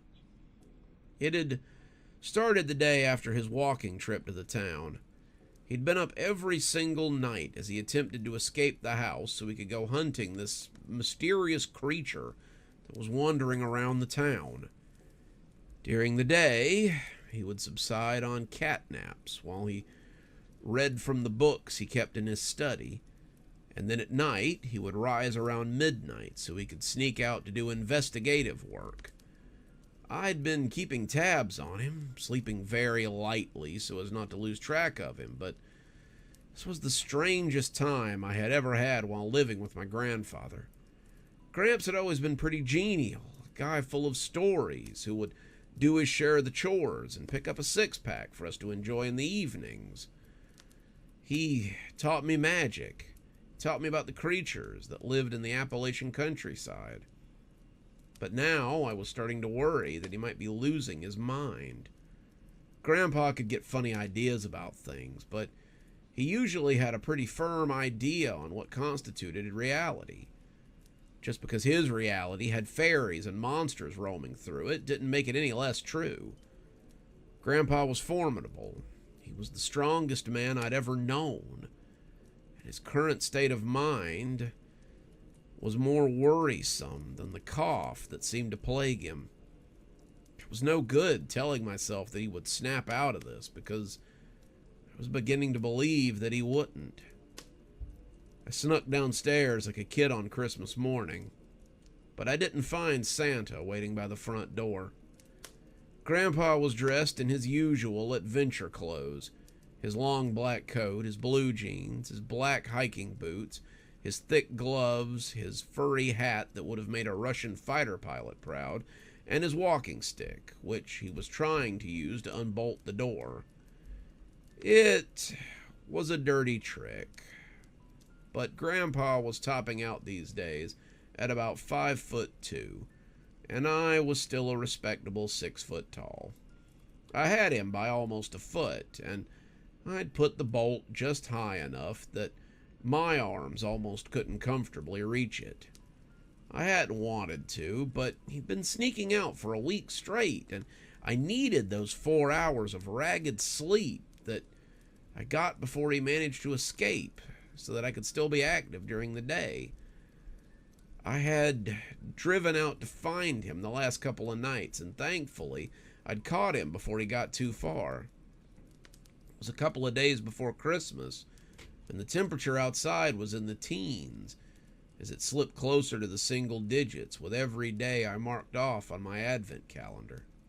Grandpa was going to freeze out there one night, and that wasn't the sort of gift I was looking forward to getting. I cleared my throat, and he spun around like a little kid caught doing something wrong. He had the decency to look sheepish, but in the face of my crossed arms and stern demeanor, it melted into frustration pretty quickly. I could just blow it off the hinges, you know. It wouldn't take much, just a whoosh of energy, and I'd be out the door. Except then, you know, I'd have to replace it, and I'd still come and get you. Gramps, it's 12 degrees out there right now. Why do this every night? Why do we play these games? Grandpa shuffled his feet. He looked childish, which made my heart hurt. I didn't want to see my grandpa like this man whom I respected so much. He looked as if I had caught him doing something wrong, and now he felt ashamed of it. Even so, I knew that deep down, if he was trying to sneak out, then he knew that something dire was about to happen. You're tired, boy. I can see it. And I know you don't have the energy left to keep up with me. I don't want to inconvenience you. We've been out every night this week, but I know that something's going on in town. I've always taken it upon myself to keep this town safe, and I take that job very seriously. I took a seat on the boot box we had next to the door and put my head in my hands. I could understand his desire to help, but he had to understand that walking 8 miles through the snow was not an option. He was old, he was sick, and he needed to come to terms with the facts. I didn't want Grandpa to feel unfulfilled, but the snow had been getting progressively worse the closer we got to Christmas, and I also didn't want to find him dead in a ditch somewhere. If you're going out, then I'm going out, Gramps. The thought of you getting hurt out there keeps me awake at night, and I'd rather be tired than see something happen to you. Grandpa smiled, but that's when I heard the scuffing of boots on the porch. Grandpa and I turned to look at the door, but it was too foggy to offer much more than a vague impression. Grandpa had his staff, but he snorted when I pulled the .38 out of my bathrobe pocket. He didn't have to say it. I could read it on his face. Even when not festooned in charms and toting a staff, I was always prepared. The presence moved across the porch, its heavy feet coming down hard as it tried to shake the snow off. It didn't sound like a huge, slobbering monster, though. Quite the contrary. The footsteps were cautious, someone who was used to traveling silently when they could. I knew who it was, but when she knocked, I became even surer. I stowed the gun and opened the door, letting the snow and my very chilly fiancée come inside. No matter the season, it always seemed like Glimmer was underdressed. Her pale skin was all but translucent as the snow clung to it, but she had covered most of herself in skins that may have started off life on a wolf or a deer. She was festooned with leather pouches, finely crafted rings that jangled beneath the furs, and a pair of boots with a scruff on them that looked suspiciously ursine. She had her usual array of weapons, and she left her quiver on the porch as the powdery snow spilled out of it. "Glimmer," I said, shivering as she threw her arms around me. Even through my fluffy bathrobe, she was incredibly chilly. I see both of you feel it too. I'm glad you're up, although you might want to get rest, Hunter. It's very chilly out there, and you're going to want something a little warmer. "What's going on?" Grandpa asked, inviting her to sit as I went to make some warm tea. I was stalking something this evening. Something that's been wandering around the town for several weeks. It's gone into the town again. And it's not alone. It has several helpers tonight, and I think it means to do something. I came here straight away, thinking you might want to come with me. Someone needs to act, and I can't think of anyone better than you two. As the Keurig filled the cup with steamy water, I handed it to her and excused myself. I went upstairs to get my gear together, putting on my wards and digging my boots out of the closet. They were still a little damp from the night after Thanksgiving, but the thick socks I wore took care of that. I put on some thicker pants than the jeans I usually wore, realizing I would be out in the snow for quite a while.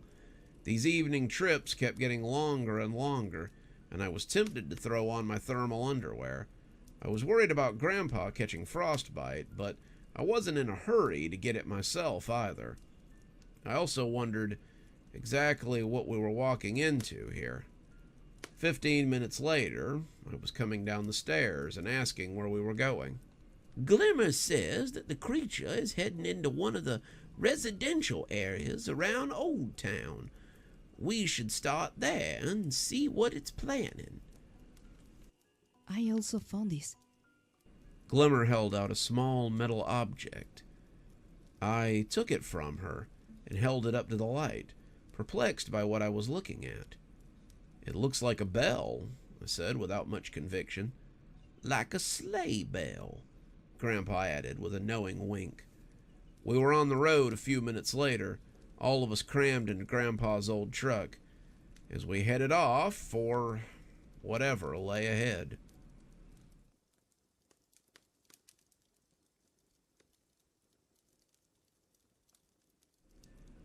The town of Kashmir can be a hectic place, but it can be quite beautiful too. As we rolled through the town in the wee hours of the morning, the snow coming down around us had me spellbound. Every storefront was awash with lights. All the plastic figures that stood motionless outside were slowly being buried in snow, as their lights within were slowly muffled by all that powder.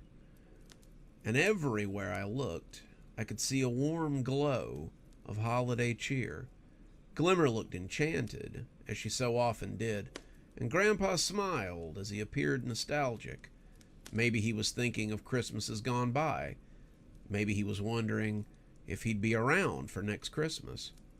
It was hard to say, but as a very different set of lights joined the twinkling ones, I sighed and pulled over in front of the general store.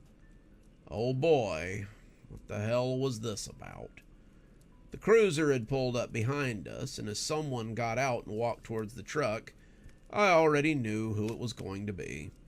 We had met the sheriff briefly. He had sat in the back, where Glimmer now sat actually, and after following him through the woods on our way out, I came to realize how particular his gait was. He walked like a man who was hiding an injury, but I think most of it was probably just stress. Sheriff Guthrie always seemed like a man who had a lot on his plate, and not much appetite for any of it. License and he started, and then brightened as he recognized us. You two? Oh, where are my manners, you three? What brings you all out this late at night? Not heading in to take advantage of all the holiday shopping this time of year, I trust. One look around would have told him that wasn't the case. It was well after 3 a.m., and the only thing that seemed to be open was the car door on his cruiser. I suppose he realized that we weren't doing much more than cruising this late at night, and people out cruising at this time of night are probably up to no good. He was the sheriff, but he couldn't really think that Grandpa and I were out here breaking into people's houses. Could he? No, sir. Someone has informed us of an oddity taking place. You know, something a little off the beaten path. Guthrie had been out in the woods with us. He'd seen the things that we had done and what we had seen while we were out there. He knew there was a little more to all of this than hocus pocus and nonsense, and I wasn't sure how much of it he believed and how much of it he had told himself was just superstition after the fact. Uh-huh. And that brought you out here in the middle of the night. Shoot, I wish I had friends like that. Would you mind telling me exactly what you're up to? I think it might be worth getting my boots wet over. We're wasting time, Grandpa said from the front seat. If you're coming with us, then get in, but we do really need to be on our way. Something is afoot, and if you want to be part of it, then you better get in the truck. If not, then you need to let us be on our way before someone gets hurt. Sheriff Guthrie raised an eyebrow. Old man, you realize I could impound your truck and take all of you to jail on suspicion. You're out here in the middle of the night. You're all seemingly armed, and, well, you're all well known for getting up to hijinks. I'd be well within my rights to detain you, but I also have a suspicion that if you're going somewhere, then it might be important. In that case, why don't I follow you? You can show me where you're going, and I can decide if it's important enough for me to just let you wander about unattended. Sound good? I turned to Gramps and started to tell him to be nice, but Grandpa threw his hands up and made an exasperated sound. Why not? If we're going to involve local law enforcement, then it might as well be the sheriff. Come along or don't, but we need to get going. I can feel something out there, and it sounds like it's huge.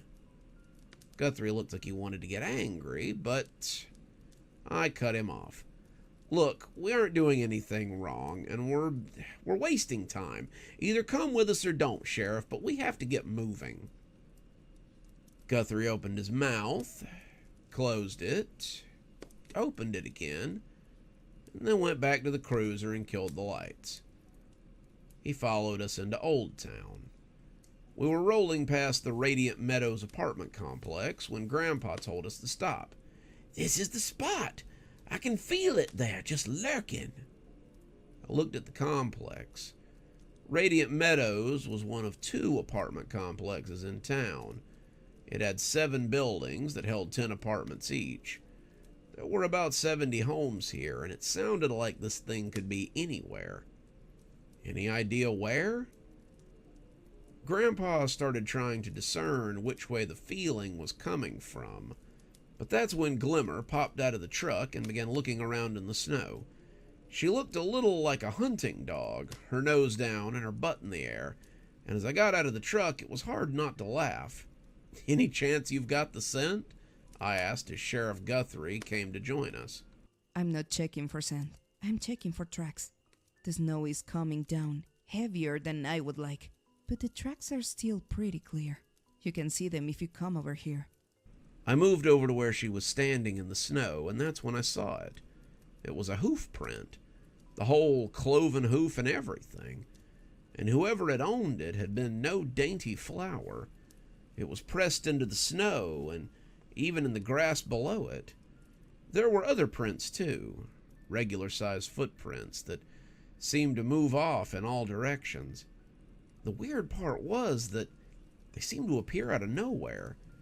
It was as if 6 people had just dropped out of a door and came into our world out of nowhere. Any idea where they are? Glimmer shook her head. None, but whatever it is, it's definitely big. We should be cautious. There's no telling what something like this could do. What in the hell is that? We both looked up to find Sheriff Guthrie had not only gotten out of his car, but was also standing over the top of us as the snow collected on his uniform jacket. This is apparently what we're after, I said, as I pointed towards the hoof print. With any luck, we can follow those to wherever the problem is, and if we're further lucky, then we can do it before... There was a loud, piercing scream that erupted from the building with a Christmas light wrapped around the 2 that sat in front of it. It sounded as if it had come from the second story, and sure enough, that was the direction that the hoof prints were heading. "Let's go," Grandpa said, and the 4 of us started making our way towards the apartment. Sheriff Guthrie had his service-issue Glock out. Glimmer had drawn a knife in one hand and a war club in the other, and despite Grandpa's glowering, I had taken out my .38, as opposed to the staff that he seemed to favor. We had come around the back of the apartment when I noticed the wood on the outer balcony was broken, some of it lying in the snow, with most of it lying on the patio. It was as if something very large had forced its way through it, and I looked at Guthrie to find out whether he was still on board or not. He nodded as we headed upstairs. Whatever is here, it's old and needs angry.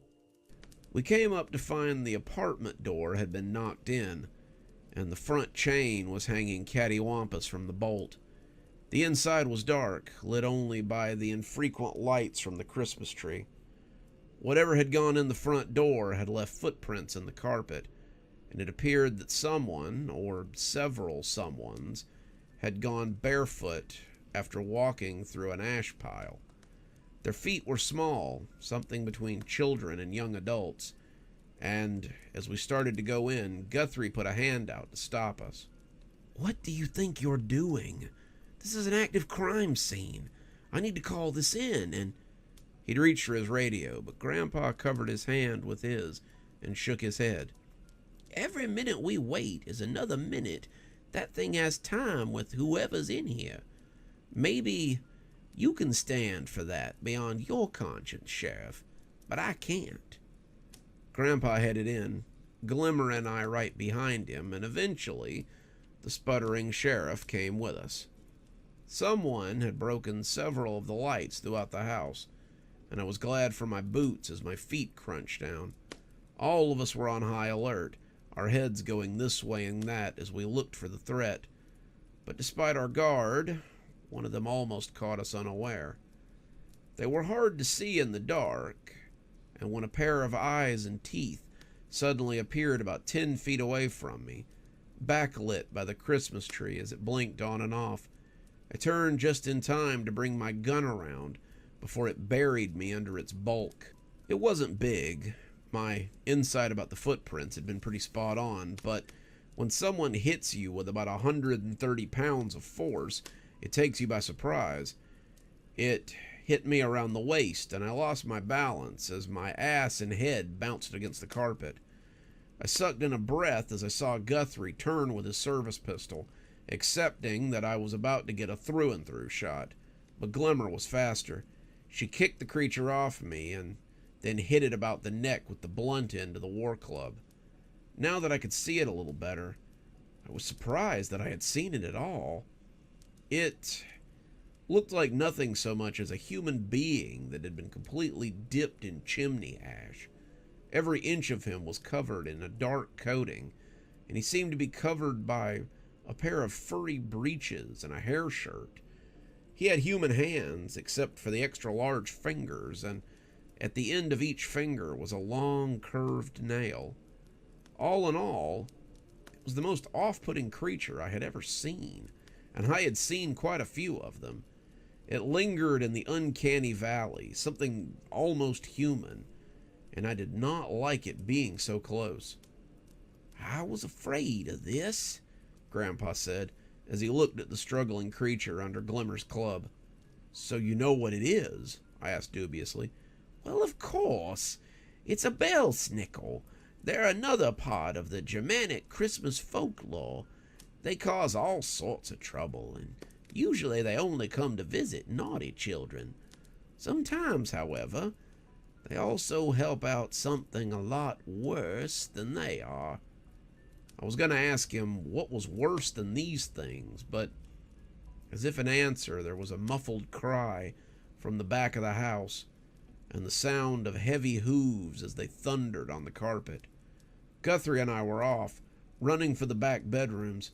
The cries sounded decidedly childlike, and as we rounded a corner, I saw something that would populate my nightmares for a good many years to come.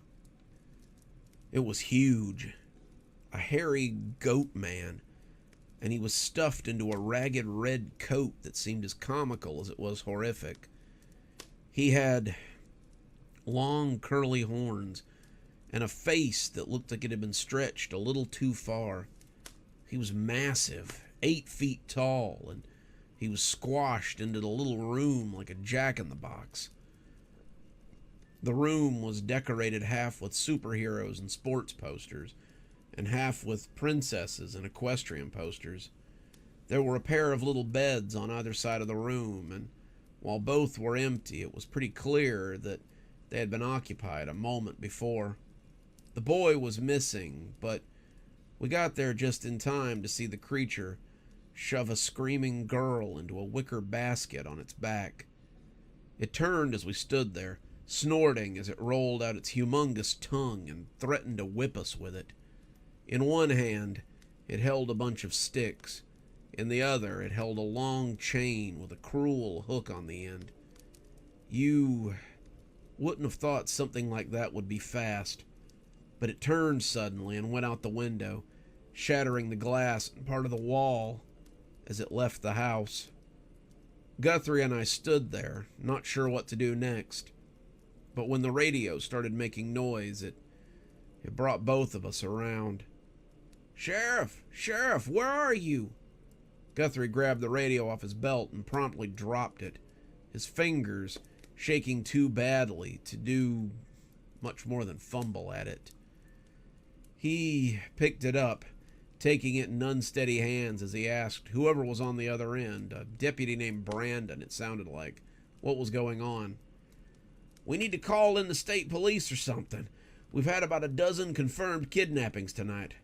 Well, I don't know if they're kidnappings, but there's about a dozen kids that are being reported missing in the last couple of hours." What are the details? Well, can you tell me, Brandon? "Not much. The parents reported a lot of scraping and a lot of noises beforehand, and there's been some property damage to go along with it. There are definitely signs of breaking and entering, but nobody seems to have seen a thing. We need some assistance, Sheriff. We need to call in." Whatever he was about to say was drowned out as a woman began screaming and asking where her children had gone. I was suddenly very glad that Guthrie had decided to come along with us. This would have been a lot harder to explain if it were just Grandpa and Glimmer and I, and we had just come into a person's apartment unannounced. "Rest assured," Guthrie told me, "whenever I get this settled, I'm gonna want some answers." "Sheriff," I told him genuinely, "you and me both."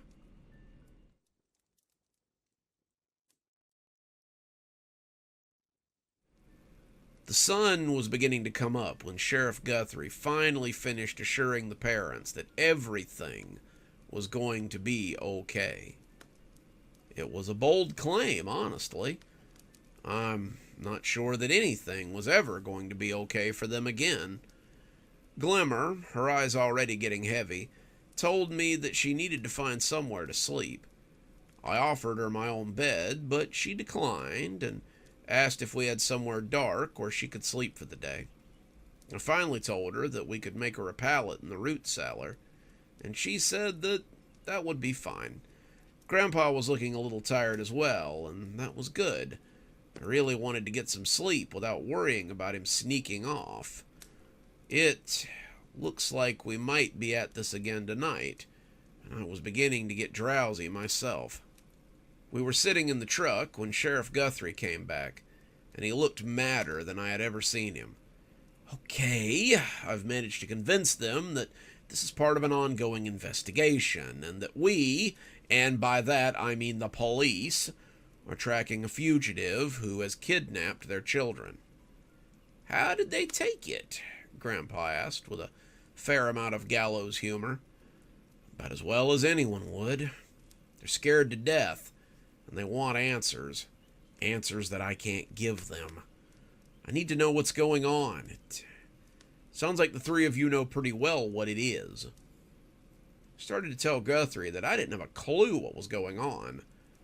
Grandpa patted my arm and gave me a look that let me know he was going to handle this. Sheriff, why don't you come back to our house for breakfast? I'll scramble some eggs and make some bacon and maybe even cook up a couple of flapjacks, and you can sit around and have coffee while I tell you all about it. At least the part of it that I understand. Sheriff Guthrie didn't look happy with that explanation or the invitation, but he nodded and said that he would follow us. We arrived home about an hour later, the snow making it hard to drive at anything approaching a safe speed. I settled Glimmer in the root cellar, assuring her that we would wake her up when we were ready to go again, and returned to the house to the smell of bacon and eggs and pancakes. Grandpa had added a few of those fat little sausages that he liked as well, and I was pretty sure the potatoes sitting next to the cutting board were waiting to be chopped into hash browns. As I set to chopping, Grandpa handed the sheriff a cup of coffee and started explaining. Sheriff Guthrie, how much do you know about different holiday traditions? Sheriff Guthrie took a sip of his coffee and made an appreciative noise before blowing the steam off of it and taking another one. Not much. My family was usually the type for Christmas trees and Santa Claus. I have a cousin who has some kind of tradition with a nun that puts garbage inside of you or something, but I just figured that was a Pentecostal thing. Grandpa chuckled. Well, other countries have different holiday creatures. What we're dealing with is from Germanic folklore. It's called the Krampus. Sheriff Guthrie gave him a stern look over the rim of his coffee cup. You mean that creature from the crappy movie about a decade ago?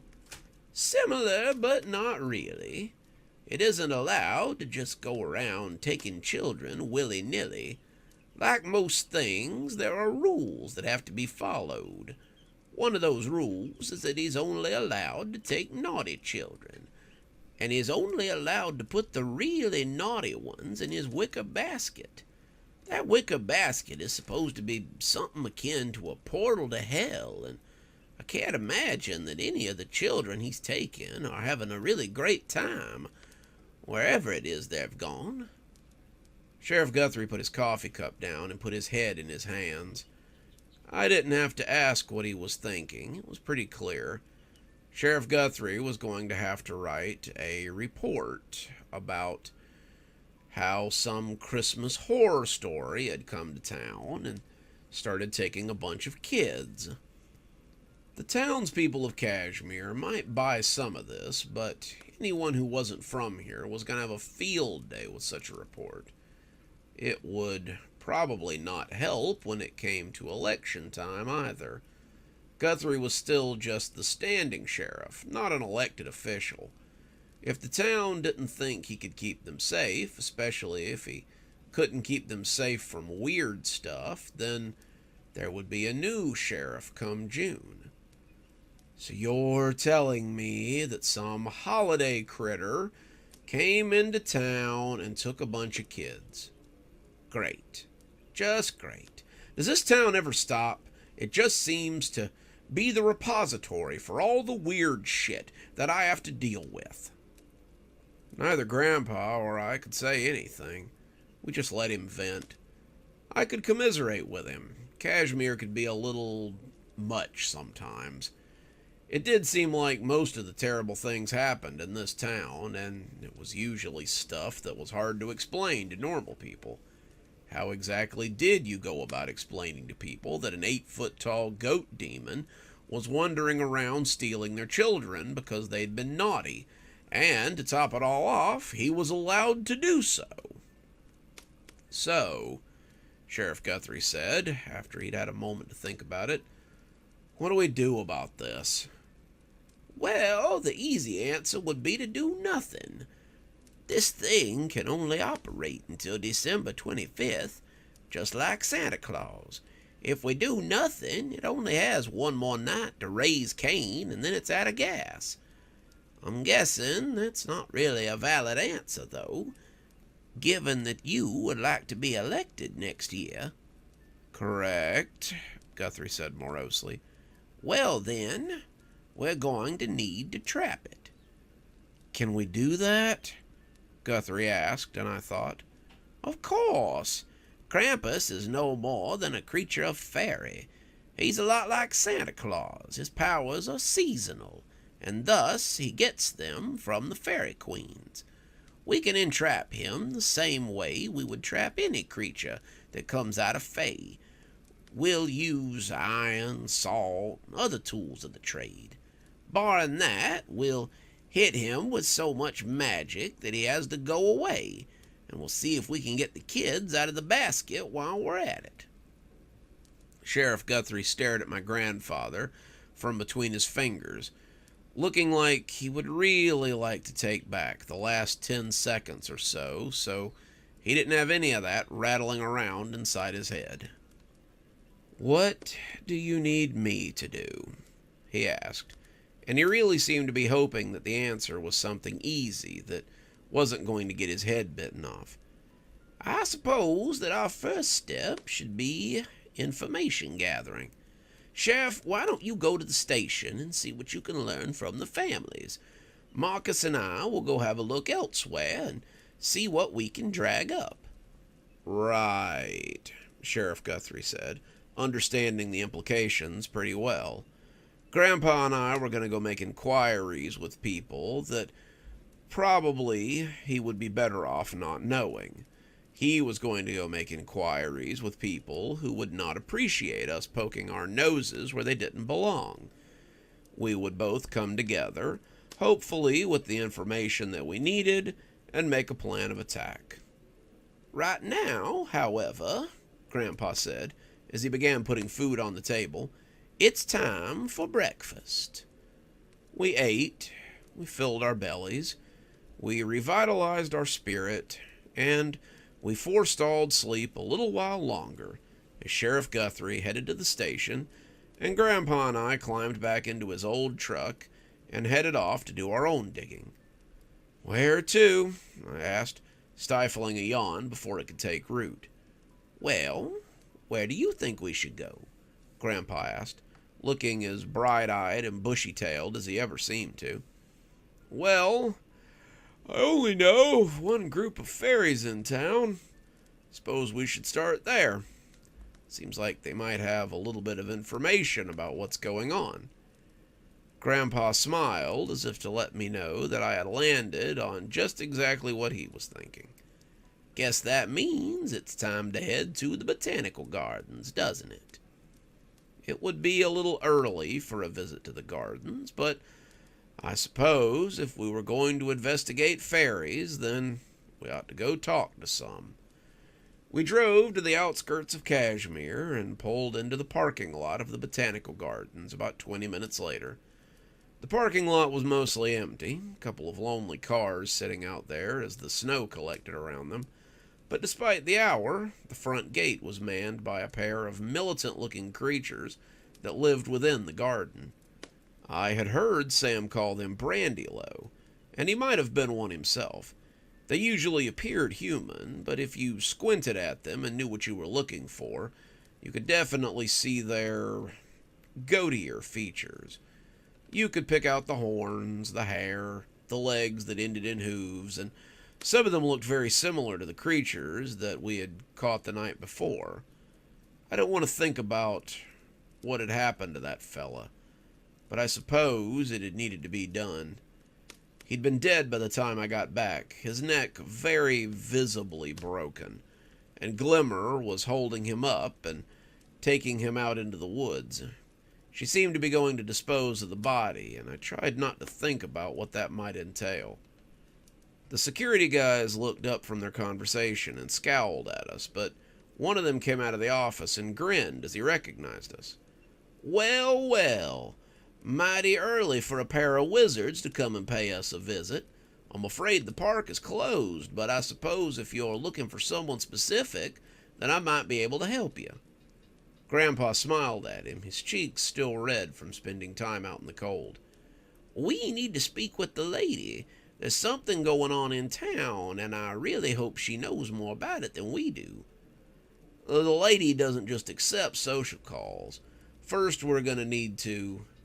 One of them had begun in his typical security guy speech, but the one that had come out to greet us put a hand on his shoulder and gave him a look. "You weren't here when it happened, or else you'd probably show these guys a little more respect. These two were instrumental in defending the park during the War of Winter, and they were here for the Green Man's Trap last year, too. They're good guys, and they're friends of the lady. I'll take you guys back. She's probably in the greenhouse." We crunched along through the botanical gardens, the snow laying thick on the exhibits.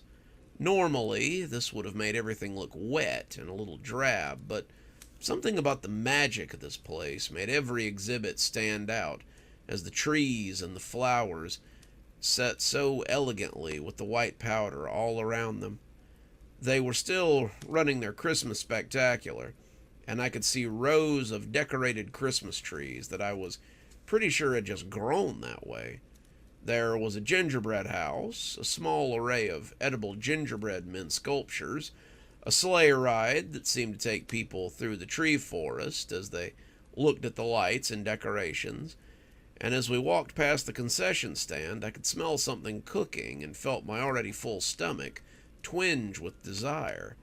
The food inside smelled heavenly, no matter what they were working on, and I wondered if it was that sort of fey food that I had always been warned about.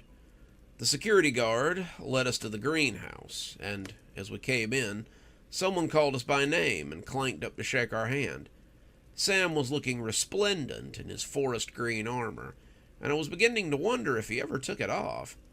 I don't believe I had seen him out of it in quite some time, and as we traded grips, I was pleased to find that he didn't absolutely break my hand. It was good to know that all those push-ups had been paying off. What are a pair of wizards doing in my garden at this time of the morning? This time of year, magi usually come in threes. Grandpa smiled and shook his head. "We are seeking some information from the lady. Is she in?" Sam nodded, and as if her name had summoned her, the lady came striding from the back room in a snow-white gown that made her look eerily ethereal. She looked like the queen of the sugar-plum fairies, but there was something about her that looked almost skeletal. She looked as if she had aged 20 years, and I began to wonder if the changing of the seasons affected her power. When you belong to the summer court, something that Sam said they did, I wondered what sort of negative effects a little snow and blow might have on you. "Always a pleasure to see my friends," the lady said with an inclination of her head. "What brings you here on such a cold morning?" "We seem to be having some trouble with something from your neck of the woods," Grandpa said.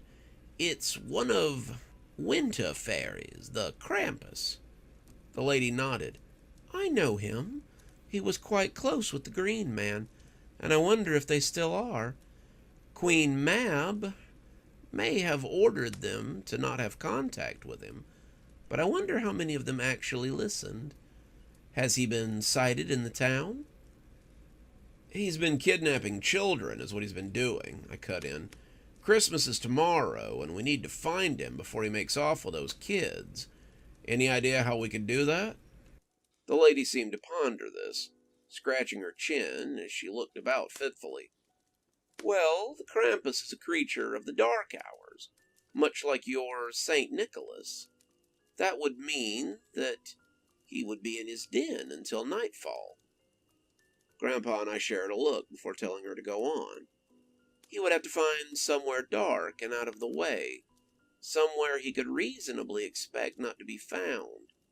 If you find that place before sundown, then I believe you'll find him.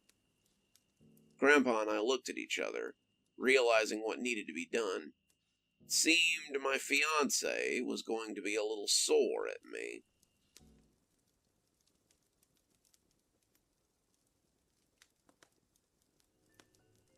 One of these days, one of you needs to learn how to track. It was early afternoon, just after lunchtime, and the four of us were tromping through the woods. Sheriff Guthrie was keeping up the rear, his riot gun in hand as the strap dug into his neck.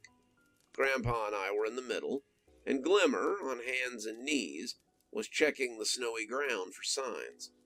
It was hard going. The forest was giving up nothing, the half-frozen snow leaving little behind, as the powder came down to cover the tracks that had been left behind. How hard can it be to follow a huge monster in the woods? Sheriff Guthrie asked. There should be enough tracks to follow this thing to Gatlinburg. Glimmer turned his head and fixed Guthrie with a withering look. If you would like to come and find the tracks instead, be my guest. If not, then be silent and let me look. Glimmer had not wanted to wake up, but with some coaxing, the two of us had managed to get her on her feet and back on the trail. We'd called Sheriff Guthrie on the way to the apartments where we'd seen the creature the night before. The police had put tape around the apartments, and the officer outside the door looked at us with mistrust. Guthrie pulled up not long after that, nodding to the officer as he put the gun across his back and came to join us. So what's the plan? Well, one of our informants tells us that the creature is hiding in the woods somewhere. If we find it before nightfall, then we can trap it so it can't go do anything. Guthrie shook his head. Why do monsters always hide in the woods? Any idea where he is? They have not a clue. That's why they have asked me to help them. Glimmer was checking for tracks, looking for signs, and seemed to be a little confused as to where to start. Confused isn't exactly the right word. Glimmer was just not quite certain where one trail began and the other left off. This was no bear, no deer to be hunted for sport. This was a dangerous creature, and it had to be back-trailed very carefully. Glimmer finally pointed into the woods, and we set off as quickly as we could. In the winter woods, it's a very different place than it is in spring or summer in Appalachia. A thick coating of snow lay across everything, and the woods were so quiet you could almost believe you were being stalked at any given time. We went noisily through the snow, our own footsteps echoing through the quiet reprieve, and as Glimmer led us to our destination, Guthrie began asking questions. He had seemed to be holding himself back until he felt we were solidly on some kind of trail. But now that it seemed we might actually find what we were looking for, he was bursting with a need to know. What are we going to do once we find this thing? Well, Grandpa put in, my grandson and I are going to try to seal it in so it can't get out. It only has another day or so to go, and after that it's out of gas. While we do that, you and Glimmer are going to hold off its helpers. What sort of helpers? More of those dog things? Grandpa shook his head. No, these are likely to be a little more human-shaped. They're called bell snickles, and they aid the Krampus when he goes out looking for naughty children." The sheriff nodded, but his eyes clearly told us that what we had said didn't make a lick of sense. "Why is he here? I don't think our kids have been any badder than usual." "I've wondered that myself," Grandpa said. "Do you remember what our contacts told us about the Winter Court?" I nodded. "Yeah, seems weird they can't keep their own people on a leash." "That's just it. They do. Most of the holiday iconography falls squarely in the pocket of the Winter Court. Holiday entities like that have rules, things they can and can't do. But Krampus just showing up to harass our children is not in his usual playbook. He's allowed to come and take naughty children. He's allowed to drag them all the way to hell, in fact, but he's not supposed to be able to mess with just anybody. Santa Claus isn't allowed to just pass out presents as he feels. There would be a lot of questions if some random kid got an expensive game console, no matter how good he had been that year. He's allowed to pass out gifts, but he's not allowed to create a lot of stir. Like I said, there's rules, and they're not supposed to be able to break those rules. That tells me that either the Krampus has some bad information about our kids, or they've been worse than we thought." Guthrie started to ask more questions, but Glimmer held up a hand for silence. She moved some snow aside, really looking at the ground before calling us forward and pointing. There in the frozen mud was a perfect hoof print, and Glimmer pointed towards more, a thick collection of spruces standing in the way. "The clearest one I've seen all day. He's up ahead." We pushed through the dense clump of spruces and found what we were looking for. It wasn't really a cave, not in the general sense. It was more like a hole that had been dug out like a mouth. The inside was dark, and I could see the hoof prints approaching it through the slightly melted snow around the entrance. There's no way he came in through there. "You don't think so?" Grandpa asked. Looking at the entrance, the creature I saw yesterday would have barely fit between the spruces that we had pushed through. I didn't see any way that something that big would have fit into a cave. Grandpa put a hand on the wall, and I saw that I might have been wrong. There were long drag marks along the wall of the tunnel, and it looked as if something had snagged some of its fur in the crevice as it pushed its way into the opening. The more I looked, the more I could see ragged fibers also hanging from the entrance, and they looked exactly like the old coat that I had seen the creature wearing. Think about it. He can fit down a chimney and maybe even press himself under a door. Do you think a little thing like a cave is going to stop him? I started to say something, but I shut up as a stick broke audibly to the left of us. Something was moving through the woods, and as I turned my head, I caught movement as they passed through the trees. There were a few of them, 4 or 5, and I realized we were being stalked a moment before they cut out of sight again. "Glimmer, you and the sheriff stay here and watch our backs. Marcus and I are going to see what we can see down in the caves."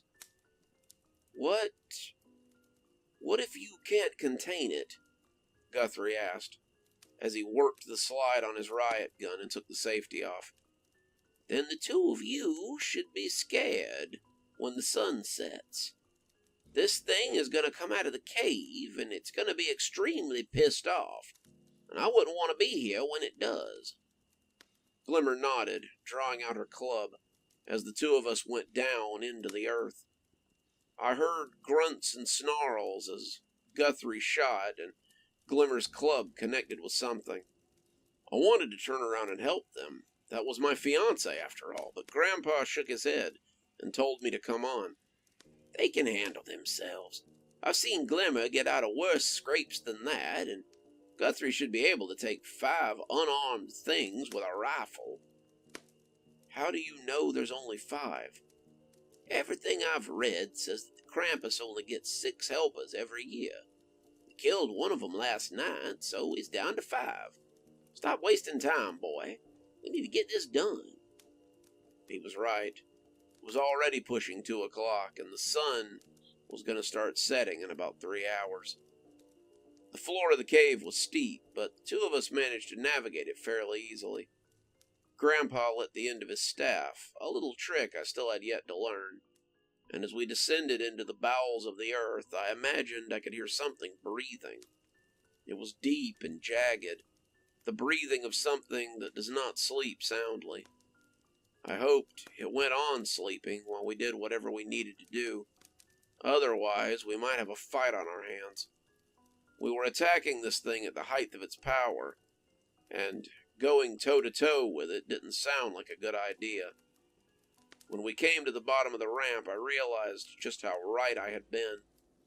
The Krampus was nearly 8 feet tall, and he was about half as wide. He was leaning up against the wall, his chest rising and falling as he slept. He'd set his basket aside, the huge wicker construct that looked like it would give you splinters if you tried to touch it. Grandpa poked at it with a stick and reported that it was a lot lighter than it looked. I hoped so, because it looked like a couple of steel drums wrapped in ragged limbs from here, and I imagined it was probably pretty full. "Take that to the mouth of the cave, and I'll get started in here," Grandpa said. I picked it up, and sure enough, I got a couple of splinters just by touching it. It wasn't as heavy as I'd believed, but I thought maybe I could hear very low and very distant weeping coming from inside it. Surely there weren't 12 kids stuffed into this thing. It was big, but it's like you might could fit a handful of toddlers at best in there. The creature was magical, however, so I supposed anything was possible. I took it back to the start of the ramp, and when I turned back, I could see that Grandpa had already begun. He had encircled the Krampus in salt. It wasn't the dainty, fine-grained salt that we used at dinner either. It was thick clumps, the kind you usually saw in kosher salt, and he had broken open about 3 containers as he coated the floor around the creature.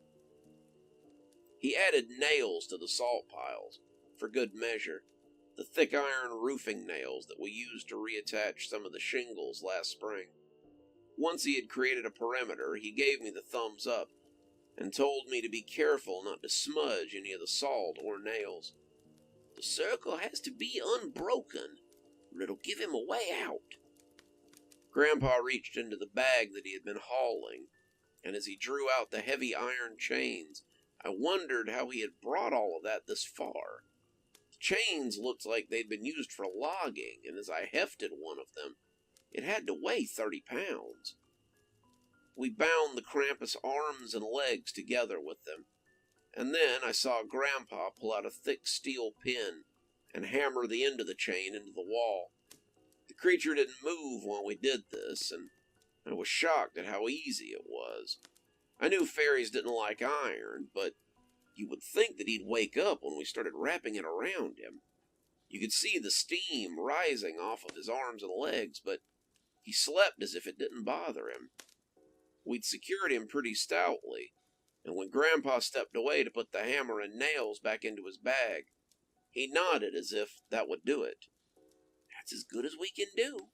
We could use magic on him, but it might dissipate after sunset." "That's gotta be hurting him. Why is he just sitting there?" "During the daytime, the Krampus sleeps somewhere between here and Fairy. He's not fully here, but he's not fully there either. It means that while he's asleep, no one can hurt him, which is good because he usually hibernates from spring until winter. Most of the Christmas icons do. They store their energy like squirrels keeping nuts. That way, they can be more effective during the season." "You learned all of this in books that you're keeping in your bedroom?" Grandpa smiled and tapped the side of his head. "Throwing around lightning bolts is cool and all, but knowledge, boy, is power." Grandpa said we better get moving, but just as we were starting to leave, I heard the chains clink, and something let out a deep and not altogether healthy roar. I looked back and guessed that we had been at this a little too long, or sunset had started happening a little bit earlier than expected. The Krampus's red eyes were glaring at us, and it was howling in pain as the chains bit into its arms. It was groaning and thrashing at his bonds, and I looked at Grandpa questioningly, wondering if they would hold. As the first one came ripping out of the wall, I didn't think it was going to be all that long before it was back up to its old tricks again. It seemed we might be in for a fight after all.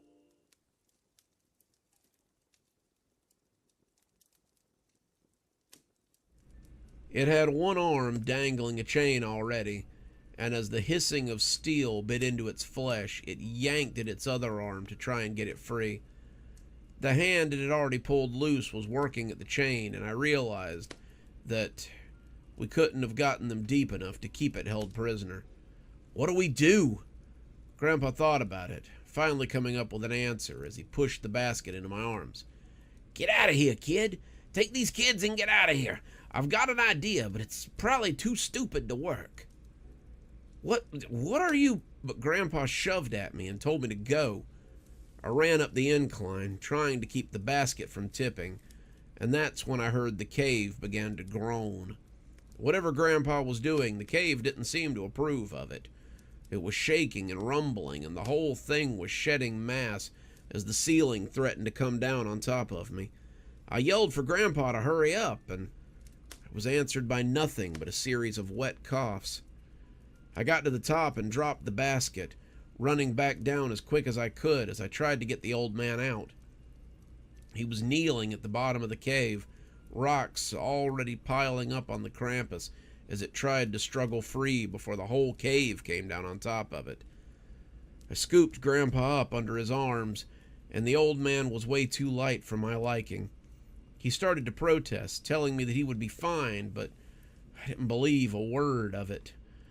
I dragged him out of the cave, and the whole thing threatened to come down on top of us as we went, the rocks finally falling to seal us in. I threw up a shield and tried to push them out of the way. I cared very deeply for the people of Kashmir, but I was not about to get entombed with this creature in order to save them. Grandpa was still coughing, still telling me that he would be fine, but as daylight came up ahead, I saw the entrance beginning to come down. Without thinking, I extended my hand and pushed out the biggest gout of flame I had ever summoned. It flew out like a blowtorch, melting the rocks and hopefully not melting any of my friends that had been standing close to it. The rocks oozed and burnt, the heat making my boots a little runny. I kept running, kept pushing. When we finally came into the daylight, I heard the cave give a tremendous groan and collapse in on itself. The ground shook, and we had to go a little further to get out of the sinkhole that we had created. Guthrie had the basket, being smart enough to pick it up when I had thrown it out into the daylight. And the four of us left the clearing as the ground heaved and everything collapsed in on itself. We had run about a quarter of a mile before we all stopped, everyone but Glimmer panting as we doubled over on the ground. Grandpa was still coughing, but there was definitely laughter mixed in with that grating, wet sound. I'd say, he said, before being racked by another cough, that cave-in should be enough to hold him. I think we might have done it, everybody. I think the children might be safe. Speaking of the kids, Guthrie said as he put the basket down, how do we get them out of this? Grandpa shook his head. How do you get anything out of a basket, kid? Just turn it upside down. Guthrie looked confused before taking the basket and flipping it over. Like some kind of magic trick, pajama-clad children started falling out of it. I'd expected over a dozen, but we had closer to 20 before all was said and done. I suppose maybe some of them had been touted up as runaways, but as the last of them came to a stop in the snow, It was closer to 30 than a dozen. They all looked confused and filthy, clinging to Guthrie as if he would save them. I supposed he had saved them. We all had. And Guthrie tried to organize them as he led them back to town. How do I explain to my supervisor where I got all these kids from? Tell them the truth, Grandpa said with a wink. Tell them you trailed your suspect into the woods, found they were keeping the kids, but there was a cave-in somehow, and your suspect is now trapped underground.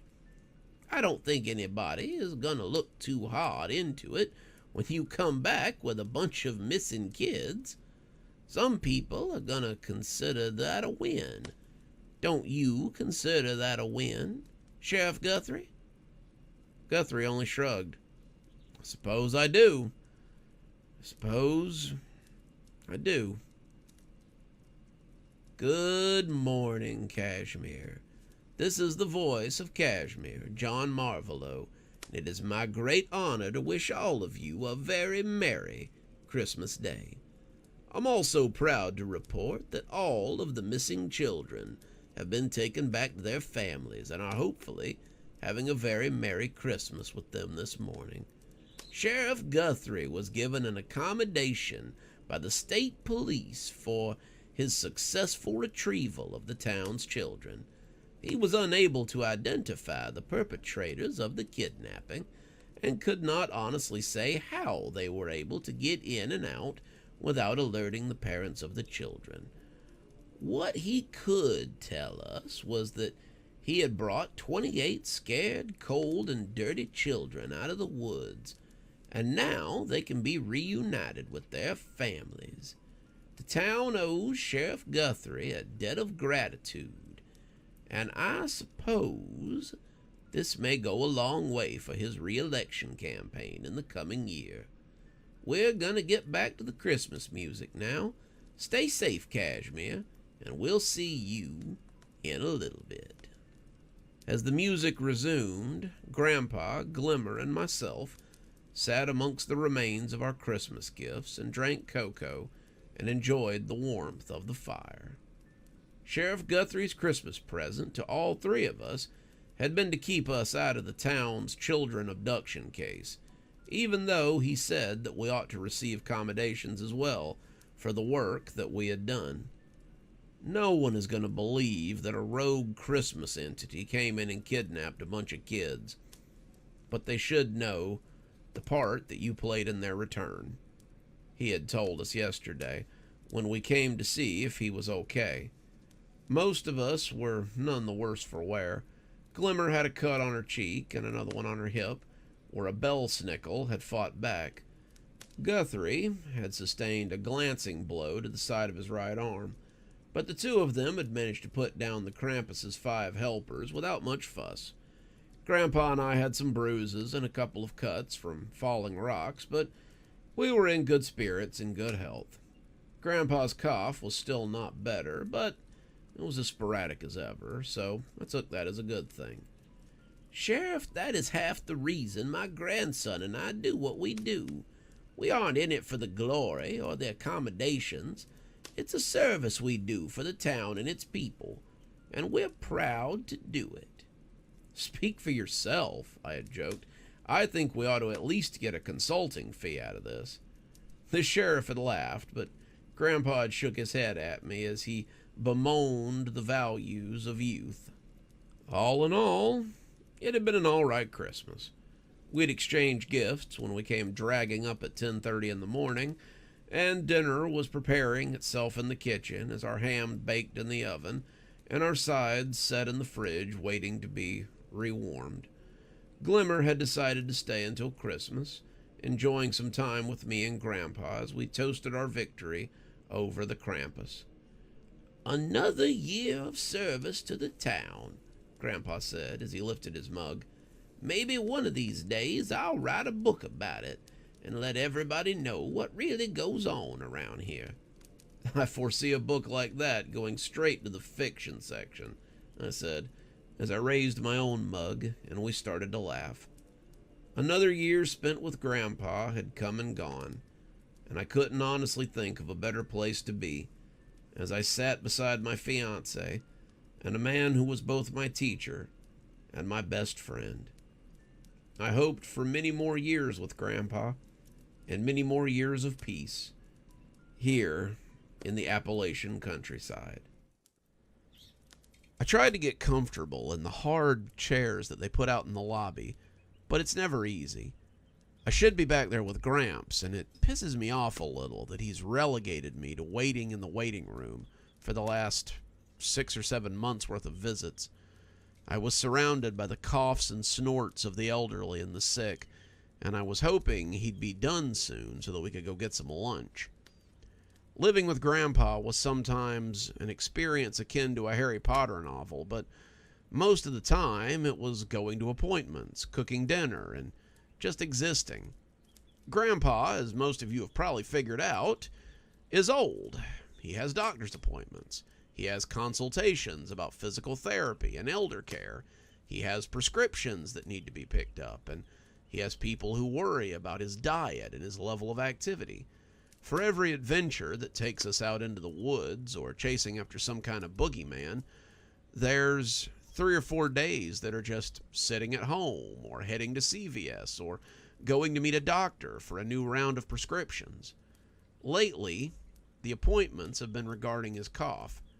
Grandpa's been on the verge of pneumonia for about 8 months, a condition that hasn't been helped along by the fact that he's been walking through the night air and trudging through the snow because of some threat that's reared its ugly head. He takes 3 breathing treatments a day, and he's on multiple steroids, but there isn't a lot that they can do for him. At the end of the day, they're mostly just waiting to see how much this treatment will extend his quality of life. The chair creaked as I tried to get comfortable, and an older lady gave me a dirty look that she probably reserved for kids who just couldn't sit still.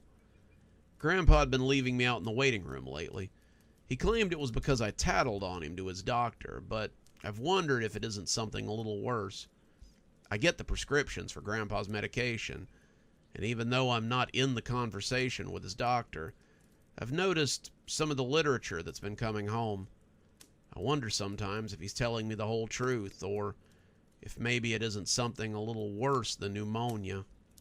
I can't imagine that Grandpa would lie to me, but he's gotten so cagey lately that there's really no telling.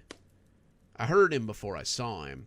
He was talking to someone as he came up the hallway, his voice muffled by the closed doors that separated the front from the back. And as he came out, he was wishing someone a good day and telling her he hoped her mom got to feeling better. His cane bumped on the floor as he walked, something else his doctor had been very insistent about, and he smiled as he saw me and asked if I was ready to go. "Unless you'd like to sit there and hold that chair down a little longer," he said with a laugh. "By all means, if you're done being a charmer, I think it's time we hit the road." We climbed into Grandpa's old truck, and as a coughing spell hit him, I quickly ran around to the other side to stop him from falling. Sometimes the coughing fits got so bad that Grandpa would fall off his chair or take a tumble down the stairs. The cane helped, but since it was across his legs, it wasn't going to be a lot of good. It would just give him one more thing to fall on when he finally came tipping off the truck seat. I'm fine," he insisted between coughs. It's gonna take a lot more than a little cold to do anything to me." I scoffed. "A little cold? Grandpa, you've had that little cold for almost a year." "Clearly it likes my company more than you do," he joked as I closed the door and got behind the wheel. "So, what did the doctor say this time?" Grandpa didn't say anything at first. He just stared out the window as he watched the street lights slip by. It was the middle of the day, so he couldn't have seen their illumination, but their concrete exteriors were more than enough to give him something to look at. I wondered what he was seeing out there. Maybe he was thinking about the way the town used to be, or maybe he was trying to commit it all to memory so he could remember it this way. You just never knew, Grandpa. I didn't think he was going to answer me at first. I thought he was just going to go right on looking out the window. So when he responded, it almost startled me into missing a stop sign. Oh, just the usual stuff. He needed to make sure I kept up my breathing treatment. I need to take my steroids and make sure that I'm taking it easy. The usual stuff that old quack talks about. That's all? Grandpa turned to look at me a little distrustfully. Well, of course, boy. What else could he be talking about? I felt my fingers tighten on the steering wheel as I tried not to yell at my grandfather. I don't know. Maybe that the pneumonia has progressed, or that it's something a little worse than that. Maybe that you need to take it easy and slow down a little more and stop chasing slobbering monsters through the woods. Grandpa made a dismissive noise. He flapped a hand at me. Nonsense. It's the same old cough. It's always been. I'd tell you if it wasn't. He said things like that, but I just wasn't really sure I believed him. Look, Gramps, at your age, I really need to know if something's going on. I don't want you to collapse or have a seizure or something and me not know what it is. I'm supposed to be taking care of you, and I need to know that you're okay. More silence, the weight of which threatened to crush me. And just as I thought that he would go on ignoring me, he coughed and looked up from the window. I've been sicker than this, boy. I'm sure I'll be sicker again. That's not the point, Gramps, and you know it. I was sicker than this when I bagged the biggest wolf I'd ever seen. Did I tell you about that? This isn't the time for one of your stories. I need to know what's going on. It was 1973. If you know anything about that year, you know it was the middle of one of the baddest blizzards this region has ever seen. I started to protest, but he just rode over the top of me. I finally just looked at the road and let him talk, already seeing that whatever was wrong, he didn't want to talk about it. We had been snowed in for about a week, and the food was starting to run thin.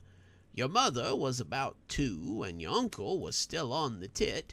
Your grandmother had been working on this giant pot of soup that she'd been adding a little to here and a little to there, and the meat had run out the day before. She was down to mixing whatever was in the cabinet, and I decided that it was time to do something about it. So I grabbed up my rifle and my game bag and what little food we could spare and told her I was going hunting.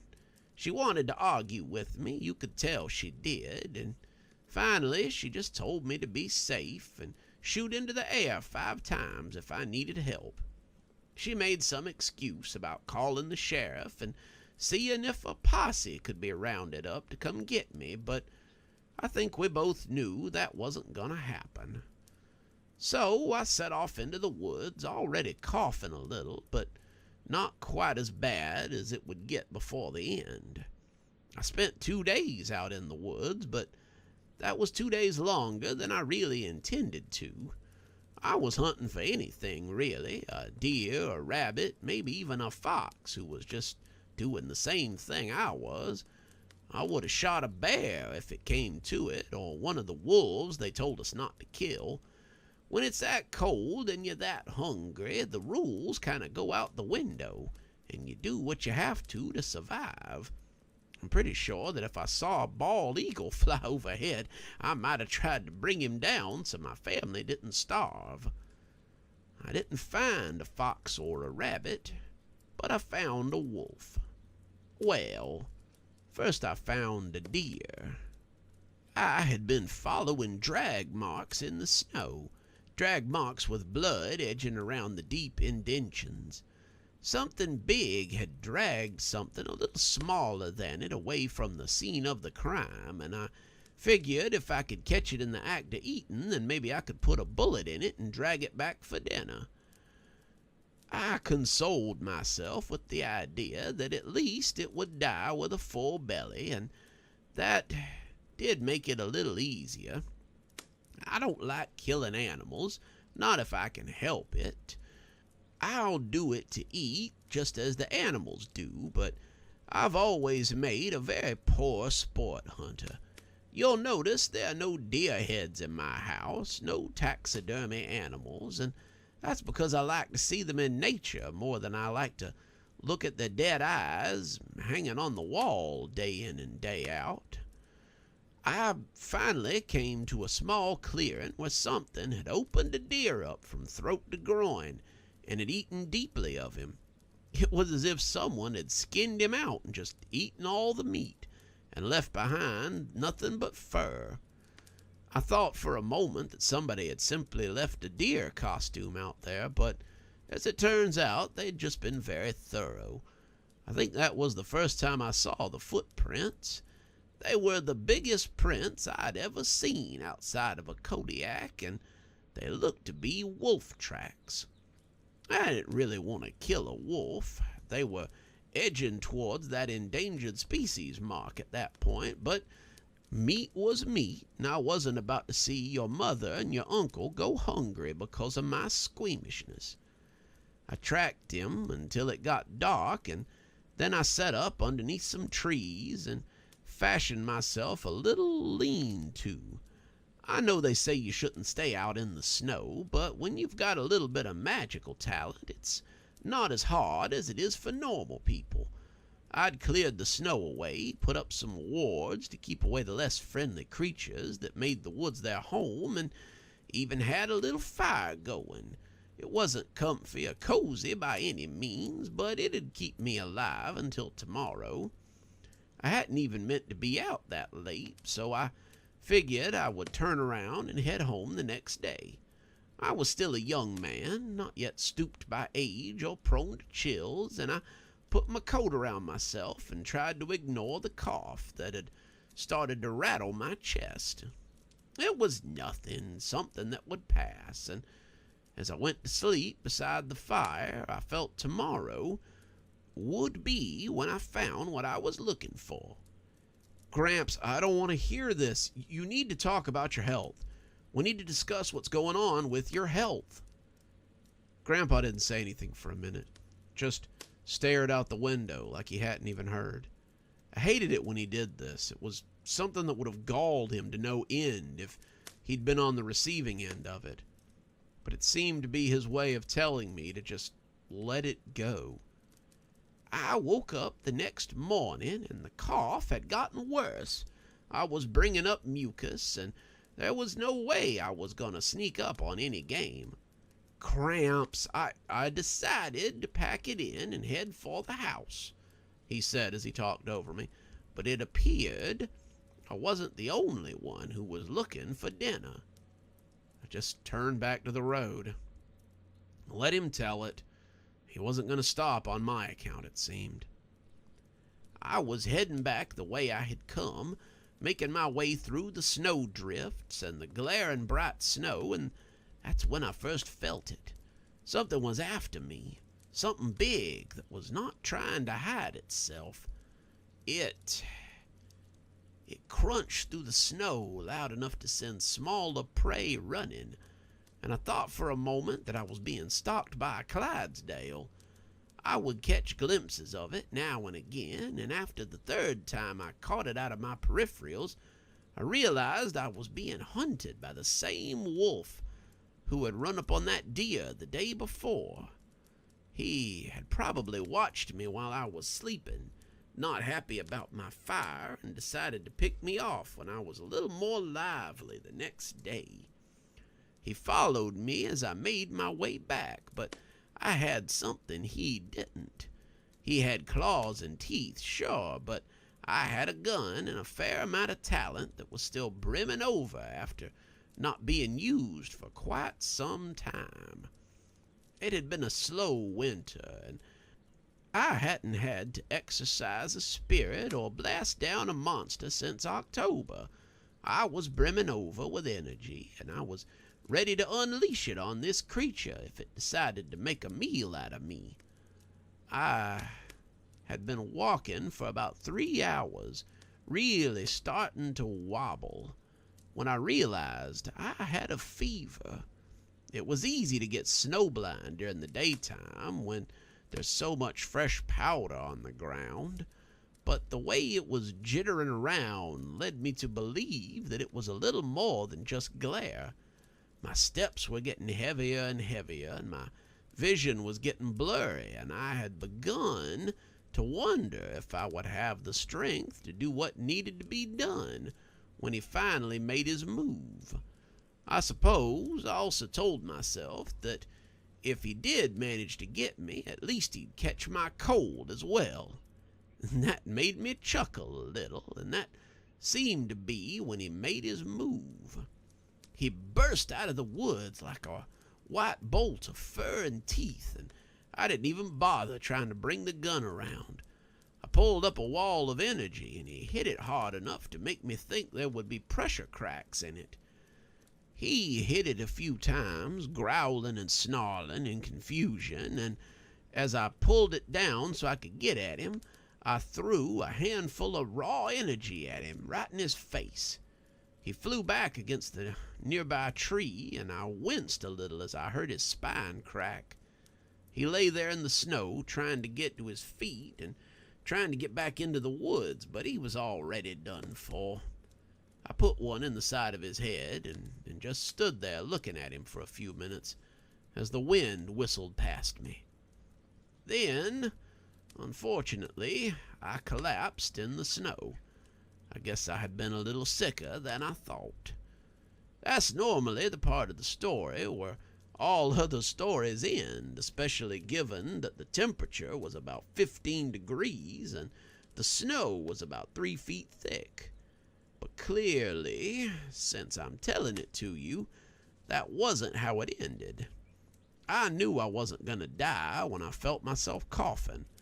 It wasn't quite as bad as the one I'd been nursing for the last year and a half, but it was a lot thicker and a lot more violent.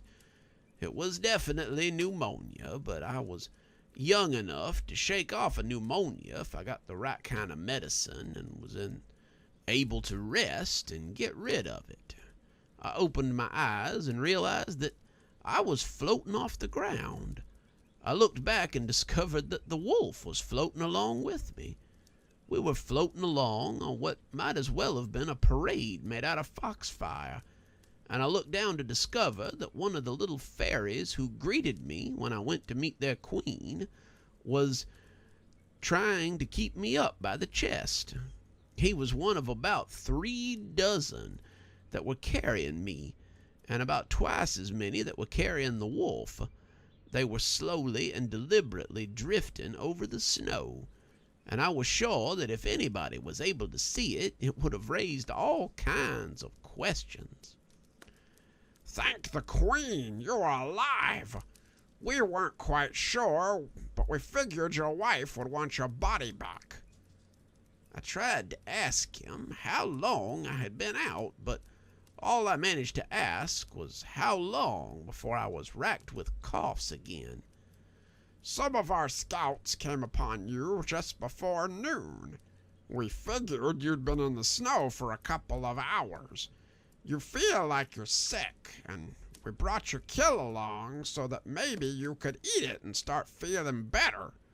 That's what big people do, after all. They come into the woods and kill something, and then they drag it out and eat it. Why are you carrying me out of the woods? Well, that's easy. You're a friend of the fairies. If we find you in distress, it's our job to help you. Didn't the Queen explain it to you? That had been quite a few years before all of this, and I decided that maybe I had forgotten some of the details. The fairies brought me to the front yard and set the wolf down next to the porch. The little fairy knight threw a salute and told me that if I ever needed them again, to just call out to them. I didn't have to fall down in the snow to get their attention if that was what I was doing. Then they left, and I dragged myself inside so that the wife could help me get the wolf onto the porch. Your grandmother ended up skinning and preparing it herself because as soon as I got the thing up the stairs, I collapsed and slept for what she said was 3 days. The doctor came and saw me and gave me some antibiotics, and I managed to come out all right. It wasn't the worst winter I've ever had. I've definitely told you about the worst ones, but it was definitely the sickest that I recall being, and I'm not in any great hurry to repeat it. I waited until I was sure that he was done before I tried to pick up our conversation again. If you aren't in a big hurry to repeat it, then why won't you let me help you? Because I have so little control in my life these days, boy. Most days I can barely control how long I can hold my water or whether or not I can make it to the living room. My health is something I still have control over, and I want to go on a little bit longer. Don't worry, when I can no longer control it, I'll be glad to let you help me. Until that day comes, let me worry about me. He coughed then, a loud, racking cough that I tried not to notice, and when we pulled up to the house, I opened his door and helped him get out. He didn't fight me on it, and he planted his stick as he walked up the front steps on his own 2 legs. I knew there was something going on with Grandpa, something he didn't want me to know about, but I hoped that when the time came, he would finally share it with me, so I could stop worrying about the old man and his silly cough. Gotta say, son, those were some fine victuals. We had just finished what amounted to Sunday dinner, and I'd been working on a pot roast recipe that my mom had sent over. She had learned it from Grandma, and it was apparently one of Grandpa's favorite dishes. We usually tried to do a decent spread for Sunday dinner, but lately it had been me doing most of the cooking. Grandpa had been doing his best lately, but he'd been slowing down a lot. He just hadn't been as active as usual, and I couldn't blame it all on the cough, as I usually did. He just seemed less full of life, less vibrant, and it was definitely worrisome. I was collecting up the leftovers and scraping out the scraps when Grandpa perked up enough to remind me of his usual routine. Don't forget to dump those scraps at the edge of the woods. Grandpa, I thought we were going to start putting more into the compost. Well, yeah, but the dinner scraps always go along the tree line. That's how we've always done it. True, but this year's crop might need a little more protein, so don't you think we should start getting ready? Trust me, boy, you're gonna want to dump those scraps right on the edge of the woods. Oh yeah? Is some kind of forest god gonna come out and eat my pot roast? Is he gonna say I put too much cilantro in it as well? Grandpa laughed as he patted his stomach. I was just funning at you, boy. It was definitely just what the doctor ordered.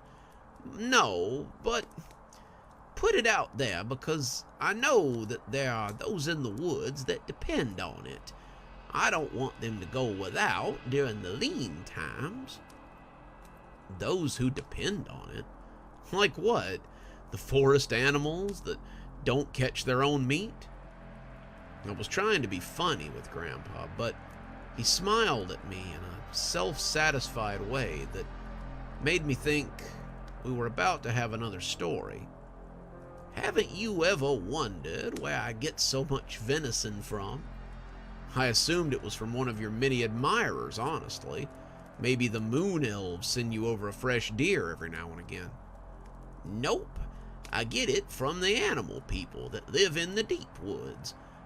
Much like the fairies who take my glass bottles, the animal people come and get our scraps, and then they leave us little gifts when they can afford to do so.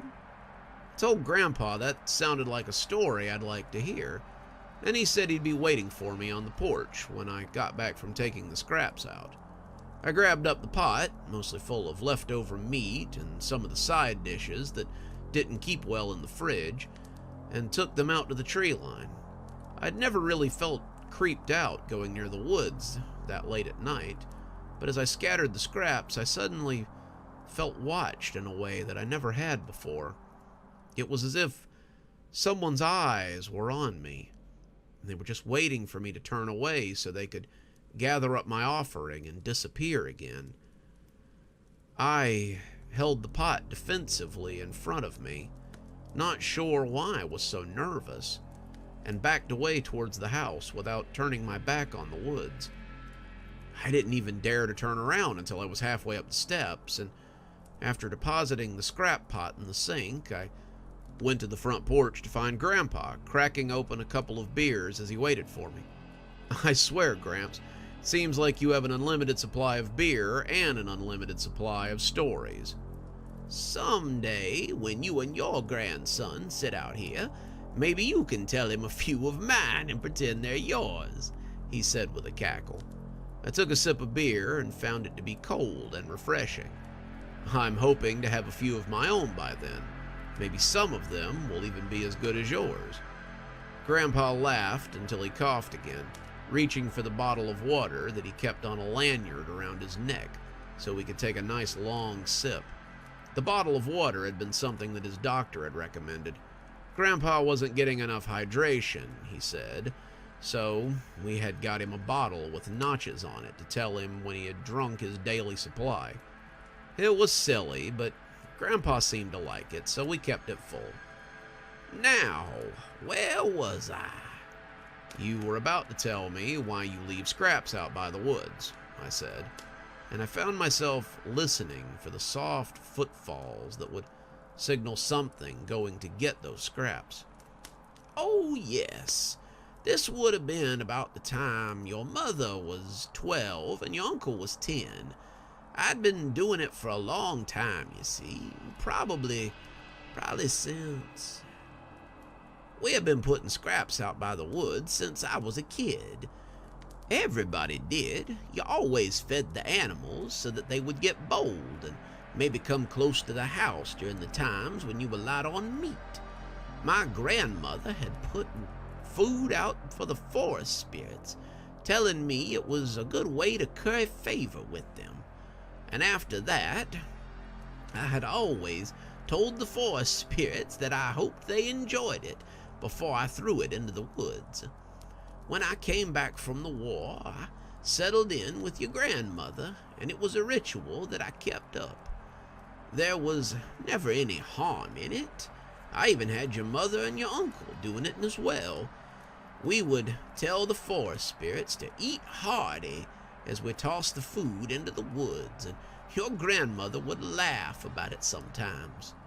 You are a superstitious old goat, she would tell me as she kissed me on the forehead. Well, one year we were in the middle of a bad famine and drought.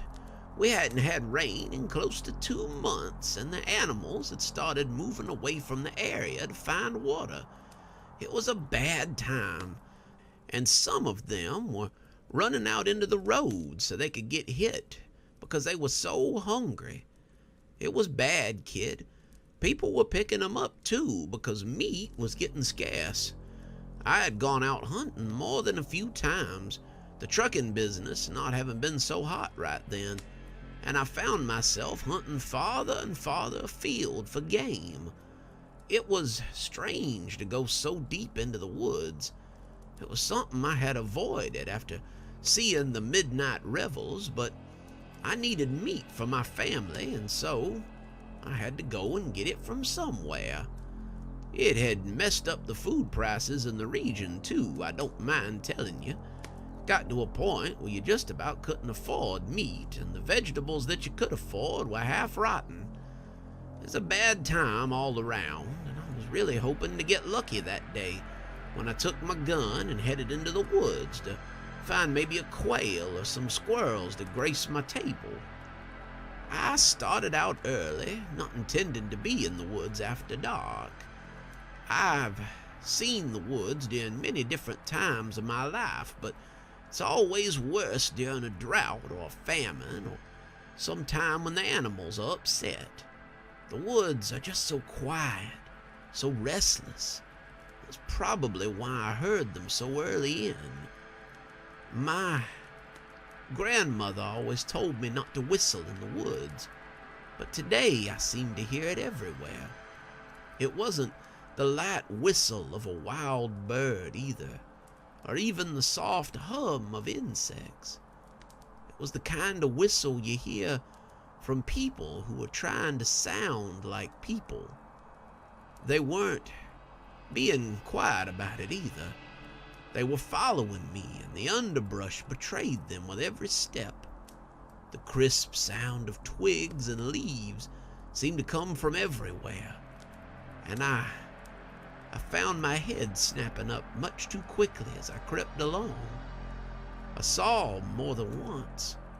I saw a coyote slide past as it disappeared behind a tree. I saw a deer slink out of sight as it came down on a stick. I saw a wolf with 2 long legs as it made its deliberate way along the tree line. They were all animals, but they were wrong. Their legs were too long, their heads oddly shaped, and they looked more like a kid's version of an animal than anything. I felt my teeth chatter together as I went, the maybe pack of animals creeping along behind me, and when I heard a stick break in front of me, I turned with my gun out before I could think better of it. I saw a deer for a split second, a half-grown buck with velvet on his antlers, and as the gun went off, he dropped in surprise. I think they had been tracking him too, and when he ran into me, he was as surprised as I was. I was shaking as I bent down to check on him, and when I heard something snap behind me, I spun and found a whole pack of them. Deer, wolves, big cats, a bear, and even some oddly shaped birds were looking at me from behind the veil of woodland. They had smelled my kill, and they were curious. And as I turned to run, my feet tangled under the deer, and I fell on my butt. I threw up a shield as I fell, and trying to get something between me and them. And it appeared an instant before one of the wolves stepped forward. I saw the big thing sniff, heard the air pull into his nostrils, and when he turned and said something to the others, I was white with fear. I don't mean he grunted or he made sounds. He spoke as sure as you and I. Wait, he pays his way with meat. We respect his sacrifice. He took another step closer, sniffing as if the shield were little more than an irritation, and nodded as he waved a paw behind him. The others disappeared then, and the old wolf bowed a little as he nodded to the deer. Take your prize and thank you for the gifts of meat. When he turned to go, I couldn't help myself. I asked what he meant. I had never seen them, and I didn't understand what he was talking about. You and your pups have scattered meat for us, and your people have scattered meat for us in years past, and we respect your offerings. We do not hunt for those who leave gifts, and we are sorry for scaring you. Travel safely, friend, and know that you are safe here. Then he left, and when I got control of my breathing, I grabbed the deer and left too.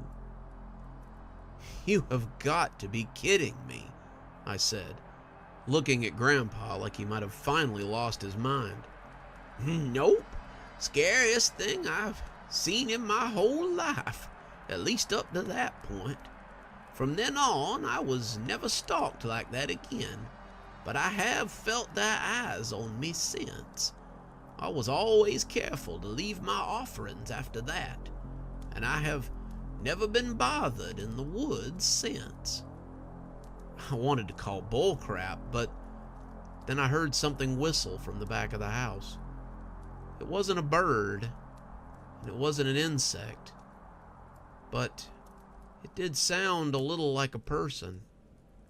I decided to take my time finishing my beer before I got a start on those dishes.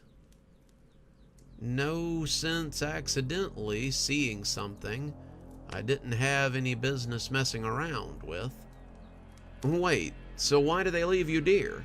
I asked, after a few seconds, remembering what he had said earlier. Oh, I helped them after a fire once. It was another bad time, actually.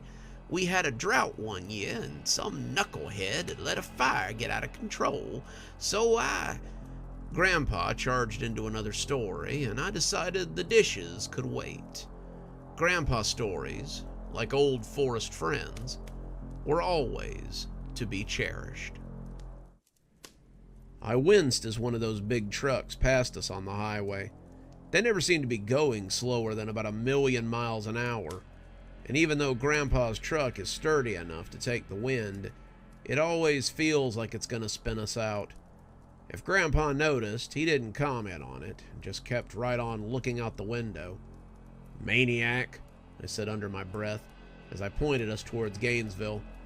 Grandpa had an appointment with a specialist today, somebody that his regular doctor had suggested.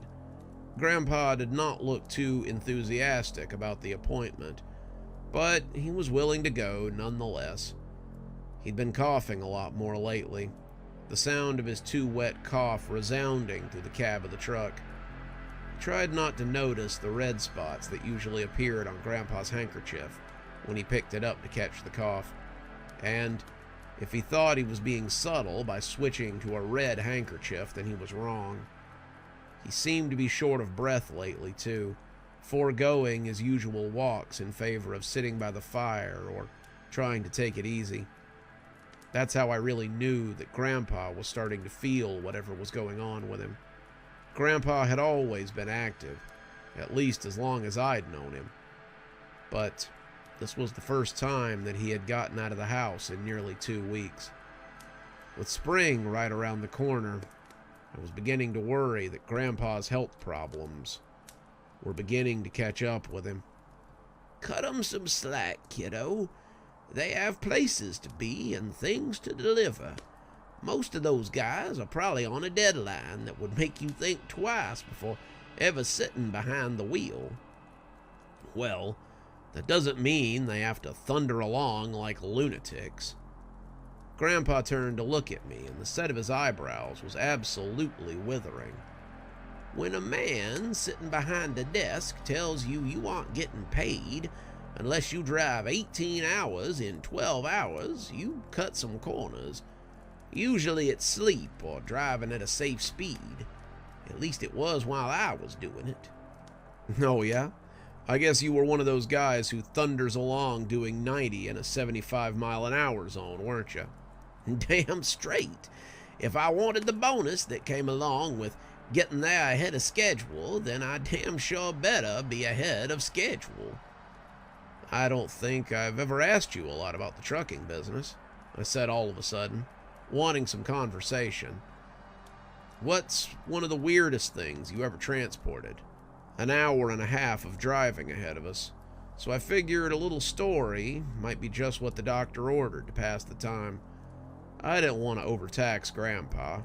I had the heater on, and he still sounded a little wheezy, but I also wanted to keep him talking. Stories were something that he always enjoyed, and despite his health, I still wanted him to enjoy himself.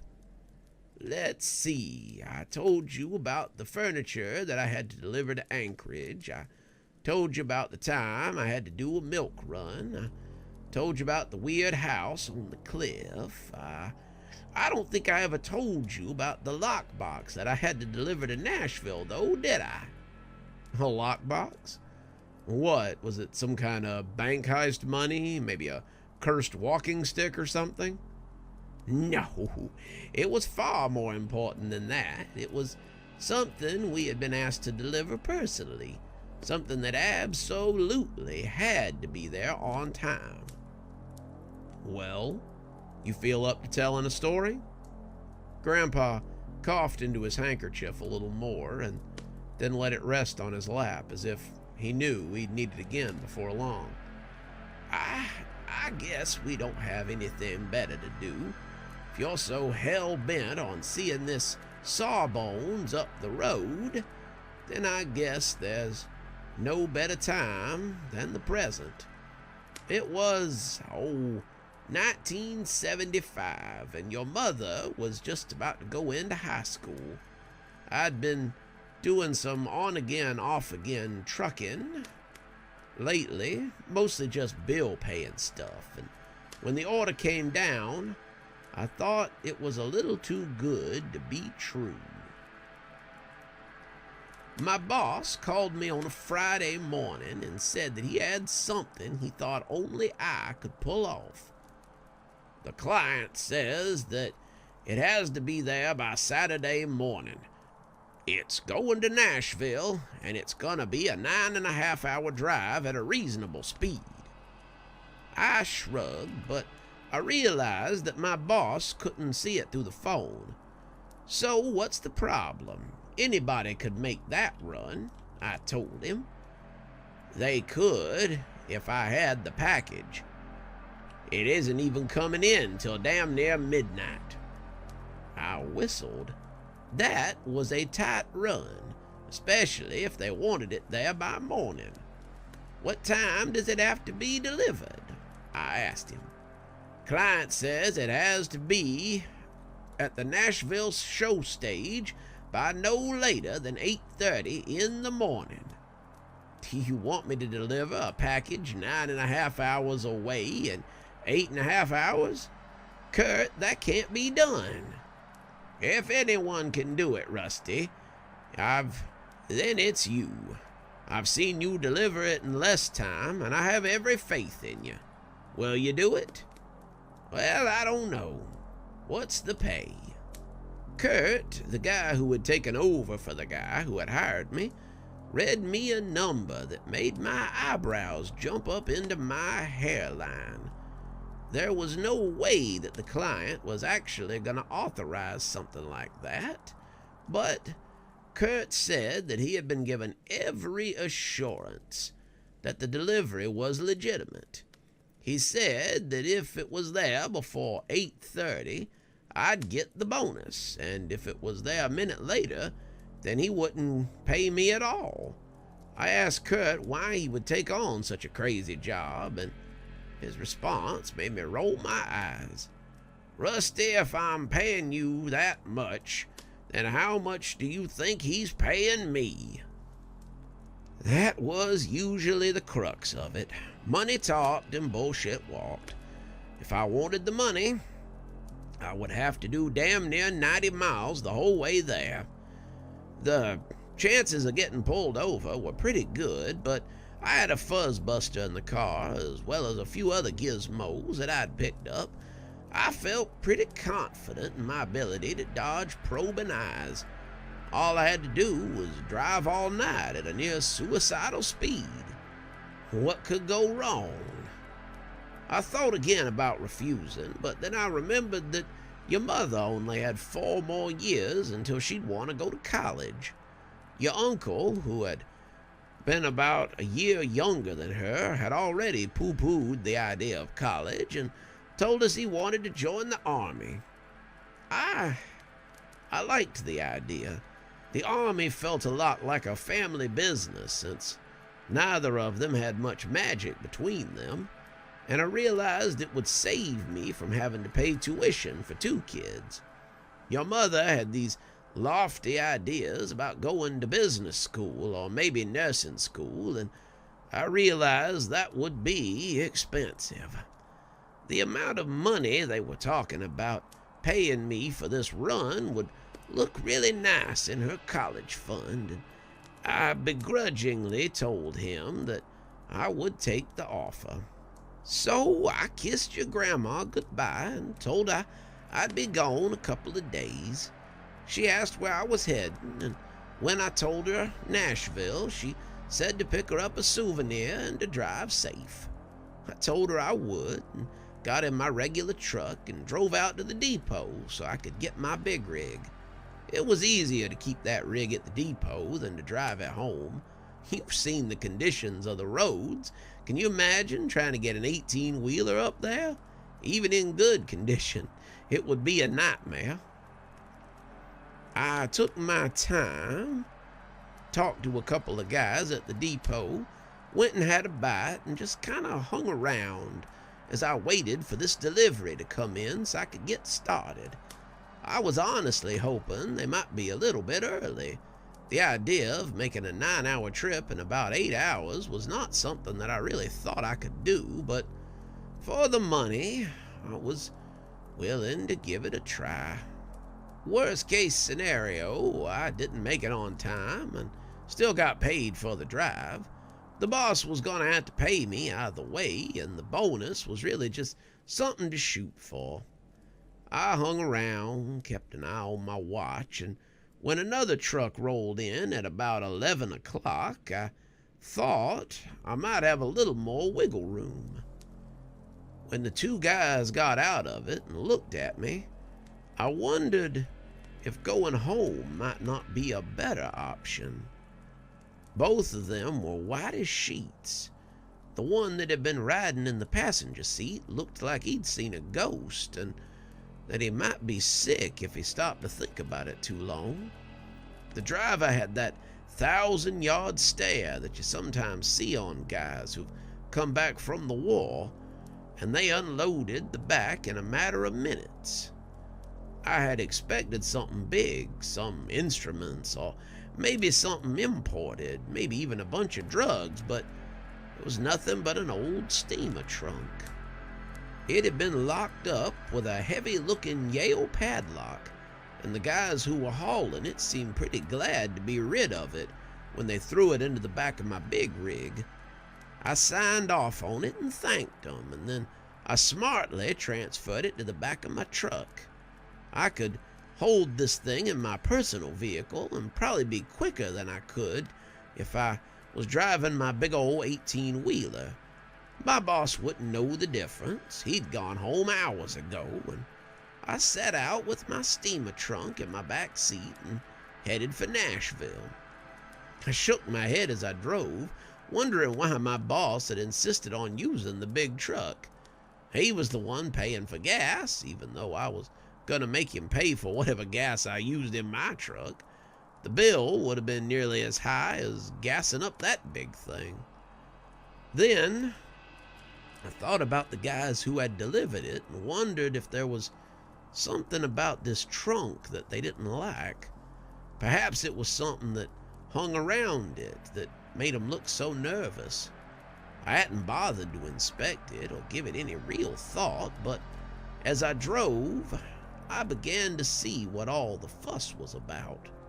Maybe it would have been better in the back of the big rig, because from the back seat of my truck I began to hear strange voices and see odd lights. It started out as phantom guitar riff, something smooth that arced out of the cracks in the steamer trunk, like it was trying to escape. I saw strange flashes of light, too, that accompanied the sound, and I began to wonder who exactly was back there playing.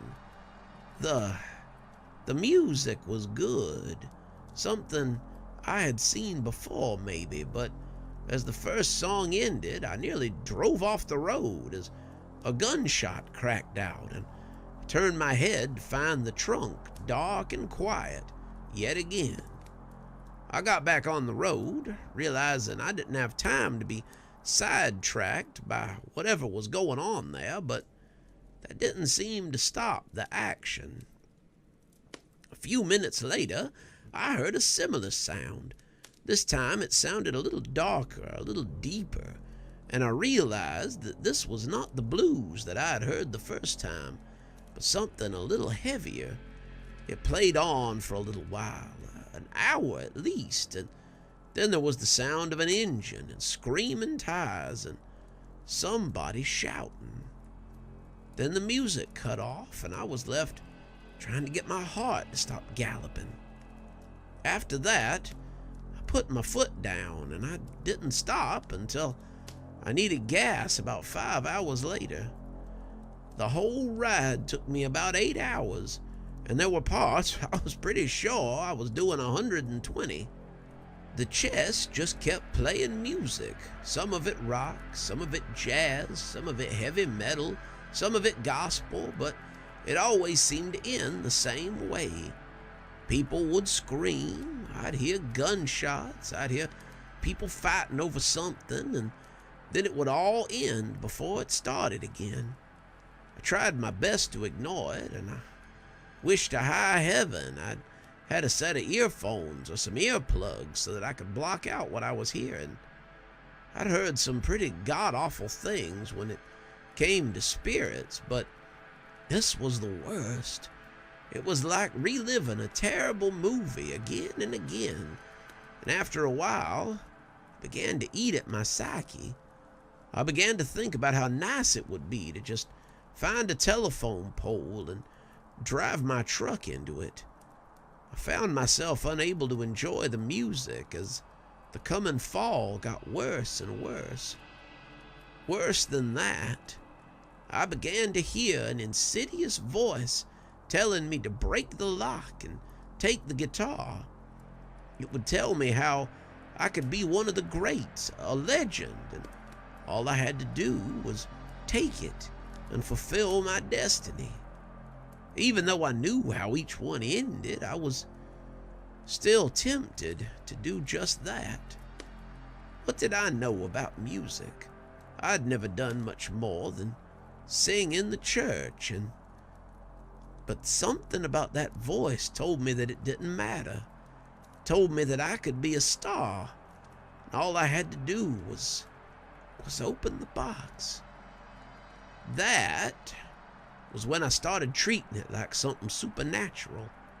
Supernatural things, spiritual things, boogie stuff, those were all things I could handle. Having my mind and senses faded from a weird presence was scary, but it wasn't something I couldn't deal with. I let your grandmother's training wash over me, putting a barrier around my mind so that whatever was in that box couldn't get to me. It didn't block it out completely. It was more like sticking cotton in my ears to block out a loud noise, but it tuned it down to a low mumble, and I managed to make it the rest of the way to Nashville without breaking the lock open to seeing what was in that box. I pretty well knew what it was by then. The voices coming out of it had painted a pretty clear picture, but the longer it talked, the less I found that I wanted to see what was inside. I pulled into Nashville about an hour before the deadline. I had practically flown down the road to get there, and it didn't take me long to find the place I was supposed to drop it off. It was an old show stage, the kind of place that had probably seen thousands of musicians and just as many stars. I pulled around back and knocked on the stage door as the box continued to tell me that I needed to open it and accept my reward. It didn't bother me as much as it had, but it was still there, and that told me that the sooner I got rid of this thing, the better. The guy who opened the door was a young kid, maybe 18 or 19, and when I told him that I was here to deliver his package, he told me to wait and went back inside to get someone. I was checking my watch by then, the appointed time getting closer and closer, and when I looked up as the door came open, I couldn't believe who I was seeing. Now, you know your old Gramps doesn't kiss and tell, but the fella here was kind of a big deal. I won't name drop, but he was probably one of the biggest celebrities I had ever met. I went and got the trunk out of my truck and handed it to him, as if the voices bothered him, then he never showed it. He reached into his pocket and pulled out a key, and then he slipped it into the lock. I saw him reach inside and take out the most beautiful guitar I had ever seen. It was old. The wood looked ancient, but it had been refitted so that it could play electric as well. The man thanked me, handed me a couple of bills for my trouble, and headed back inside. He invited me to come see the show tonight, but I knew I had a long drive to get back home, and I was eager to get on the way. The drive back took a little longer, but it didn't feel like it. It felt like it took no time at all without that guitar yelling at me the whole way back home. So what happened to the musician you gave the guitar to? Grandpa frowned as he shook his head. He played a show that was supposed to be second to none. The people who were there said it was the greatest show of his life, but it was the start of his slow decline. 6 months later, somebody shot him in a motel room, and I never found out what happened to the guitar after that. I assume they took it. That seems to be the way of it, and maybe that person saw his own star rise. It didn't have anything to do with me. I was just the delivery man, and I got a pretty good bonus for getting it there ahead of schedule. Helped me get your mother into college a few years later, and she was mighty glad for it. Grandpa coughed into his handkerchief, and it sounded terrible as we rounded the corner and saw our exit coming up. I was worried about Gramps and that lingering cough, but it was always good to hear one of his stories. Who knew how many more stories I had ahead of me, and how many more I'd have the pleasure of enjoying.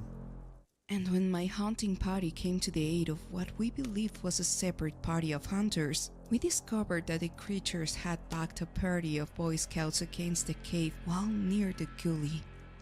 We discovered that the creatures had backed a party of Boy Scouts against the cave while near the gully.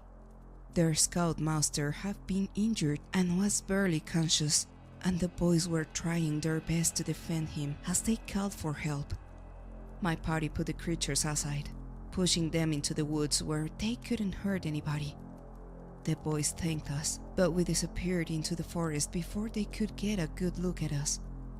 I'm sure that they all have a story to tell one of these days when someone talks about creatures they encountered in the woods. I just hope they don't remember us too. Well, I'd hate for people to come looking for a mysterious forest party. We laughed. Grandpa's laugh cut short by a sudden cough. We were all sitting on the back porch, as we often did, sharing stories and talking about better times. There were quite a few empty beer bottles sitting around. John had joined us earlier that evening, and Glimmer had come after sundown. She was sitting beside me, our hands interlinked, and John had taken the chair next to Grandpa at the small, spindly-legged table. I was about 3 beers deep, John and I going bottle for bottle, and I was pretty sure Glimmer was nursing the same one that she'd had most of the night. She didn't really have a taste for alcohol, at least not the poor stuff that we bought at the store, but the real surprise was that Grandpa had stuck to water tonight. I had never known Grandpa to turn down a bottle of beer in the evening, and it made me a little worried. "I'm sure those boys were thankful," Grandpa said as he took another swig from his water bottle to clear his throat.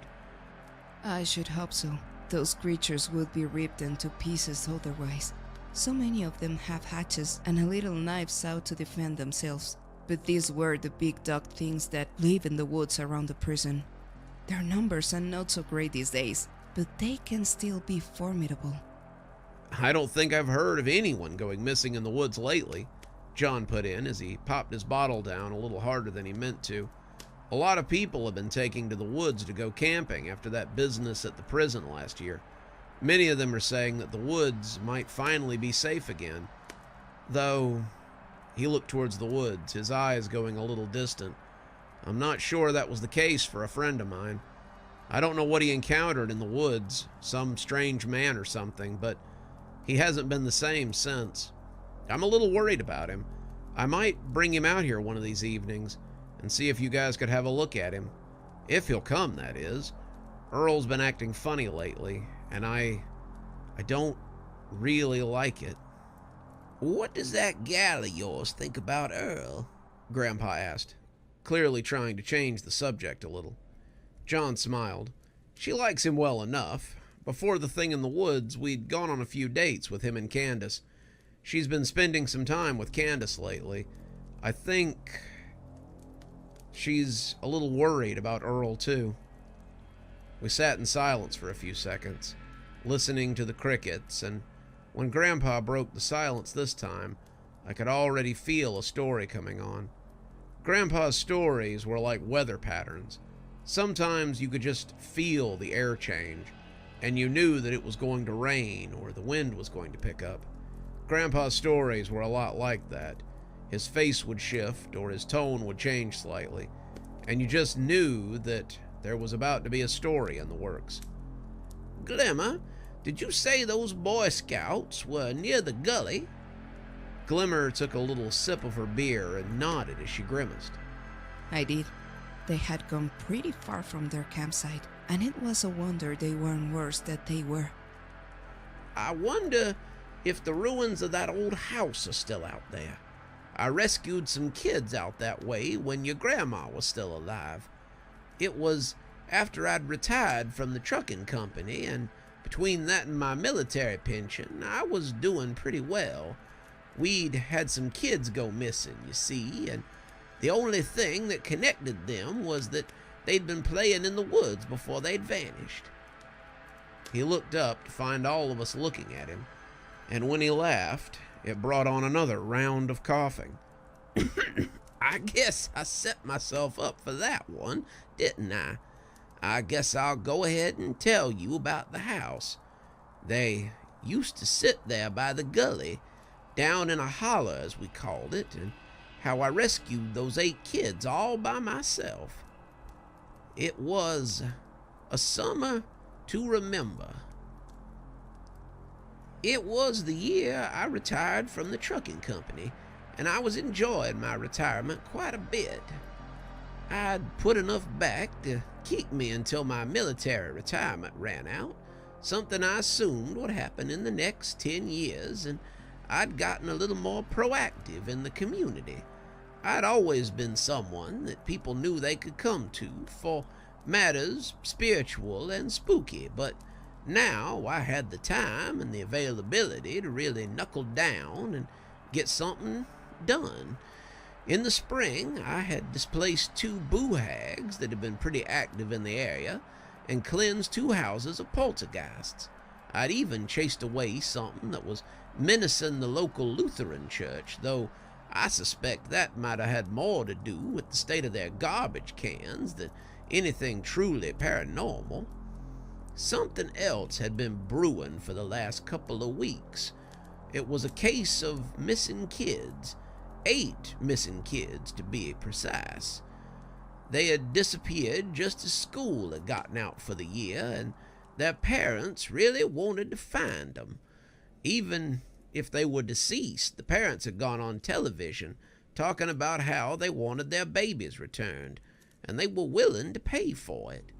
There had been people pretending to be the kidnappers, even people attempting to run a ransom, but none of them had been serious. The kids remained missing, and nobody seemed to be able to find them.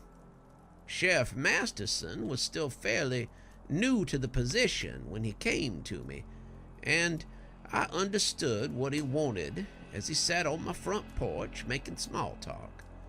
Masterson had seen some things, and he'd asked me to come and help him more than once when things proceeded a little out of his comfort zone. He told me that he wanted me to help with the case, and I told him I'd prefer to leave police work to the professionals. He looked at your grandma, and she understood that he wanted to speak to me privately, so she headed inside and began working on something for dinner. Rusty, I don't think anybody took those 8 kids. I don't think they were taken. I think they were snatched. I also think that whatever snatched them is not entirely human. What makes you think that? I asked as I swirled the tea around in my glass and really made him work for it. All these kids who had gone missing had one thing in common. They were last seen near the old gully, the one on the outskirts of town. We spent most of our time telling kids to stay out of the woods because it wasn't safe, but you know, kids, they're gonna go and do what they want to do. 3 bikes had been reported on the side of the road near the gully, and all 3 of them had been identified as belonging to the missing kids. We also found a bag near the road that belonged to one of the girls who had gone missing, and her boyfriend is another of those missing children.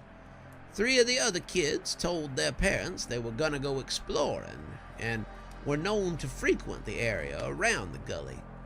We know that the gully was the last place any of them were supposed to be heading, and we believed they'd gone to the old Kitterman house. That put my neck hair up when he told me as much. The old Kitterman house was very similar to the widow's house that I told you about all those years ago. It was a place that occupied a space in the here and the hereafter. The house had an aura about it, a feeling of unease, and people did not often go to the Kitterman house and come out again. Anyone who went close to it suddenly found a reason to be somewhere else, and it was ageless and seemingly unchanging.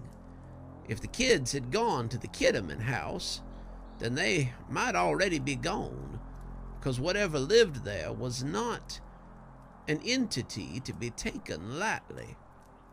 Are you sure? I asked him. We weren't. Not until today.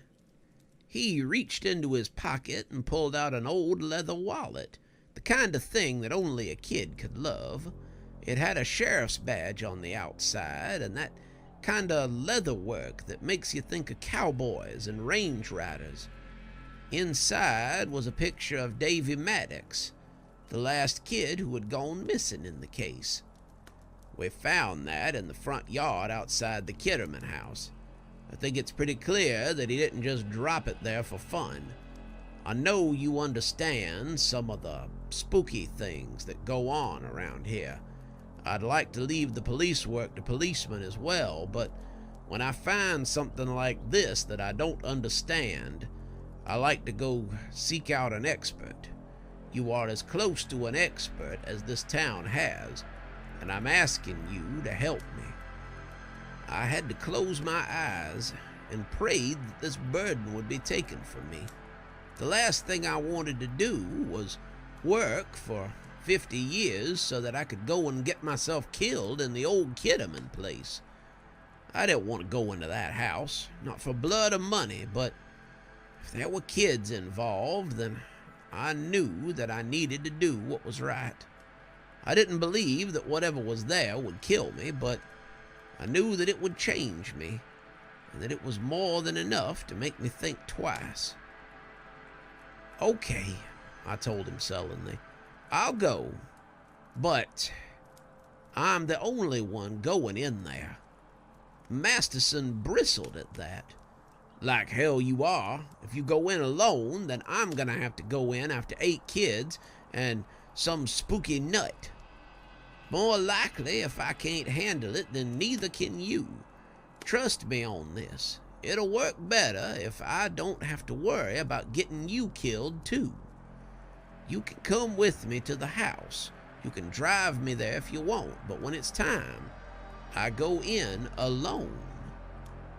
Masterson didn't like it, but he agreed, and I told your grandmother that I'd be late as I grabbed my bag, my staff, and hopped in the truck so that we could head out to the old Kitterman place. The Kitterman place was a pretty grisly bit of local legend. Glimmer might have heard of it, but I doubt you or John ever have. Roger Kitterman was a woodsman who lived out by the gully for as long as anyone could remember. He was secretive, but there was claims that he had a woman out there. There were further claims that she was there against her will and not altogether happy to be there. Kitterman was something of a hermit. He kept to himself and only came into town when he absolutely had to.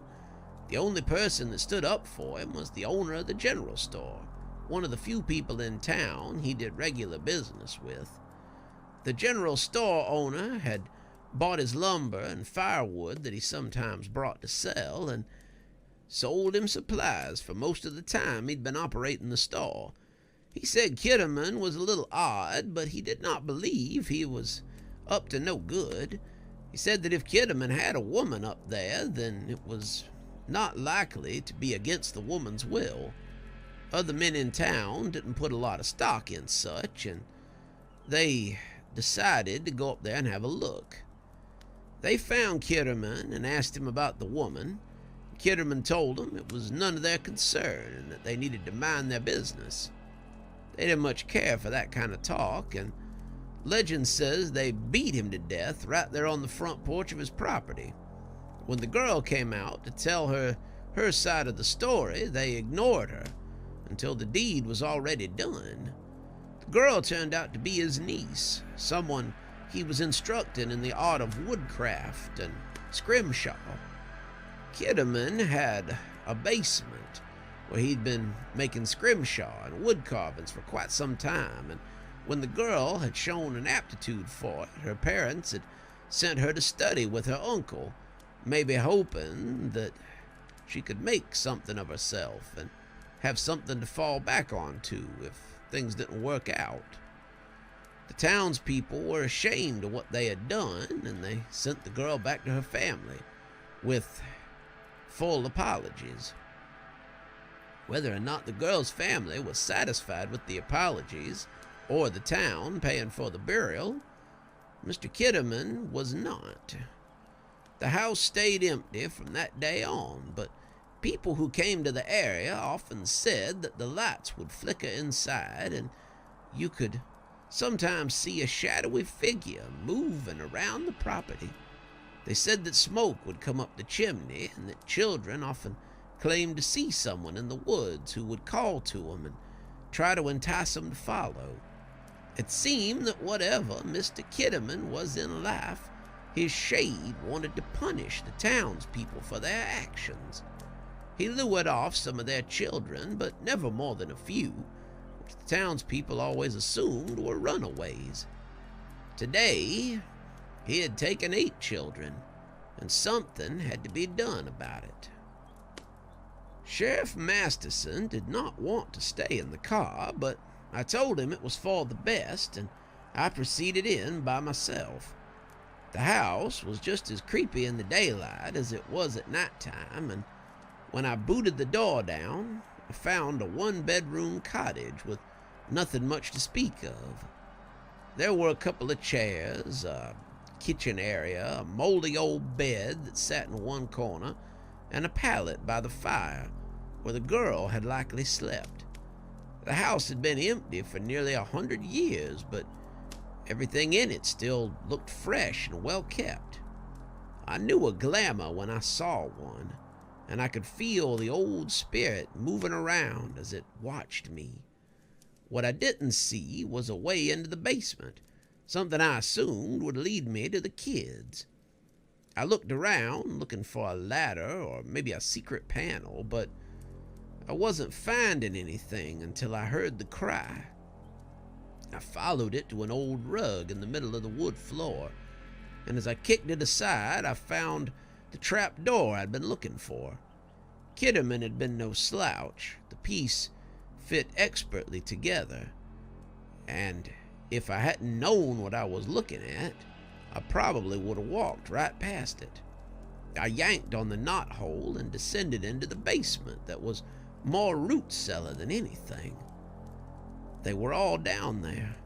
They were all half-starved and in need of water, but something had been keeping them alive, though I couldn't speculate on the purpose. The room was covered in woodwork. wood toys, forest scenes, tools, and accoutrements. The ghost had been hard at work, if that was all his doing. I wanted to go to the children, but I already knew they were a ploy to get me to let my guard down. Instead, I called out to the ghosts that resided there to come and show themselves and be done with this. The shade of Roger Kitterman was much more in death than he had been in life. He'd been a stocky man, big barrel chest and large arms for carrying wood, and his shade resembled something like an ogre from a Japanese fairy tale. He grinned at me with a mouthful of razor teeth and told me he'd been expecting me. He had brought the children here as bait because he wanted to catch the wizard that had been skulking around and stirring up the spirits. He said that once he ate me, my power would be his. Then he'd finally be able to stalk the woods and hunt at his leisure. I wasn't about to have any of that, though.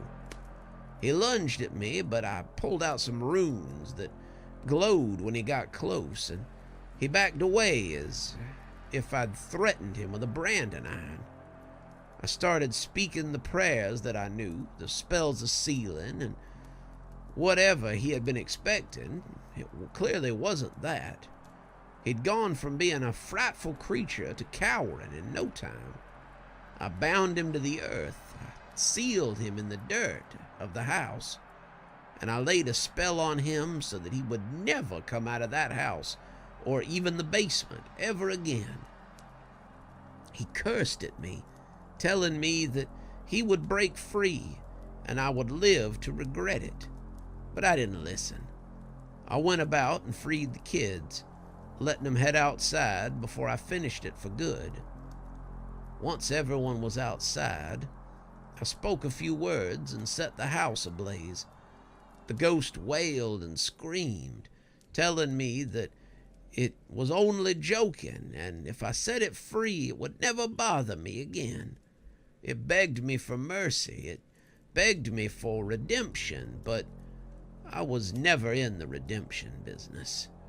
I climbed out of the root cellar as the floor was getting ready to give way. Then as I ran, I heard the whole house coming down around me. The upstairs was now little more than a dust pile of broken furniture, and I'd barely gotten out to the front yard when the whole thing came down in a great loud racket. I told Sheriff Masterson that I'd knocked a lantern over down there when I saved the kids, and he nodded as we got all the kids into the cruiser and drove them back to town. None of them really remembered what had happened. They had all been too dehydrated and malnourished to be reliable witnesses, but they tell me that the side of the old Kinnaman house is still alight. One day, I might go and clean it up a little, maybe to spell some of the energy. But a part of me likes to leave it as a warning to anyone who thinks they might come into my town and stir up that much trouble. Let the grave of Roger Kitterman prove to them that I do not suffer that kind of foolishness. We were all quiet as the story came to an end, the weight of it settling over us. Glimmer and John decided they should go after that, the night getting on, and both of them wanted to go to bed or get about their duties. I walked John to his car, and then I walked Glimmer to our usual place in the wood. Grandpa had just sat there through it all, staring into the woods and seeming to be lost in thought, as the weight of it all fell onto him as well. I came back after taking Glimmer home and shook my head as I told him that had been quite a grisly tale, and that I wasn't sure I'd sleep a wink that night. Grandpa didn't say anything, still just looking out at the woods, and seemed to contemplate. I put a hand on his shoulder and asked him if he was ready to go inside, and when he toppled forward, I knew that I wasn't about to get any sleep that night anyway. I took him to the hospital straight away, his breathing shallow and ragged, and his heart rate looked like a bird as it beats against the side of a cage. They gave him medicine, hooked him to machines, but when I asked if it was the cough or something else, the doctor finally told me the truth. I'm honestly surprised your grandfather has lasted as long off oxygen as he has already. Your grandfather has stage 3 lung cancer. It's quite remarkable that he's still alive at all. He must have seen something on my face because his next words hit me like a brick. My God, he didn't tell you? He's known for months. He left me then. He left me to contemplate what I was going to do with this information and what I would say to Grandpa when he finally came around.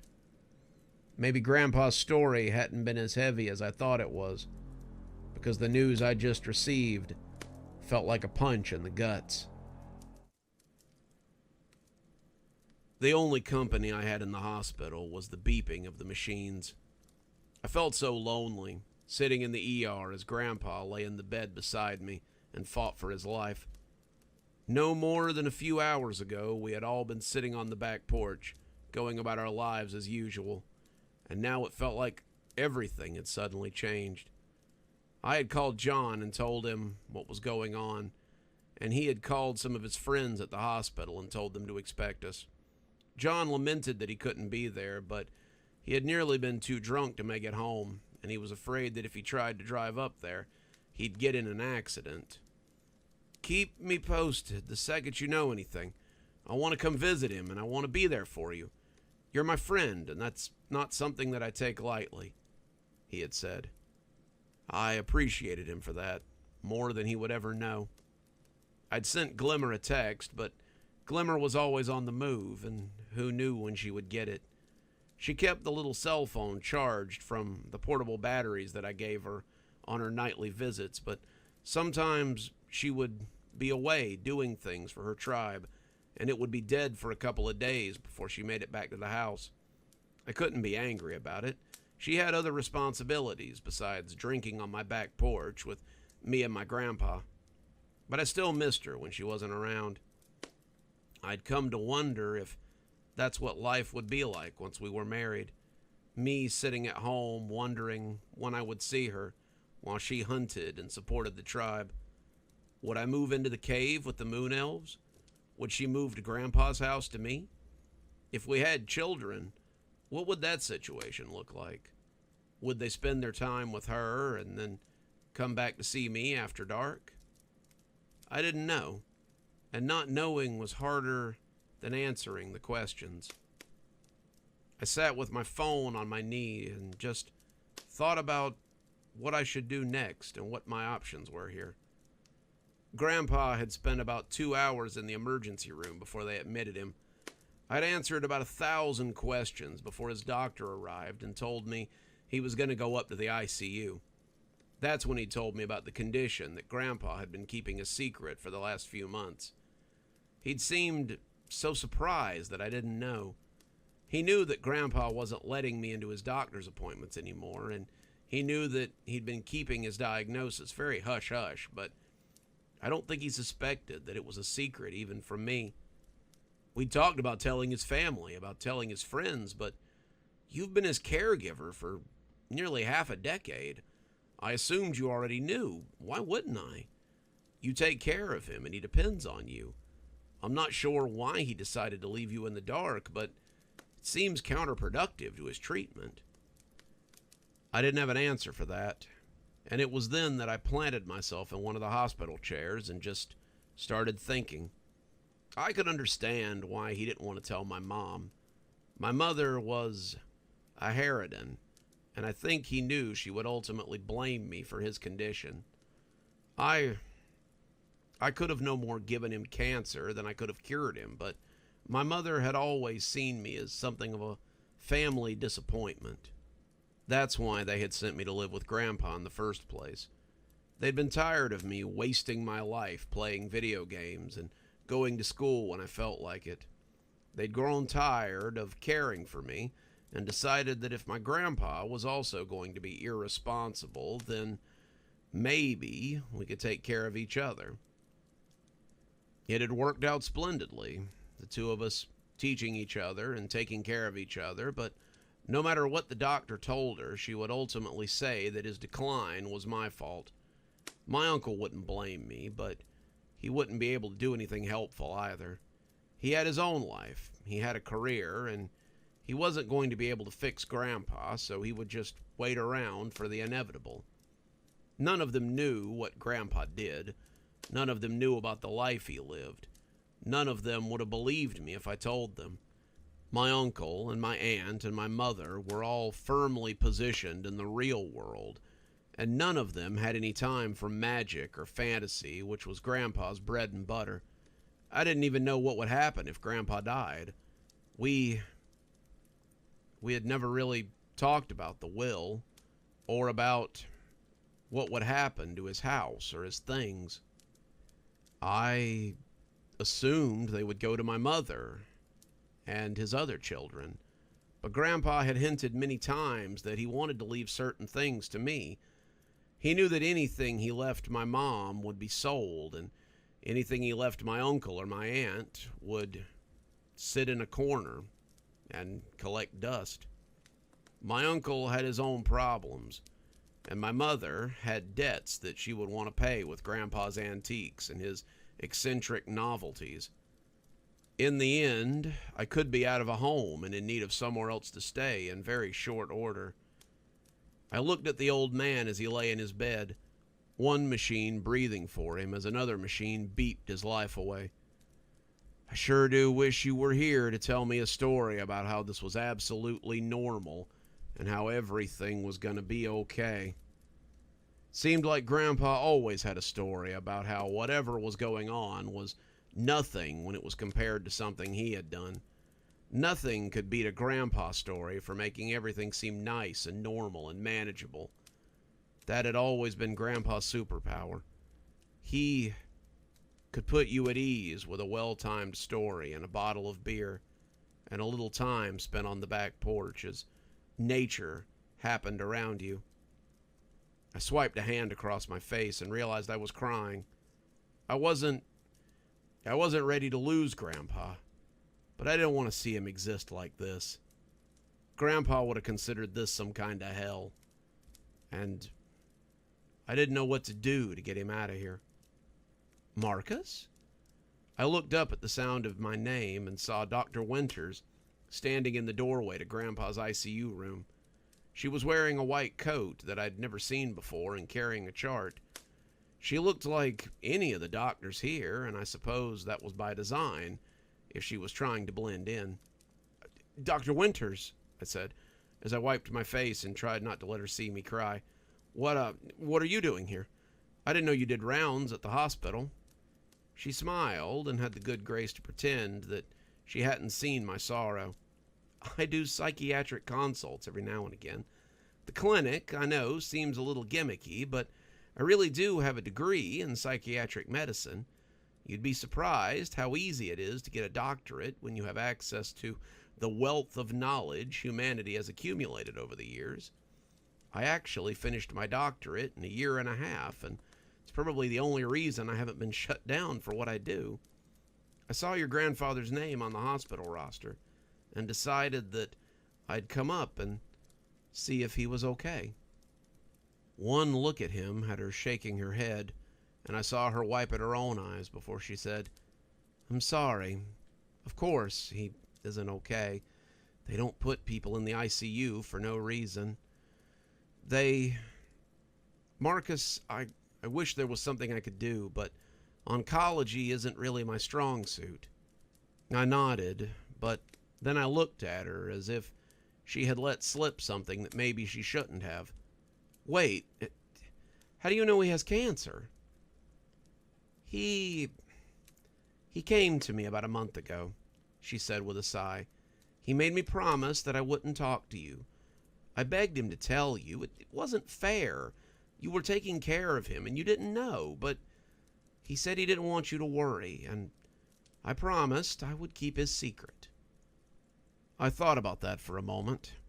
It was so very Grandpa to go confide to someone he had considered to be an enemy not long ago, rather than burden someone he cared about. I wanted to be mad, but it was hard while he was laying here in bed. What was done, and getting upset about it wouldn't help matters any. I don't know if he's going to make it out of this one. He's tough, but I don't know anybody that's tougher than cancer. Don't give up on him just yet. Your grandfather's got a lot of fight left in him, and if anybody can come back from something like this, then it's probably him. We talked a little longer, just sort of chit-chatting as she kept me company, but eventually she said she needed to get back home, and we said our goodbyes. That left me with nothing but my thoughts again, and it was a place I couldn't say that I was enjoying being in. I must have dozed off there for a minute, and when I came to, someone was looking at me. Hey there, kiddo. The sky was beginning to go pink outside, and I could see the clock over his bed showing 4 a.m. I looked up to find Grandpa looking back at me, his eyes a little foggy, but overall, being conscious was a step in the right direction. He was confused, that much was obvious, and as I got my wits about me, he smiled and waved a hand in front of my face. Yoo-hoo, anybody home? Seems like maybe you ought to be in the bed instead of me. I'm not sure all your dogs are barking quite yet. No, I don't think they are. Gramps, you collapsed again. We're at the hospital. Grandpa nodded as he looked around. That would explain all the tubes and the beeping machinery. When are they gonna let me go? I really didn't want to miss my show this weekend. Grandpa, when were you going to tell me that you had cancer? Grandpa stiffened a little, seeming to understand that the cat was out of the bag, and turned to me as if assessing how upset I was. I guess they told you. Hard not to when you're in the hospital for collapsing due to lack of lung function. The question is, why didn't you tell me? Did you think I was going to leave? Did you think that just because the laughs were over, I was going to abandon you? Grandpa shook his head. No, that wasn't what I was worried about. It's my job to protect others, and if I can't do that, then what good am I? I wasn't afraid that you would leave me, but I was afraid of distracting you from duties that will very soon be yours. What? When I die, it will be up to you to take over protecting the city. I was hoping I'd have a few more years to train you, but it appears that we're out of time.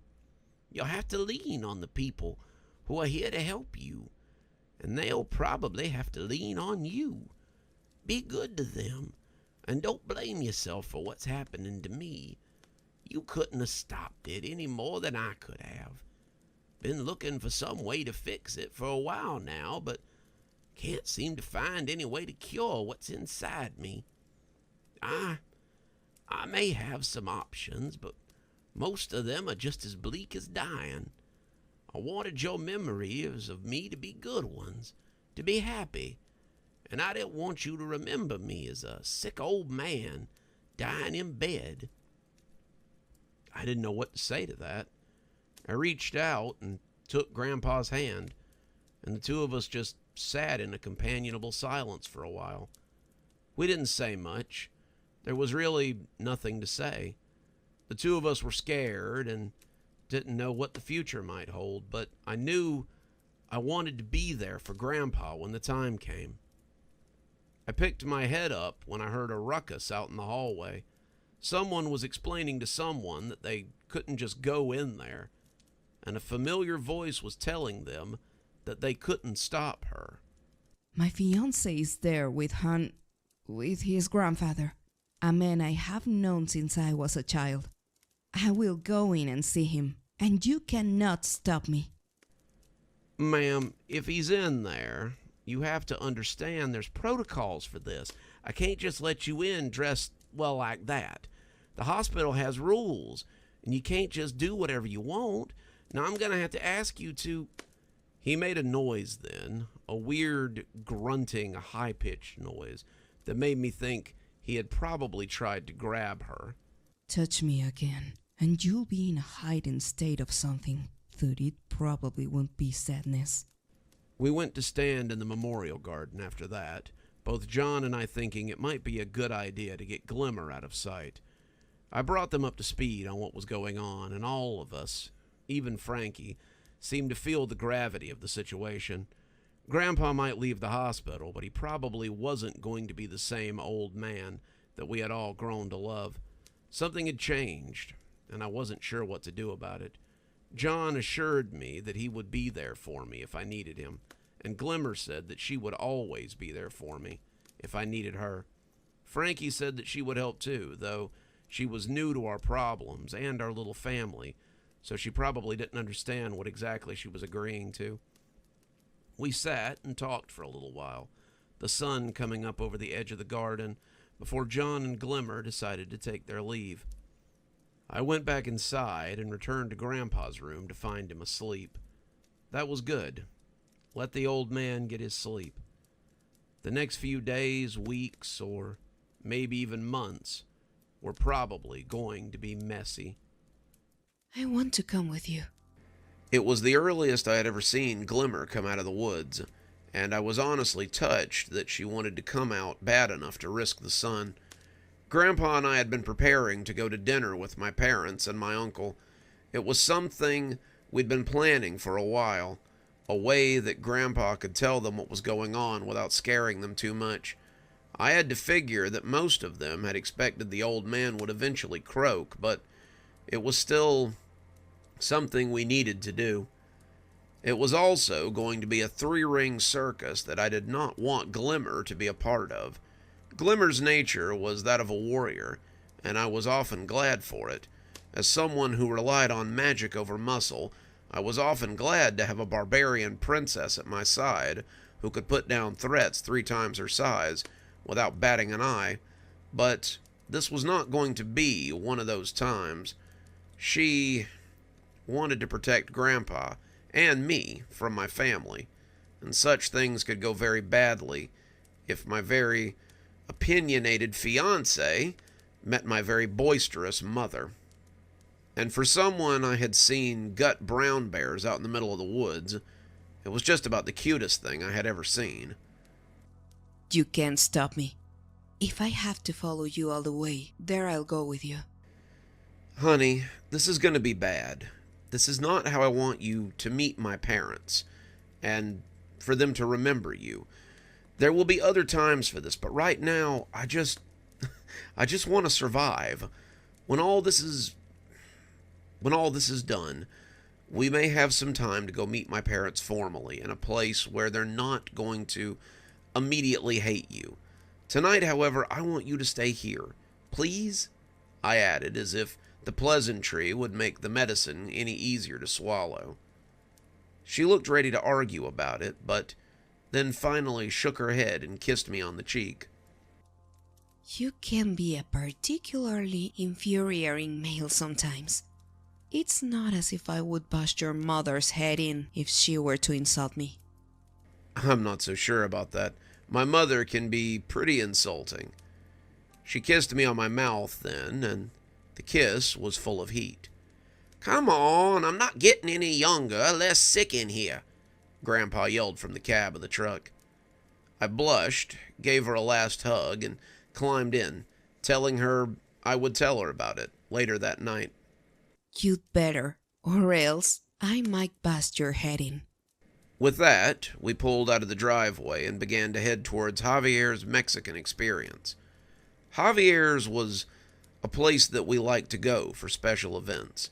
It was a place for anniversaries and for birthdays, and I figured the atmosphere might make the news a little easier to swallow. I was hoping so, at least. I hoped that my mother and my uncle wouldn't make a scene in the middle of a place they liked to eat regularly. Grandpa coughed beside me, and I cast a quick look at him as we headed out. Grandpa, well, he had deteriorated in the last couple of weeks. His mobility was almost non-existent, but he had insisted on walking to the truck all by himself. It had taken him about 45 minutes to do so, and I had insisted that he bring his cane. He didn't want to.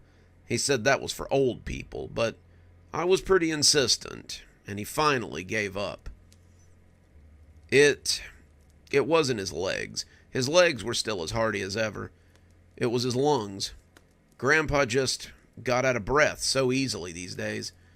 He seemed to be fine as long as he was sitting, but when he was moving, it was hard for him to get any wind in him. I hated to see him this way, but I knew it was only going to get worse before it got better. "How do you think they're going to take the news?" he asked suddenly, as we turned onto the road that would take us to Javier's. "Hard to say. You should have told them months ago. I get not telling me. You were afraid I would fuss over you, but you should have at least told Mom. You know how she worries about you." He chuckled and then coughed and spat into his handkerchief. "It wasn't you I was worried about fussing over me.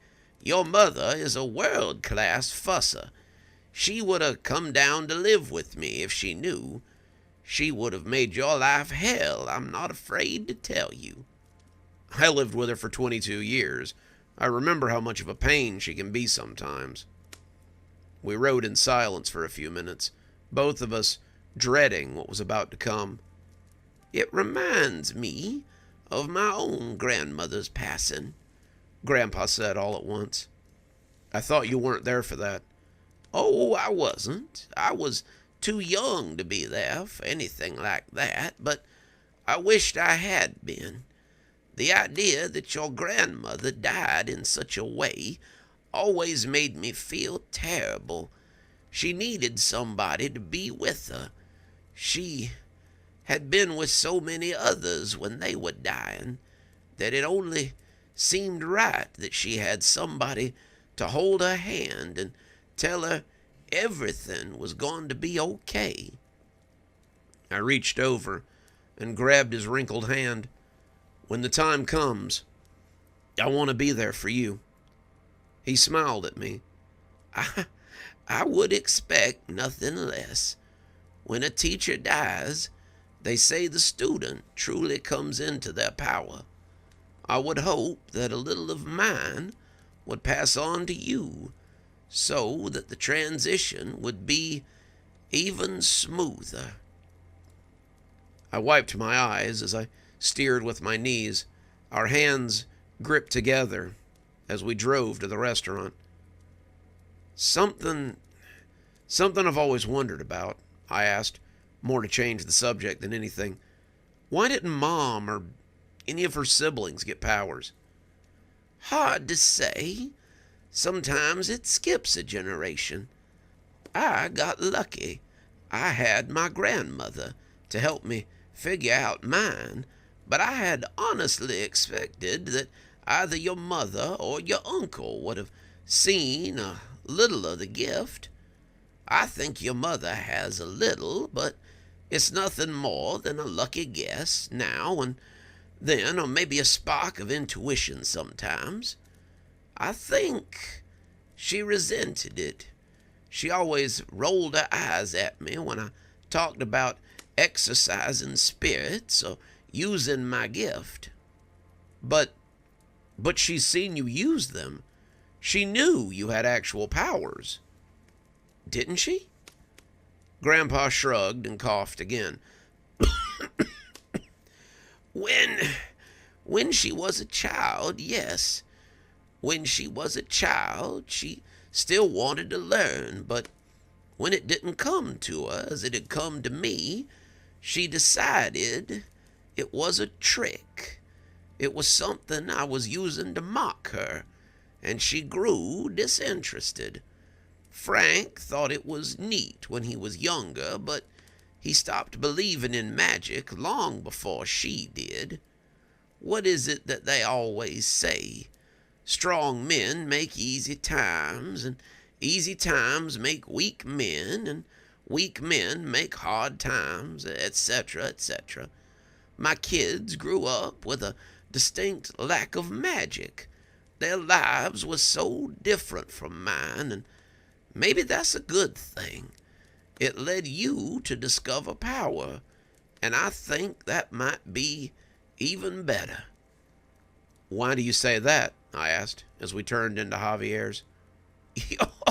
Your mother can be hard enough to deal with without magic talents." I laughed as I pulled into the handicap spot and went around to help him.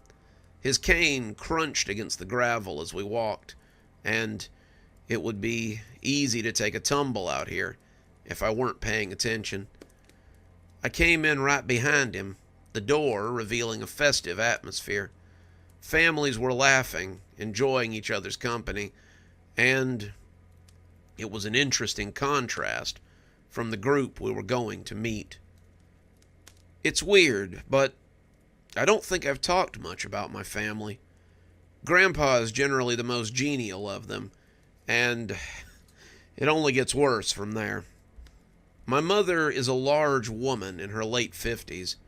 She was a nurse, but she managed to retire a little early so that she could spend more time on her favorite hobby, which I assume is spite. I know that's a terrible thing to say about your mother, but, well, it fits. I was afraid to play sports as a kid because the couple of times I did, she would fight with officials or other parents. She had no time for anything that wasn't extracurricular or something that would help me get into college. She was an attack helicopter of a parent, and my dad mostly just sat back and let her do what she wanted. My Uncle Frank is okay, I guess, but he's always had a high opinion of himself, and it makes him insufferable sometimes. He's a college professor, a teacher at one of those schools you have to have competitive grades and a glowing transcript to get into, and he likes to spend family dinners discussing things that none of us can do more than nod and make thoughtful noises about. Luckily, Aunt Kay hadn't made it, so I wouldn't have to listen to her brag about going here or there with her new boyfriend. She was a travel blogger in the same way that I was a grand wizard, and all 12 of her followers had really inflated her ego. Mostly, she just attached herself to men and then went with them until they got tired of her, something that usually didn't take long. I love them, all of them, really I do, but sometimes I just want to scream. By the look on Grandpa's face, you could tell he was preparing for trouble. But they were his children, and he owed it to them to be honest with them. "Molly, Frank, good to see you. Regina," he nodded to my uncle's wife. "Rowan, always good to see you as well. I see Kay couldn't make it." Kay is in Bermuda with one of her male friends. I swear I don't think she's stopped since the divorce. She's always off on some adventure or another. We made small talk, ordered some drinks, ordered some food, but I think they noticed something was off pretty quickly. Grandpa was sticking with water. He was eating very little, and he wasn't engaging in conversation more than he had to. The coughing was a dead giveaway, too, and it didn't take long before Uncle Frank cleared his throat and put down his fork. "Dad, are you okay? You look terrible, if you don't mind me saying so. Is something wrong?" Mom looked up from her quesadilla, and as Grandpa wiped his mouth, I saw the old man steel himself for the blow. "That's actually why I've invited all of you out to eat. I've received some news, and I think you all should be aware of it, and what's to come after it." I saw my mother and my uncle sit forward a little, their eyes hungry and expectant. It wasn't entirely pleasant to see people you're related to look at someone like that. "It appears my time is up. I'm dying, and it's not coming slowly. I've only got a few months left, and I called you here to discuss what happens afterward. I've written in my will that each of my children receive an inheritance of $10,000 upon my death. But what I'm most concerned about is my house and the things within." They were practically looming over the table now, a pair of jackals waiting to chew the fat off a corpse. "My records will go to Kay. My cast iron will go to Molly. That paintings will go to Frank. My—" "Stop dancing around it," my mom finally snapped. "Who gets the house and the land?" Grandpa smiled, as if he had only been waiting for her to ask. "The house and everything inside it will pass to Marcus. He's stayed with me through the last few years of my life, and I want him to take my legacy when I—" The table erupted into barely restrained upset. My uncle and mother were strenuously objecting. My aunt was trying to calm my uncle down, and my dad was eating as if nothing had happened. "You're going to leave all that land to a child," my mother blustered. "He'll lose it inside of a year, or he'll forget to pay taxes, or he'll—" My uncle half yelled. It's too much responsibility," my mother added. "He isn't ready for something like this. He's—" The glasses shuddered when Grandpa slammed his hand down on the table, and both of his children leaned away like they'd been struck. It seemed the old man still had some fire left in him. "Now, that is enough. This is my decision, and I've made it clear to my lawyer that if any of you make a fuss, you get nothing. Marcus has been taking care of me, and we've grown very close. I think he deserves the knowledge I've gathered over the years, and I believe he can use it more effectively than any of you." Uncle Frank sat back, grumbling as he rolled his eyes. But Mom's eyes suddenly got big as she looked at me, really looked at me. She looked like she'd never seen me before, and she started shaking her head as she turned back to Grandpa. "Oh my God, you've taught him, haven't you? You've brainwashed him into thinking he can do all those silly things you used to do when Frank and I were children. It's not real, Mark. It's all just cheap tricks. He's convinced you you're special, but it's all a lie. You'll find that out after he's gone. He takes all the tricks with him, and then you'll need someone to clean up the pieces. Well, don't worry. I'll—" "Stop it, Mom!" I shouted, standing up so she'd stop looming over me. "You wanted me to go live with Grandpa. You wanted me out of the house so I'd stop embarrassing you and your other successful children, who aren't there, by the way. Well, I went. I helped. I learned things, and now I have a purpose. The things Grandpa's offering aren't free, Mom. They have expectations. Expectations you can't begin to understand. I understand them. They're my burden to bear. I found something real. Grandpa has made me into more than I was, and I'm finally ready to do something with my life." Uncle Frank threw up his hands and said he was leaving. My aunt trailed behind him, and Grandpa rose as he said it was time for us to leave too. He grabbed the bill, saying he would take care of it, but as he stumped to the front, he turned and looked at my mother severely. "This is my will, Molly, and for once in your life, please respect that." He paid the bill. I helped him to the truck, and we rolled out of the parking lot in silence. "Well, that went about as well as I'd expected," Grandpa said. I didn't say anything, just kept my eyes on the road and drove on. "They may contest the will, but I doubt it." I kept silent, the trees flying past. "Well, come on, boy. Speak your mind." "You could have told me you were leaving it all to me," I said sullenly. Grandpa shrugged. "What? And ruin the surprise?" "Why would you leave the house and the land to me? I'm 24, Gramps. I have have no business owning anything at this point. They were right to be mad. It should be theirs. That house isn't just a house. It's a sanctuary. It's warded against the things that will hunt you when you start fighting them. And it's no good to any of them. If you are to keep fighting, you'll need a place like it. A good night's sleep is sometimes a hard thing to find, and you can't put a price tag on it, kid. The knowledge and the weapons there will also be of use to you when they can no longer help me. We rolled along in silence after that. I was thankful for the gift and the vote of confidence, but I hoped Grandpa hadn't made unnecessary trouble for me. I intended to continue his fight.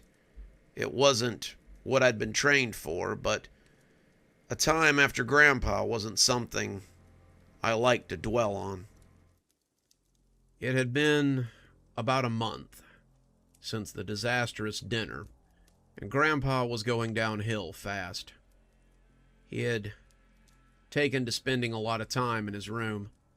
I was bringing his meals there, and it appeared that he was doing a lot of meditating and a lot of reading. His room had always been a mess, but now it was nearly a garbage dump.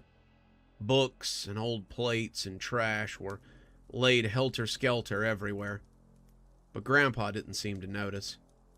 He'd been wearing the same pair of gym shorts and white t-shirt for almost a week, and the sweat stains underneath them were getting pretty thick. Grandpa's cough was also getting pretty thick. He'd been coughing a lot more, but that wasn't even the worst of it. Grandpa found it harder and harder to speak these days. He would gasp outward as if every breath hurt him. And even on good days, his voice sounded thready and small. I tried my best not to notice, but it's hard when you spend every day with a person for 3 years. You get to learn how they should sound and how they should be. And a change in that catches your eye and doesn't seem to let go. When I heard him call me one afternoon, I almost thought I was hearing things. His voice had been having a lot of trouble making it up the hallway, and Grandpa had been ringing a large bell that he kept on the nightstand when he needed something. Today he sounded more like himself, though there was a definite quality to his voice that I did not like. It sounded weak and thready, but there was excitement in it, and I wondered what he had found. I came in to find him sitting at his desk, books laid everywhere, as he tried to figure out a way to keep himself from passing on. Every conversation that we had had the past few days had been about improving his health and extending his life. I found him sitting over a hot plate a few times as he cooked strange concoctions. Sometimes, as he meditated, I could see his lips moving as if he were talking to things that only he could see.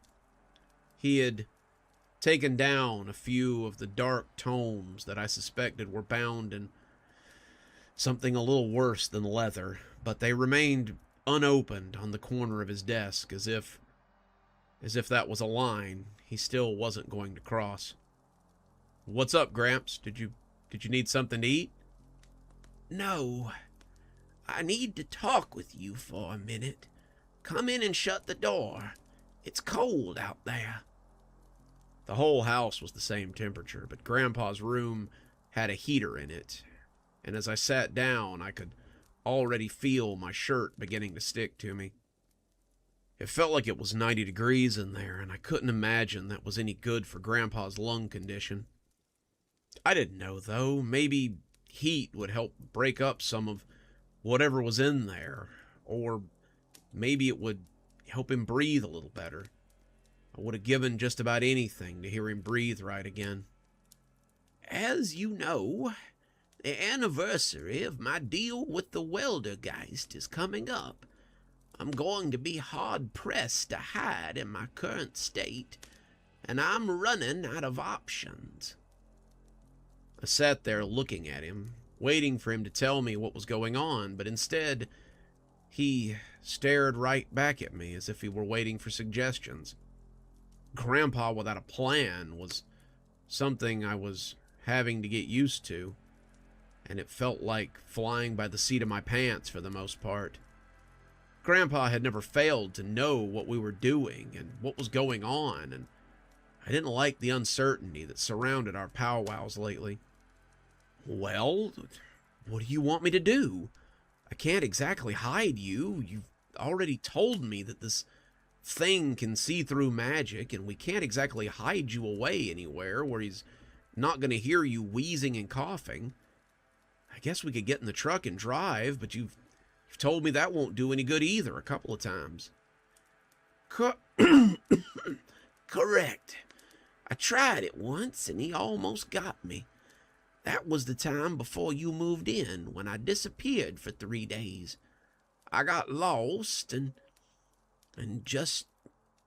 I thought he was going to find me when the allotted time ran out, and he went away.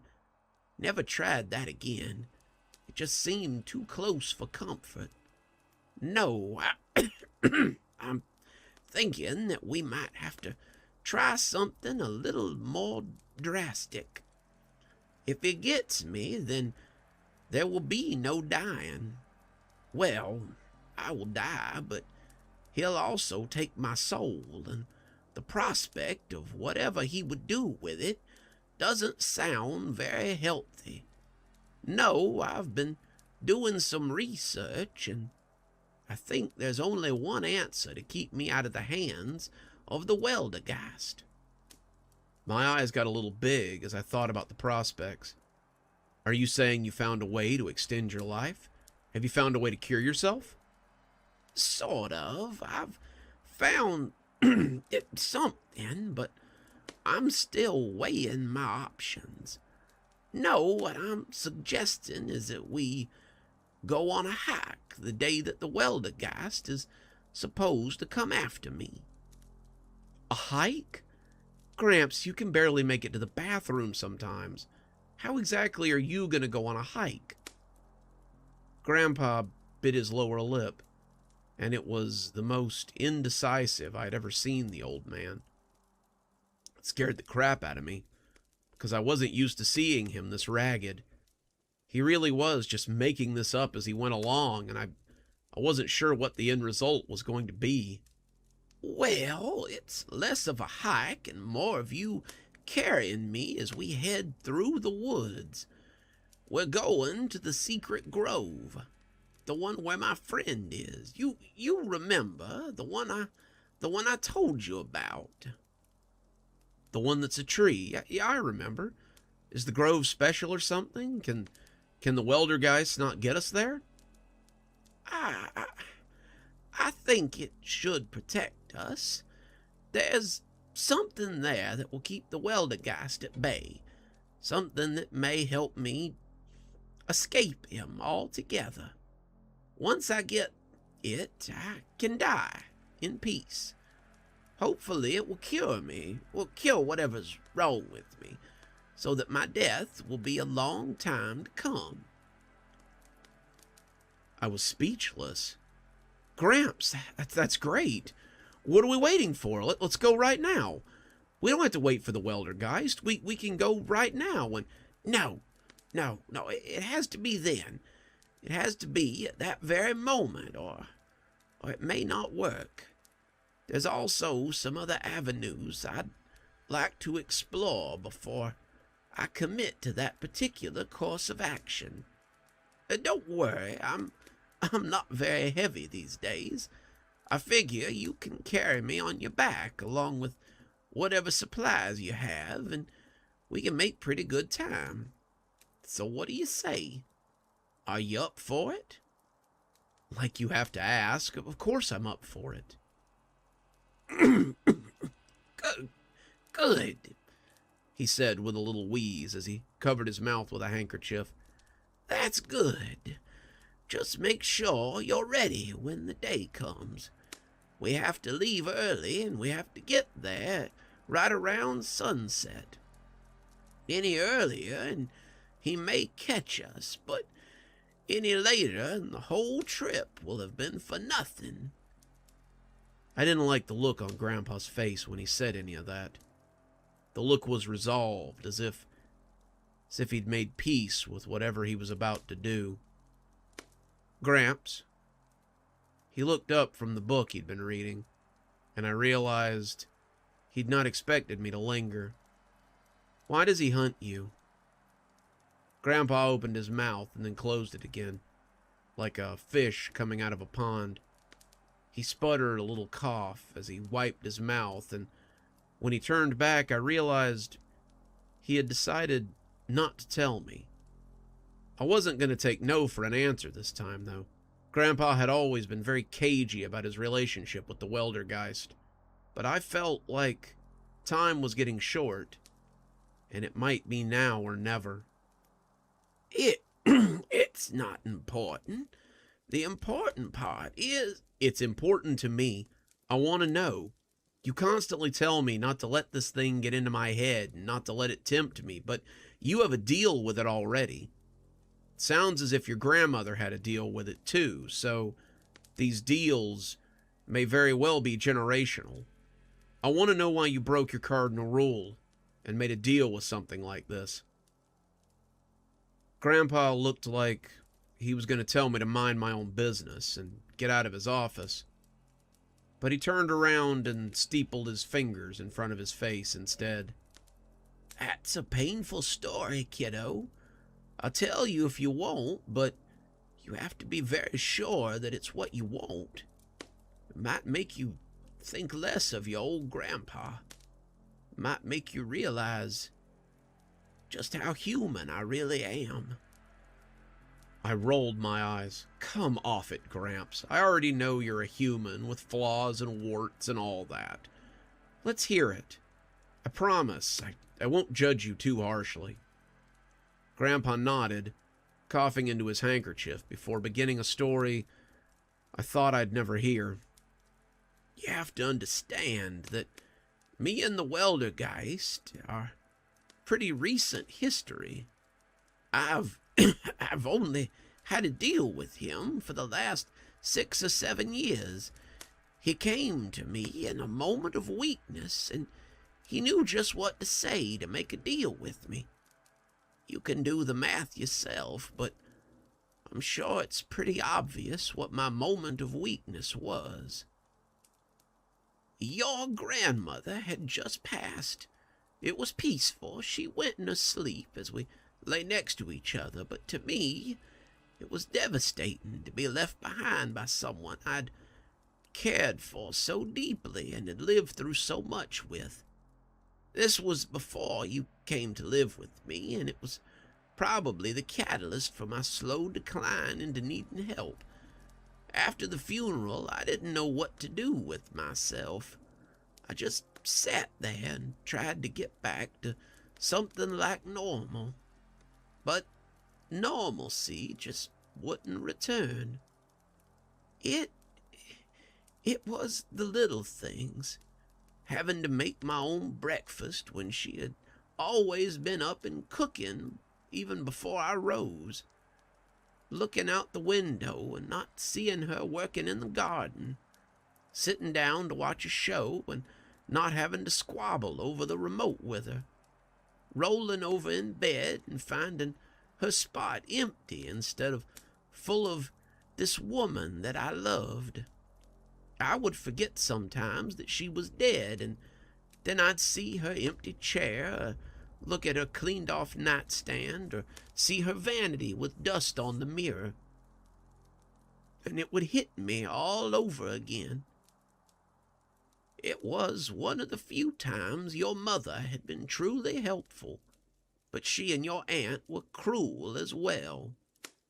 They had come in under the guise of helping me clean things up, so your grandma's memory wouldn't haunt me. They had taken all of her clothes, all of her jewelry, her makeup. They had taken some of her books and even some of her personal effects. Your mother took the little sewing box from beside her chair. Your aunt took the yarn dolls that she had left on the fireplace since before she was born. And your mother took the rocking chair off the front porch, where your grandmother sat and shelled peas. And instead of helping me to move past her, these things were like missing teeth. They were something for me to poke my tongue into and remember that something had been there once. It hurt me all over. It hurt me bad enough that I did something that I shouldn't have done. It hurt me bad enough that I did something that I couldn't very easily take back. Something that could have easily landed me in prison instead of sitting here talking to you about the past. Your grandmother had been in the ground for less than a month when I went to the cemetery and I dug her up. I was no fool. I went in the night under cover of darkness and commanded the ground to open for me. I took her body and I left the cemetery. She looked so peaceful as she floated over her grave. And then I closed the ground back up and made everything look the way it once had. Then she and I left the cemetery, me walking and her floating on a constructed disc of air. We walked into the woods. We went to the grove where my friend sits, and I went to work, trying to bring her back to life. I tried everything. White magic, green magic, gray magic, alchemy. I even delved a little into the books I had on dark magic, but I didn't dare cast any of that on her. Your grandmother had been a good Christian woman, and I know she would not thank me for bringing her back as some slobbering beast that was barely even human. Nothing I did worked, and despite my best efforts, I couldn't so much as feel her soul trying to return. I spent 3 days in the woods, and on the 3rd day I woke up after using enough power to make myself unconscious, and I could smell the corruption that was beginning to rot her. She was deteriorating. The rainy weather hadn't helped, and I leaned over her and cried as the realization set in that I'd never have her back. I would never hold a hand. I would never again hear her say, "I love you." And I would probably be denied entry into wherever she was simply for trying to have those things again. But you could. I turned my head, and there he was. He looked exactly the same as he had when he sat in my grandmother's doorway. He looked exactly the same as he had when he stood inside my grandmother's cottage. He hadn't aged a day. He still looked as frightfully inhuman as when I'd last laid eyes on him. But I got a spark of hope at his words. I knew what he was. I knew what he wanted. And I knew that if I could see your grandmother one more time, that I'd trade him whatever he needed to get it. "What do you offer?" I asked him, without a hint of hope or joy.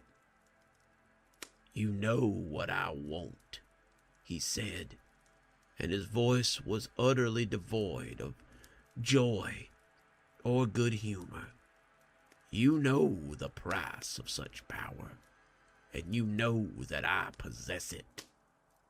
"I do."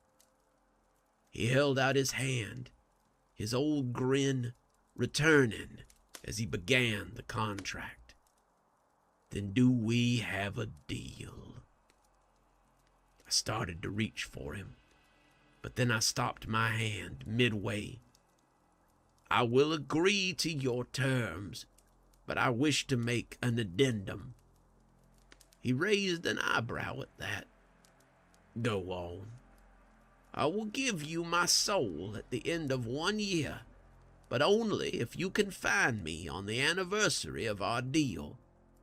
You have from sunup to sundown to find me, and if you can't, you must wait another year to try again.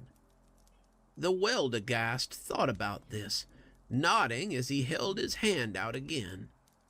I didn't hesitate. I shook his hand. I was weak. God forgive me. I was so weak. I just wanted her back so badly. As I shook his hand, I felt the power flow down my wrist and into me. It was like gripping a live wire. I felt it course through me, sublimating my power as it threatened to blow out my fuses. Suddenly, I knew how to bring her back. If that didn't, I knew other ways to bring her back. And as I spoke the words of the spell, I felt my body tremble with possibilities. When she remained still, I tried another. When she was still, after a half hour of trying to bring her back, I glowered at the old devil with distrust. He smiled at me, as if the joke was obvious, but I was too slow to get it. This isn't what we agreed upon. Our agreement was for you to gain the power to bring her back, not for her to come back. Truth be told, she doesn't want to return. Her soul is at peace, and unless you are prepared to turn your beloved into a monster of black magic, she will never be yours in life again. He turned then, leaving the glen behind, before stopping at the edge and lobbing one last warning at me. Get your affairs in order, Rusty. I'll see you in a year for your payment. Then he left me to mourn your grandmother and to plan my next move. I was speechless. So, wait, Grandma isn't buried in her plot in Whispering Meadows? No, she's in the glade, right under the shadow of my tree friend. It's where I'd want to be buried too, if my time came. Is that what this is? I asked, now more than sure that this was something darker than hide and seek. Is this how you tell me that this is your goddamn death march? Grandpa didn't deny it. He just turned away from me and shuffled towards the bedroom. Friday, son. Just be ready. I turned and left after he stepped into the bathroom. I had a lot to come to terms with before Friday, it seemed. And just like that, our story is at an end. Well, not quite. There's a little more to go, but you'll have to wait till tonight for that, won't you? I do hope you guys have enjoyed this week of Grandpa Stories as much as I have, and I do hope you'll join us tonight for the finale of Appalachian Grandpa. I just want to thank everyone who's been a part of this, especially La Dama de Blanca for her voice's glimmer. I'd like to thank Mr. Creepypasta as well for voicing the Weldergeist at one point or another. I'm so glad for everyone who's taken the time to add a voice here and a voice there to this production. And of course I want to thank all of you too for being here with us. It's meant so much that you love and appreciate this old man as much as I do. And I hope you'll join us tonight to see him off. Until then, this is Dr. Plague, wishing you a wonderful day and a spooky evening.